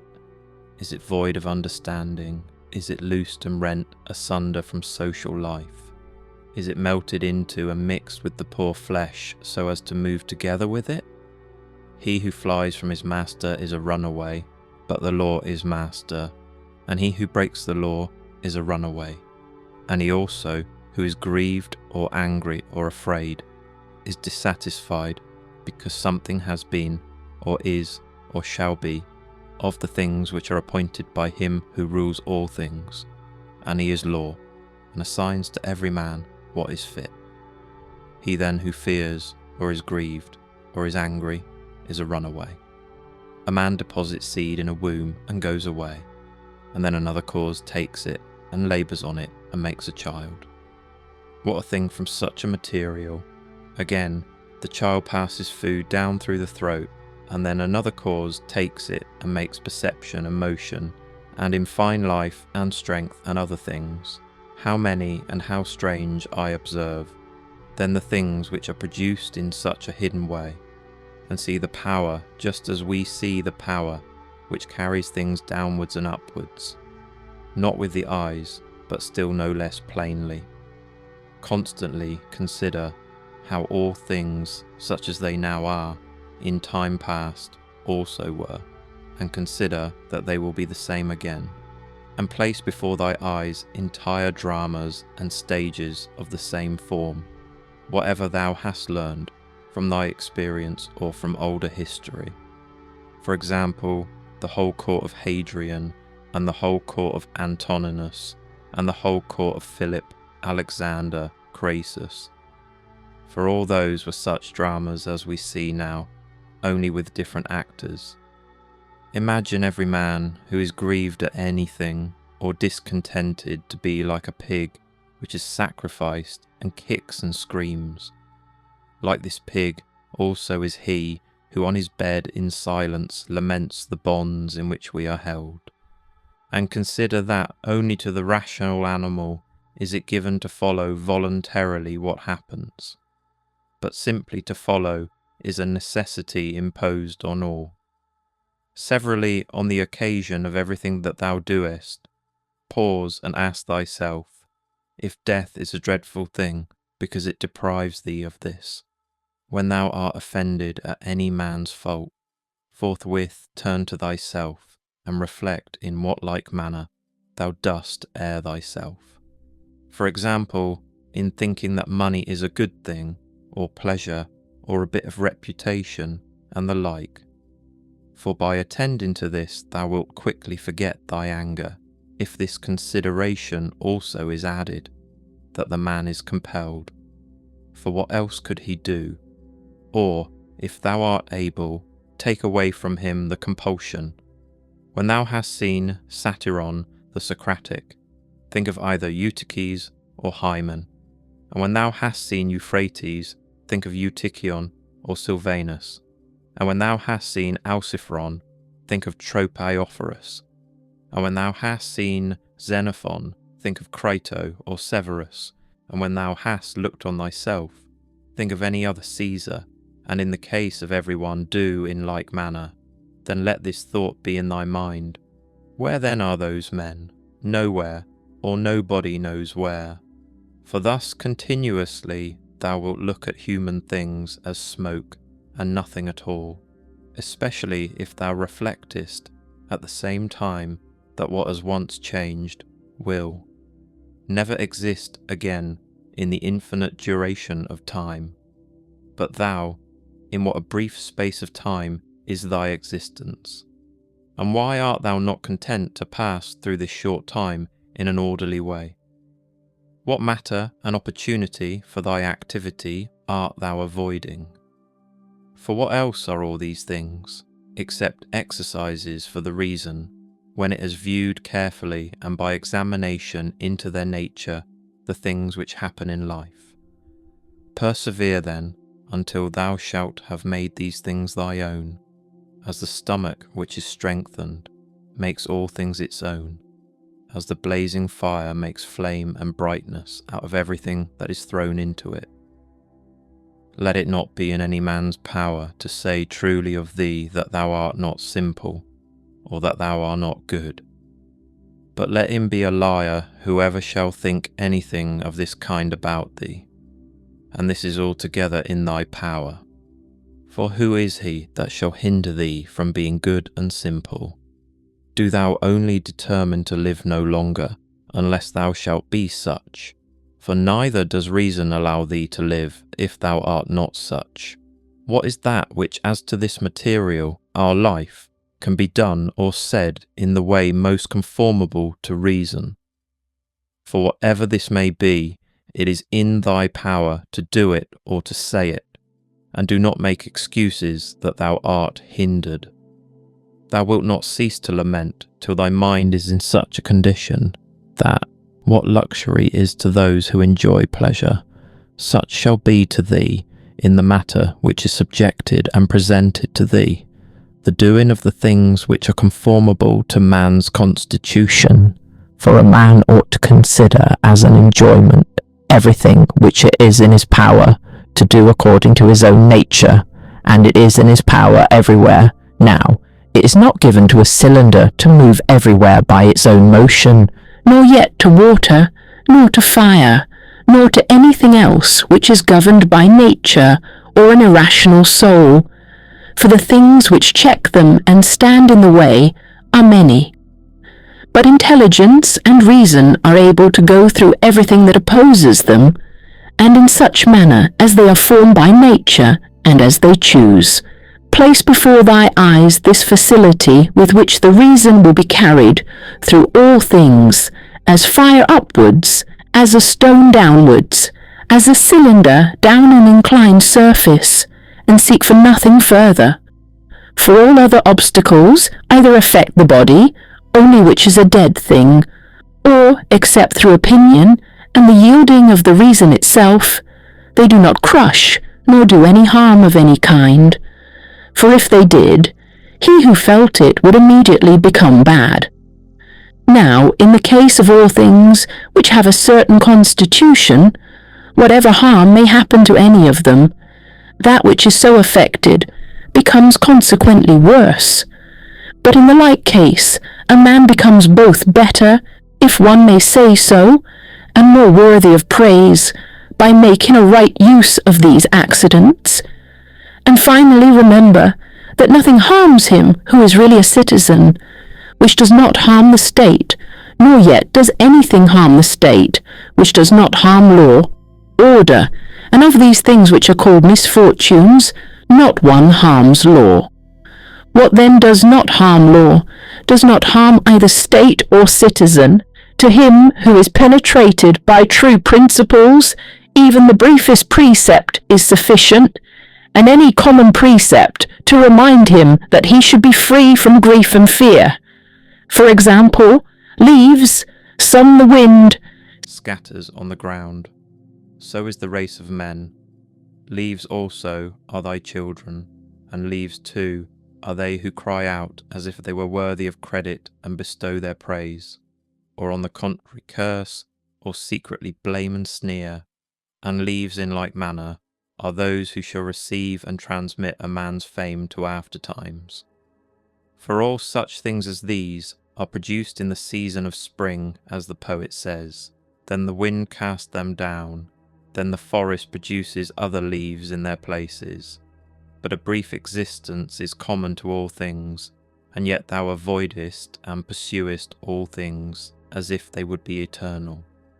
A little time, and thou shalt close thy eyes, and him who has attended thee to thy grave, another soon will lament. The healthy eye ought to see all visible things, and not to say, I wish for green things, for this is the condition of a diseased eye. And the healthy hearing and smelling ought to be ready to perceive all that can be heard and smelled. And the healthy stomach ought to be with respect to all food, just as the mill with respect to all things which it is formed to grind. And accordingly, the healthy understanding ought to be prepared for everything which happens. But that which says, let my dear children live, and let all men praise whatever I may do, is an eye which seeks for green things, or teeth which seek for soft things. There is no man so fortunate that there shall not be by him, when he is dying, some who are pleased with what is going to happen. Suppose that he was a good and wise man, will there not be at last someone to say to himself, let us at last breathe freely, being relieved from this schoolmaster. It is true that he was harsh to none of us, but I perceived that he tacitly condemns us.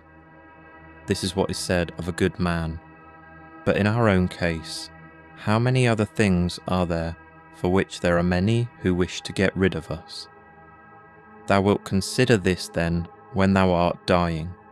and thou wilt depart more contentedly by reflecting thus: I am going away from such a life, in which even my associates, in behalf of whom I have striven so much, prayed and cared, themselves wish me to depart, hoping perchance to get some little advantage by it. Why then should a man cling to a longer stay here? Do not, however, for this reason go away less kindly disposed to them, but preserve in thy own character, and friendly and benevolent and mild, and on the other hand, not as if thou wast torn away, but as when a man dies a quiet death, the poor soul is easily separated from the body. Such also ought thy departure from men to be, for nature united thee to them and associated thee. But does she now dissolve the union? Well, I am separated as from kinsmen, not however dragged resisting, but without compulsion. For this too is one of the things according to nature. Accustom thyself as much as possible on the occasion of anything being done by any person to inquire with thyself, for what object is this man doing this? But begin with thyself, and examine thyself first. Remember that this which pulls the strings is the thing which is hidden within. This is the power of persuasion. This is life. This, if one may so say, is man. In contemplating thyself, never include the vessel which surrounds thee, and these instruments which are attached about it, for they are like to an axe, differing only in this that they grow to the body. For indeed there is no more use in these parts without the cause which moves and checks them than in the weaver's shuttle, and the writer's pen, and the driver's whip.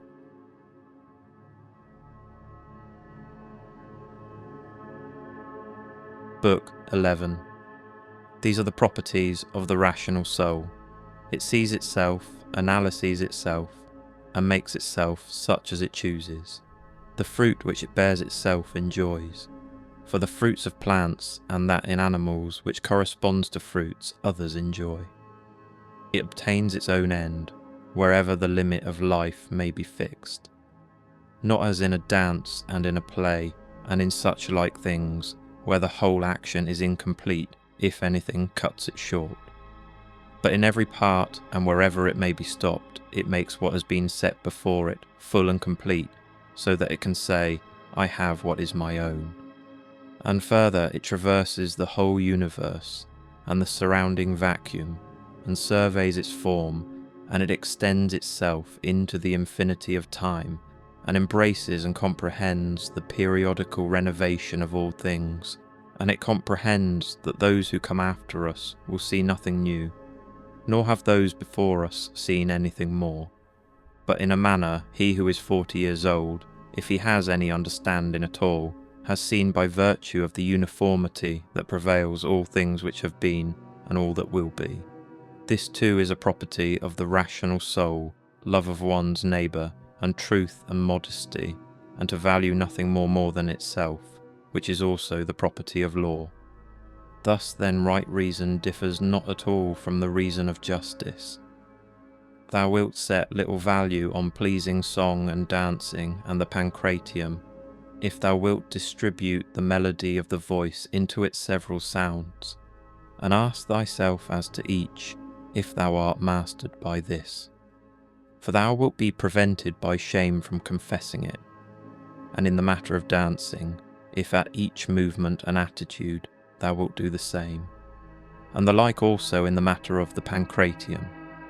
In all things then, except virtue and the acts of virtue, remember to apply thyself to their several parts, and by this division to come to value them little, and apply this rule also to thy whole life. What a soul that is which is ready, if at any moment it must be separated from the body, and ready either to be extinguished, or dispersed, or continue to exist, but so that this readiness comes from a man's own judgment, not from mere obstinacy, as with the Christians, but considerately and with dignity, and in a way to persuade another without tragic show. Have I done something for the general interest? Well then, I have had my reward. Let this always be present to thy mind, and never stop doing such good. What is thy art? To be good. And how is this accomplished well except by general principles, some about the nature of the universe, and others about the proper constitution of man?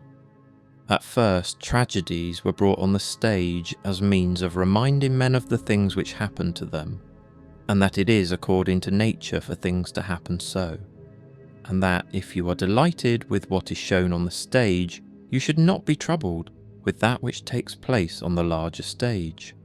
For you see that these things must be accomplished thus, and that even they bear them who cry out, O Citharon. And indeed, some things are said well by the dramatic writers, of which kind is the following especially.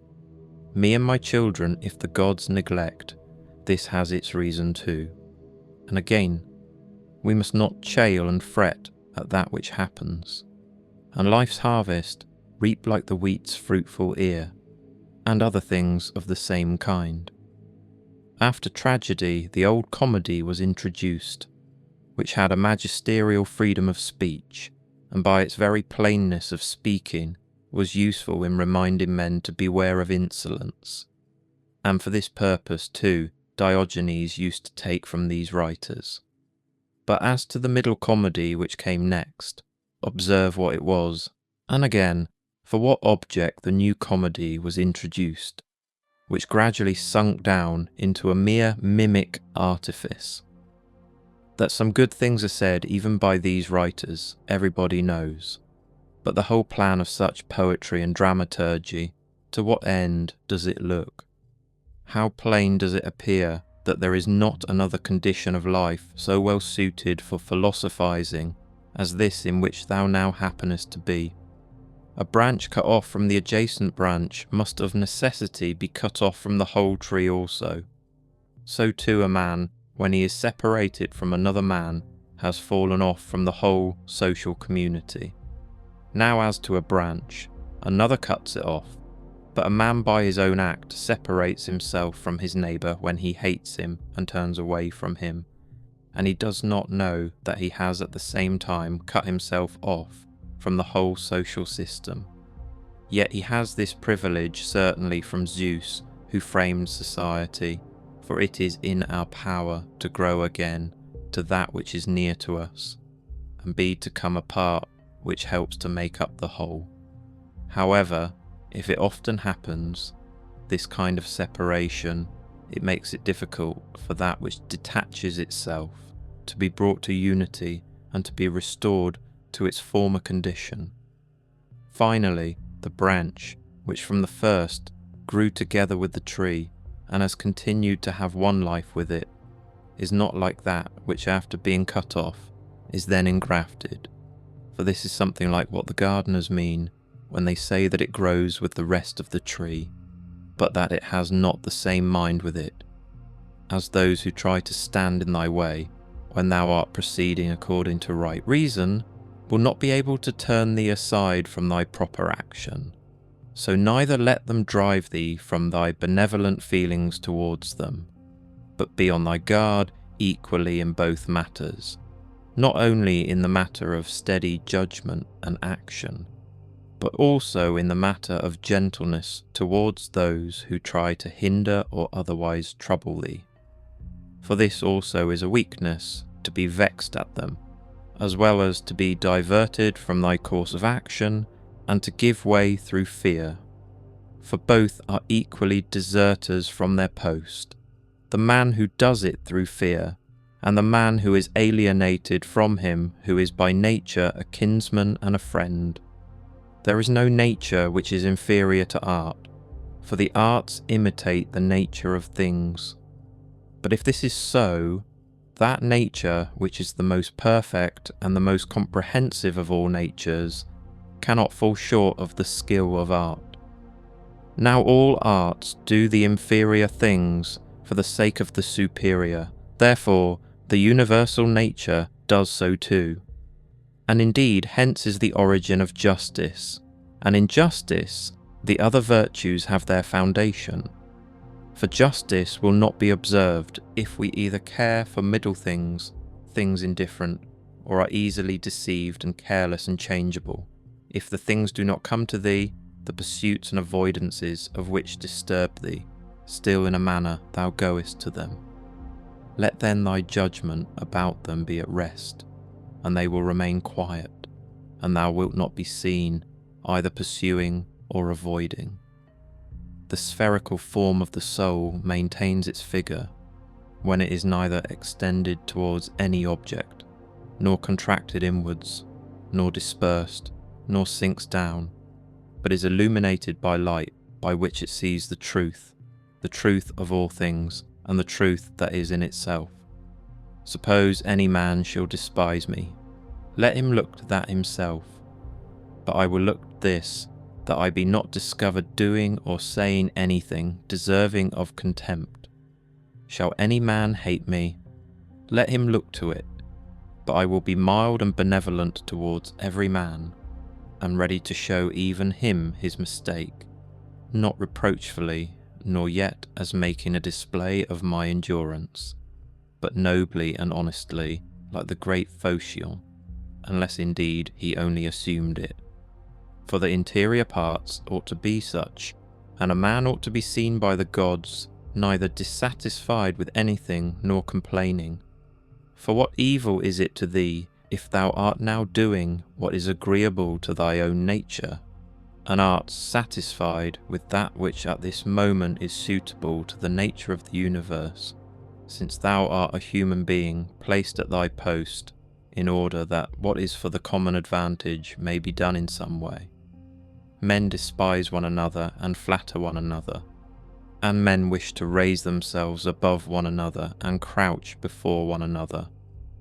How unsound and insincere is he who says, I have determined to deal with thee in a fair way. What art thou doing, man? There is no occasion to give this notice. It will soon show itself by acts.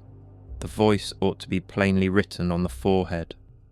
Such as a man's character is, he immediately shows it in his eyes, just as he who is beloved forthwith reads everything in the eyes of lovers. The man who is honest and good ought to be exactly like a man who smells strong, so that the bystander, as soon as he comes near him, must smell whether he choose or not. But the affectation of simplicity is like a crooked stick. Nothing is more disgraceful than a wolfish friendship, false friendship. Avoid this most of all. The good and simple and benevolent show all these things in the eyes, and there is no mistaking. As to living in the best way, this power is in the soul, if it be indifferent to things which are indifferent.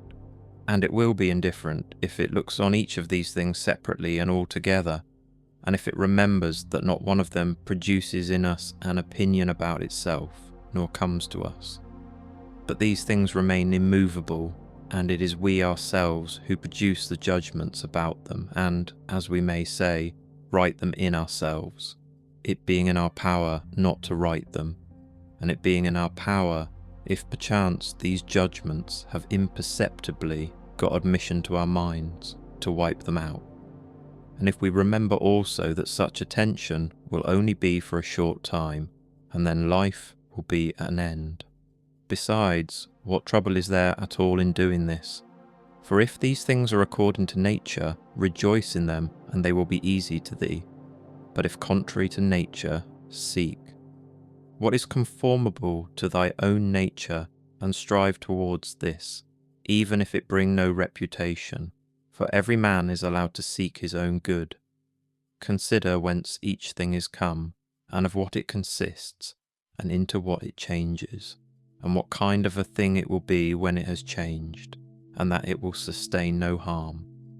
If any have offended against thee, consider first, what is my relation to men, and that we are made for one another, and in another respect I was made to be set over them, as a ram over the flock or a bull over the herd. But examine the matter from first principles, from this: if all things are not mere atoms, it is nature which orders all things. If this is so, the inferior things exist for the sake of the superior, and these for the sake of one another.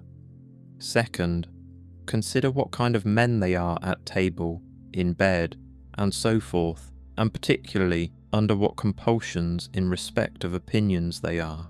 And as to their acts, consider with what pride they do what they do. Third, that if men do rightly what they do, we ought not to be displeased, but if they do not right, it is plain that they do so involuntarily and in ignorance. For as every soul is unwillingly deprived of the truth, so also is it unwillingly deprived of the power of behaving to each man according to his deserts. Accordingly, men are pained when they are called unjust, ungrateful, and greedy, and in a word, wrongdoers to their neighbours. Fourth, consider that thou also doest many things wrong, and that thou art a man like others, and even if thou dost abstain from certain faults, still thou hast the disposition to commit them, though either through cowardice or concern about reputation, or some such mean motive, thou dost abstain from such faults.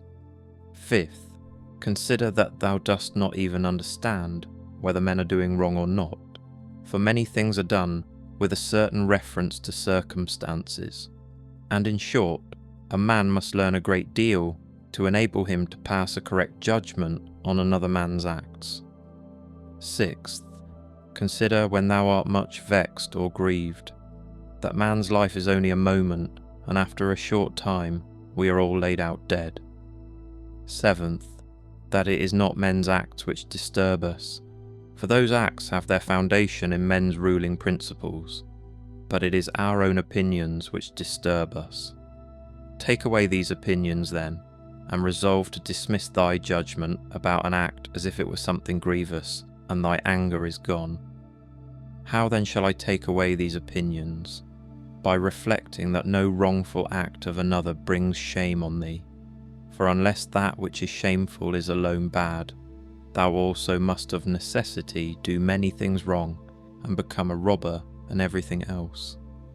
Eighth, consider how much more pain is brought on us by the anger and vexation caused by such acts than by the acts themselves, at which we are angry and vexed. Ninth, consider that a good disposition is invincible, if it be genuine, and not an affected smile and acting a part. For what will the most violent man do to thee, if thou continuest to be of a kind disposition towards him, and if, as opportunity offers, thou gently admonishest him, and calmly correctest his errors at the very time when he is trying to do thee harm, saying, "Not so, my child. We are constituted by nature for something else. I shall certainly not be injured, but thou art injuring thyself, my child," and show him with gentle tact and by general principles that this is so, and that even bees do not do as he does, nor any animals which are formed by nature to be gregarious.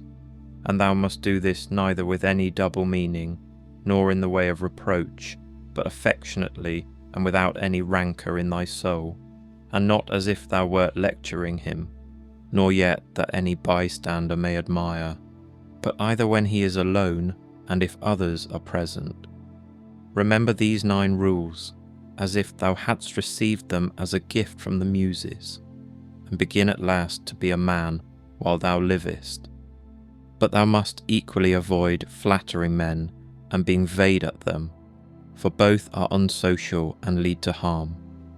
And let this truth be present to thee in the excitement of anger, that to be moved by passion is not manly, but that mildness and gentleness, as they are more agreeable to human nature, so also are they more manly, and he who possesses these qualities possesses strength, nerves and courage, and not the man who is subject to fits of passion and discontent. For in the same degree in which a man's mind is nearer to freedom from all passion, in the same degree also is it nearer to strength. And as the sense of pain is a characteristic of weakness, so also is anger. For he who yields to pain and he who yields to anger, both are wounded and both submit. But if thou wilt, receive also a 10th present from the leader of the Muses, Apollo. And it is this, that to expect bad men not to do wrong is madness, for he who expects this desires an impossibility. But to allow men to behave so to others, and to expect them not to do thee any wrong, is irrational and tyrannical. There are 4 principal aberrations of the superior faculty against which thou shouldst be constantly on thy guard, and when thou hast detected them, thou shouldst wipe them out, and say on each occasion thus, this thought is not necessary, this tends to destroy social union. This which thou art going to say comes not from the real thoughts, for thou shouldst consider it among the most absurd of things for a man not to speak from his real thoughts. But the 4th is when thou shalt reproach thyself for anything. For this is an evidence of the diviner part within thee being overpowered and yielding to the less honourable and to the perishable part, the body, and to its gross pleasures.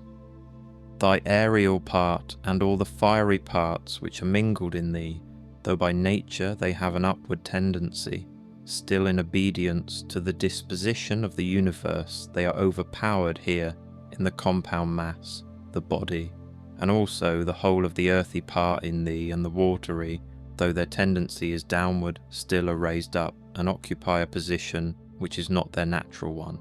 In this manner then the elemental parts obey the universal, for when they have been fixed in any place perforce they remain there until again the universal shall sound the signal for dissolution.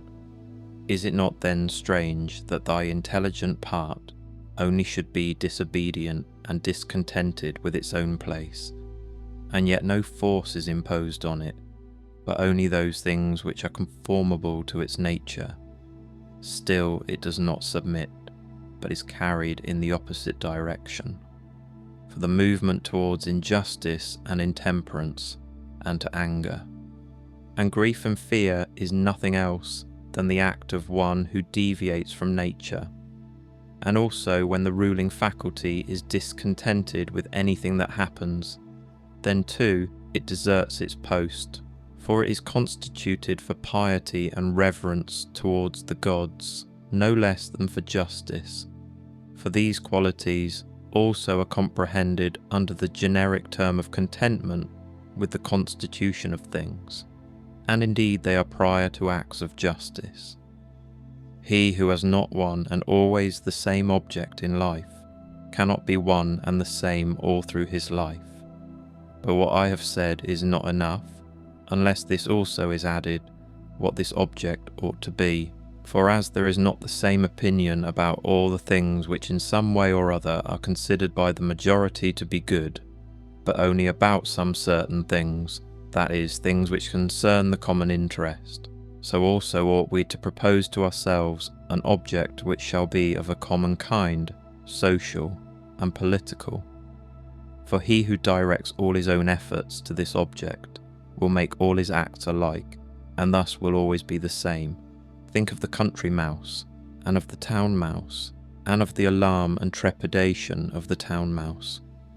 Socrates used to call the opinions of the many by the name of lamiae, bugbears to frighten children. The Lacedaemonians at their public spectacles used to set seats in the shade for strangers, but themselves sat down anywhere. Socrates excused himself to Perdiccas for not going to him, saying, "It is because I would not perish by the worst of all ends, that is, I would not receive a favour and then be unable to return it." In the writings of the Ephesians there was this precept, constantly to think of someone of the men of former times who practice virtue.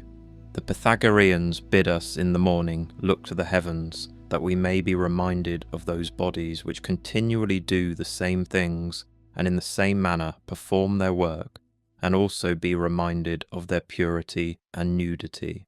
For there is no veil over a star. Consider what a man Socrates was when he dressed himself in a skin, after Xanthippe had taken his cloak and gone out, and what Socrates said to his friends who were ashamed of him and drew back from him when they saw him dressed thus. Neither in writing nor in reading wilt thou be able to lay down rules for others, before thou shalt have first learned to obey rules thyself. Much more is this so in life. A slave thou art, free speech is not for thee. And my heart laughed within, and virtue they will curse, speaking harsh words. To look for the fig in winter is a madman's act. Such is he who looks for his child when it is no longer allowed. When a man kisses his child, said Epictetus, he should whisper to himself, tomorrow perchance thou wilt die. But those are words of bad omen.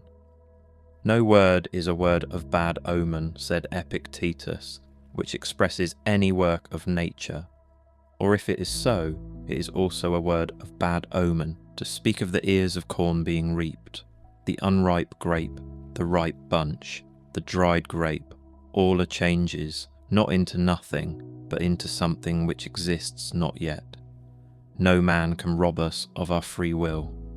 Epictetus also said, a man must discover an art, or rules, with respect to giving his assent, and in respect to his movements, he must be careful that they be made with regard to circumstances, that they be consistent with social interest, that they have regard to the value of the object, and as to sensual desire, he should altogether keep away from it, and as to avoidance, aversion, he should not show it with respect to any of the things which are not in our power. The dispute then, he said, is not about any common matter, but about being mad or not. Socrates used to say, what do you want? Souls of rational men or irrational? Souls of rational men. Of what rational men? Sound or unsound? Sound. Why then do you not seek for them? Because we have them. Why then do you fight and quarrel?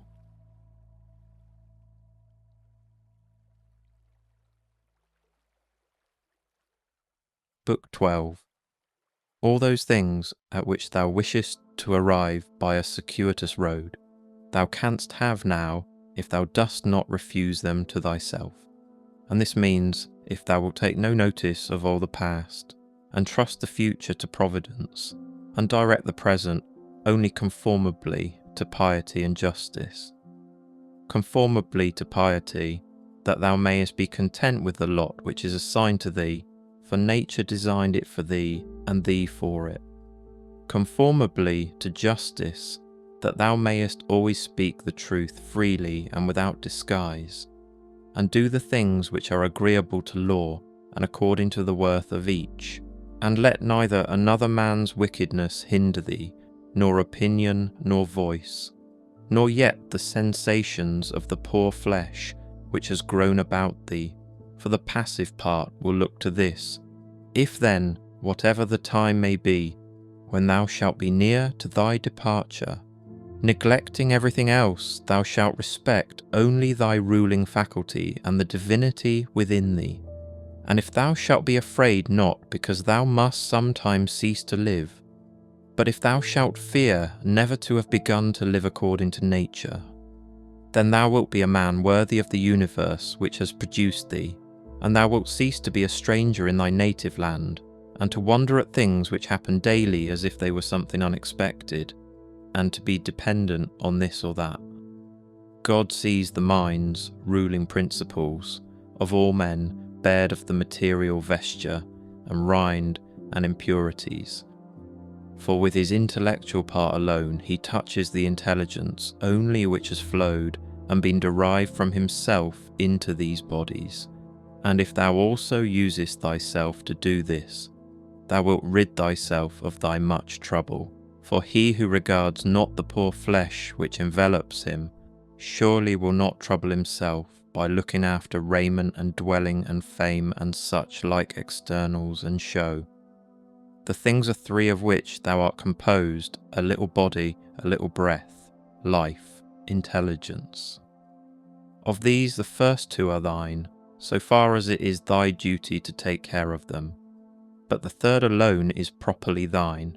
Therefore, if thou shalt separate from thyself, that is, from thy understanding, whatever others do or say, and whatever thou hast done or said thyself, and whatever future things trouble thee because they may happen, and whatever in the body which envelops thee, or in the breath, life, which is by nature associated with the body, is attached to thee independent of thy will, and whatever the external circumfluent vortex whirls round, so that the intellectual power exempt from the things of fate can live pure and free by itself, doing what is just and accepting what happens, and saying the truth.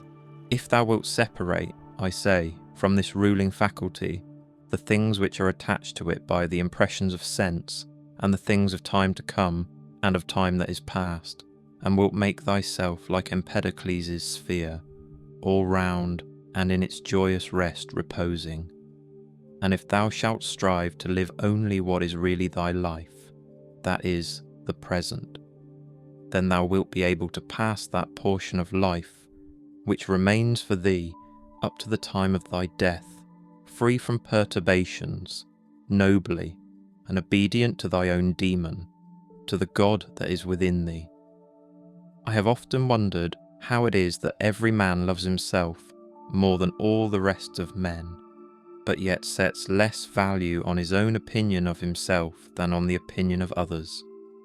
If then a God or a wise teacher should present himself to a man, and bid him to think of nothing and to design nothing which he would not express as soon as he conceived it, he could not endure it even for a single day. So much more respect have we to what our neighbours shall think of us than to what we shall think of ourselves. How can it be that the gods, after having arranged all things well and benevolently for mankind, have overlooked this alone, that some men, and very good men, and men who, as we may say, have had most communion with the divinity, and through pious acts and religious observances have been most intimate with the divinity, when they have once died, should never exist again, but should be completely extinguished. But if this is so, be assured that if it ought to have been otherwise, the gods would have done it. For if it were just, it would also be possible, and if it were according to nature, nature would have had it so.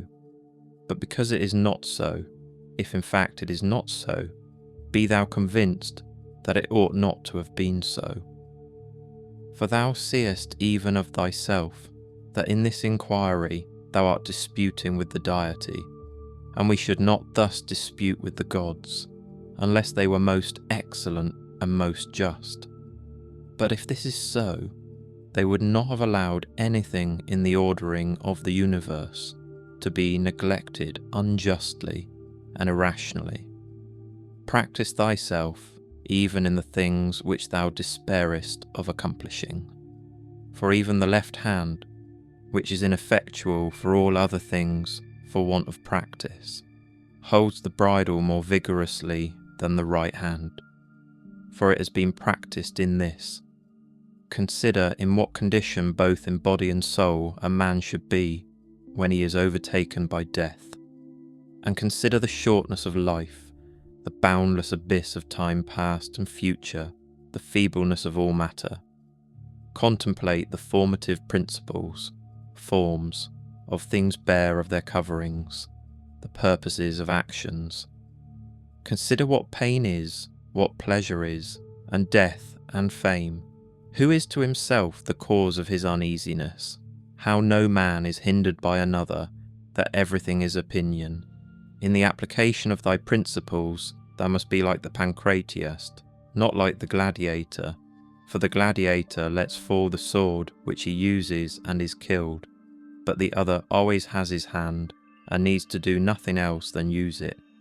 See what things are in themselves, dividing them into matter, form, and purpose. What a power man has to do nothing except what God will approve, and to accept all that God may give him. with respect to that which happens conformably to nature, we ought to blame neither gods, for they do nothing wrong either voluntarily or involuntarily, nor men, for they do nothing wrong except involuntarily. Consequently, we should blame nobody. How ridiculous, and what a stranger he is, who is surprised at anything which happens in life. Either there is a fatal necessity and invincible order, or a kind providence, or a confusion without a purpose, and without a director. Book 4. If then there is an invincible necessity, why dost thou resist? But if there is a providence which allows itself to be propitiated, make thyself worthy of the help of the divinity. But if there is a confusion without governor, be content that in such a tempest thou hast in thyself a certain ruling intelligence. And even if the tempest carry thee away, let it carry away the poor flesh, the poor breath, everything else, for the intelligence at least it will not carry away. Does the light of the lamp shine without losing its splendour until it is extinguished? And shall the truth which is in thee and justice and temperance be extinguished before thy death? When a man has presented the appearance of having done wrong, say, how then do I know if this is a wrongful act? And even if he has done wrong, how do I know that he has not condemned himself? And so this is like tearing his own face. Consider that he who would not have the bad man do wrong is like the man who would not have the fig tree to bear juice in the figs, and infants to cry, and the horse to neigh, and whatever else must of necessity be. For what must a man do who has such a character? If then thou art irritable, cure this man's disposition. If it is not right, do not do it. If it is not true, do not say it. For let thy efforts be, in everything always observe what the thing is which produces for thee an appearance, and resolve it by dividing it into the formal, the material, the purpose, and the time within which it must end. Perceive at last that thou hast in thee something better and more divine than the things which cause the various affects, and as it were, pull thee by the strings. What is there now in my mind? Is it fear or suspicion or desire or anything of the kind? First, do nothing inconsiderately nor without a purpose. Second, make thy acts refer to nothing else than to a social end. Consider that before long thou wilt be nobody and nowhere, nor will any of the things exist which thou now seest, nor any of those who are now living. For all things are formed by nature to change and be turned and to perish, in order that other things in continuous succession may exist. Consider that everything is opinion, and opinion is in thy power. Take away then, when thou choosest, thy opinion, and like a mariner who has doubled the promontory, thou wilt find calm, everything stable, and a waveless bay. Any one activity, whatever it may be, when it has ceased at its proper time, suffers no evil because it has ceased. Nor he who has done this act does he suffer any evil for this reason, that the act has ceased. In like manner then, the whole which consists of all the acts, which is our life, if it cease at its proper time, suffers no evil for this reason, that it has ceased. Nor he who has terminated this series at the proper time has he been ill dealt with. But the proper time and the limit nature fixes, sometimes as. In old age the peculiar nature of man, but always the universal nature, by the change of whose parts the whole universe continues ever young and perfect.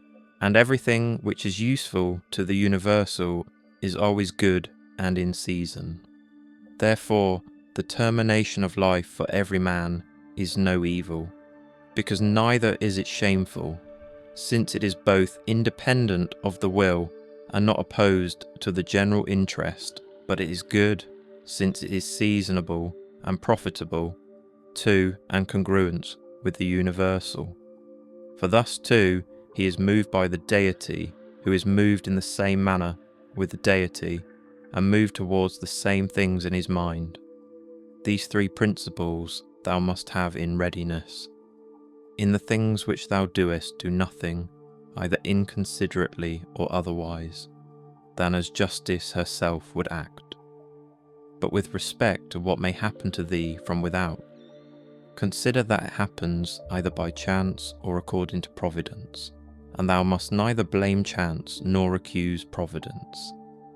Second, consider what every being is from the seed to the time of its receiving a soul, and from the reception of a soul to the giving back of the same, and of what things every being is compounded, and into what things it is resolved. Third, if thou shouldst suddenly be raised up above the earth, and shouldst look down on human things, and observe the variety of them how great it is, and at the same time also shouldst see at a glance how great is the number of beings who dwell around in the air and the aether, consider that as often as thou shouldst be raised up, thou wouldst see the same things, sameness of form and shortness of duration. Are these things to be proud of? Cast away opinion, thou art saved. Who then hinders thee from casting it away? When thou art troubled about anything, thou hast forgotten this, that all things happen according to the universal nature, and forgotten this, that a man's wrongful act is nothing to thee. And further, thou hast forgotten this, that everything which happens always happens so, and will happen so, and now happens so everywhere. Forgotten this too, how close is the kinship between a man and the whole human race, for it is a community not of a little blood or seed, but of intelligence. And thou hast forgotten this too, that every man's intelligence is a god, and is an efflux of the deity, and forgotten this, that nothing is a man's own, but that his child and his body and his very soul came from the deity. Forgotten this, that everything is opinion, and lastly, thou hast forgotten that every man lives the present time only, and loses only this. Constantly bring to thy recollection those who have complained greatly about anything, those who have been most conspicuous by the greatest fame or misfortunes or enmities, or fortunes of any kind. Then think, where are they all now? Smoke and ash and a tale, or not even a tale. And let there be present to thy mind also everything of this sort, how Fabius Catilinus lived in the country, and Lucius Lupus in his gardens, and Stertinius at Baiae, and Tiberius at Capreae, and Valius Rufus, or Rufus at Valia, and in fine think of the eager pursuit of anything conjoined with pride, and how worthless everything is after which men violently strain, and how much more philosophical it is for a man in the opportunities presented to him to show the end. Conclusion. If sleep begins to take you now, let it take you. The meditations are complete. Marcus has shared his final thoughts. Now, as you drift into rest, let's reflect on what these words mean and how they've echoed through the centuries. The Emperor's final years. Breathe gently and picture Marcus in his final years. He is nearly 60, ancient by Roman standards. He has been emperor for 19 years, and they have been 19 years of unrelenting crisis. The wars continue. The plague has killed millions. His body is failing from decades of campaigning in harsh conditions.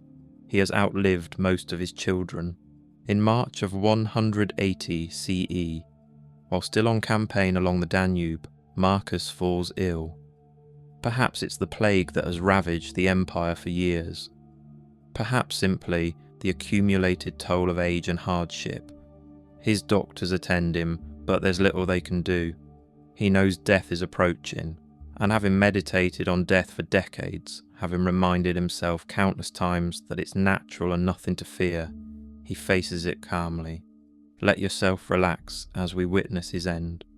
Marcus refuses food, they say, hastening the inevitable. He has done his duty. He has endured what needed enduring. Now it's time to rest. On March 17th, 180 CE, Marcus Aurelius dies in his military camp, far from Rome, surrounded by soldiers and physicians rather than family and friends. He is 58 years old. His son Commodus becomes emperor, and the history that follows is tragic. Commodus is everything Marcus was not: cruel, erratic, self-indulgent, unstable. The good government Marcus maintained collapses. Many historians mark Marcus's death as the end of the 5 good emperors and the beginning of Rome's long decline. It's heartbreaking to think that this good man, who tried so hard to prepare his son, failed in this most important duty. But perhaps Marcus would have accepted even this with stoic resignation. He wrote about how we can't control outcomes, only our own actions. He did his best with Commodus. That his son turned out badly reflects on Commodus, not on Marcus's efforts. The Stoic doesn't seek to control what cannot be controlled. As you breathe slowly, understand that Marcus's meditations weren't discovered immediately after his death. They sat forgotten for generations, perhaps in some imperial archive. Eventually, someone found them and recognized their value. Copies were made. They circulated among philosophers. They survived the fall of Rome, preserved in Byzantine libraries, copied by medieval monks, rediscovered in the Renaissance, a legacy of wisdom. Let your mind rest as we explore what the Meditations have meant to people across the centuries. In every age, readers have found something valuable in Marcus's words. Medieval Christians saw in him a pagan who nevertheless grasped fundamental truths about virtue and humility. Renaissance humanists admired his rationality and self-discipline. Enlightenment thinkers praised his reason and universalism. Modern readers, perhaps more than any previous generation, connect with Marcus's struggle. We too live in times that feel chaotic and overwhelming. We too face pressures and demands that seem impossible to manage. We too wonder how to maintain sanity and goodness when everything around us feels broken. And in Marcus's private meditations, we find someone who understands. Breathe gently as we consider what makes the meditations so enduring. It's not that Marcus offers easy answers or simple solutions. He doesn't promise happiness or success. Instead, he offers something more valuable, a way to face difficulty without being destroyed by it. A framework for maintaining inner peace regardless of external chaos. A reminder that we can always choose virtue, even when we can't choose our circumstances. His core insights remain powerful, that we waste energy worrying about things we can't control, that most of what we think matters doesn't, that we have less time than we imagine, that death gives life meaning, that virtue is its own reward, that we're all connected, part of one human community, that the present moment is all we truly have. Let yourself drift as we near the end. The Meditations have influenced countless people. Soldiers have carried them into battle. Prisoners have found comfort in them. Presidents and prime ministers have quoted them. Ordinary people facing ordinary struggles have found in Marcus a companion who understands the difficulty of trying to be good in a complicated world. The book has been translated into every major language. It has never gone out of print. 2,000 years after Marcus wrote these private notes to himself, more people are reading them than ever before. This Roman emperor, who would have been amazed to know anyone read his personal journal, has become one of history's most widely read philosophers. As your body relaxes completely, consider what you can take from Marcus's example. You don't need to be an emperor to benefit from his wisdom. You don't need to face his level of pressure. The principles he articulated work at any scale. Focus on what you can control. Accept what you can't. Do your duty. Treat others with kindness. Remember death. Live in the present. Find meaning in virtue, not in external rewards.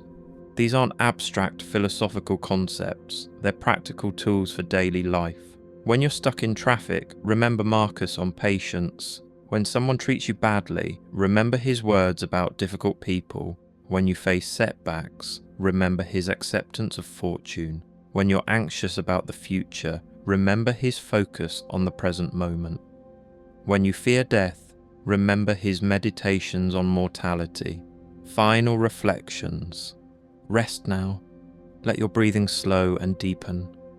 You have journeyed through the mind of an emperor. You have heard his struggles, his doubts, his determination to remain good despite everything. You have witnessed his private battle to maintain virtue and sanity under impossible pressure. Marcus will want you to know that he wasn't perfect. He struggled. He failed. He got angry and frustrated. He had moments of weakness and doubt. But he kept trying. Every day, he returned to his principles. Every morning, he reminded himself of what mattered. Every evening, he examined his actions.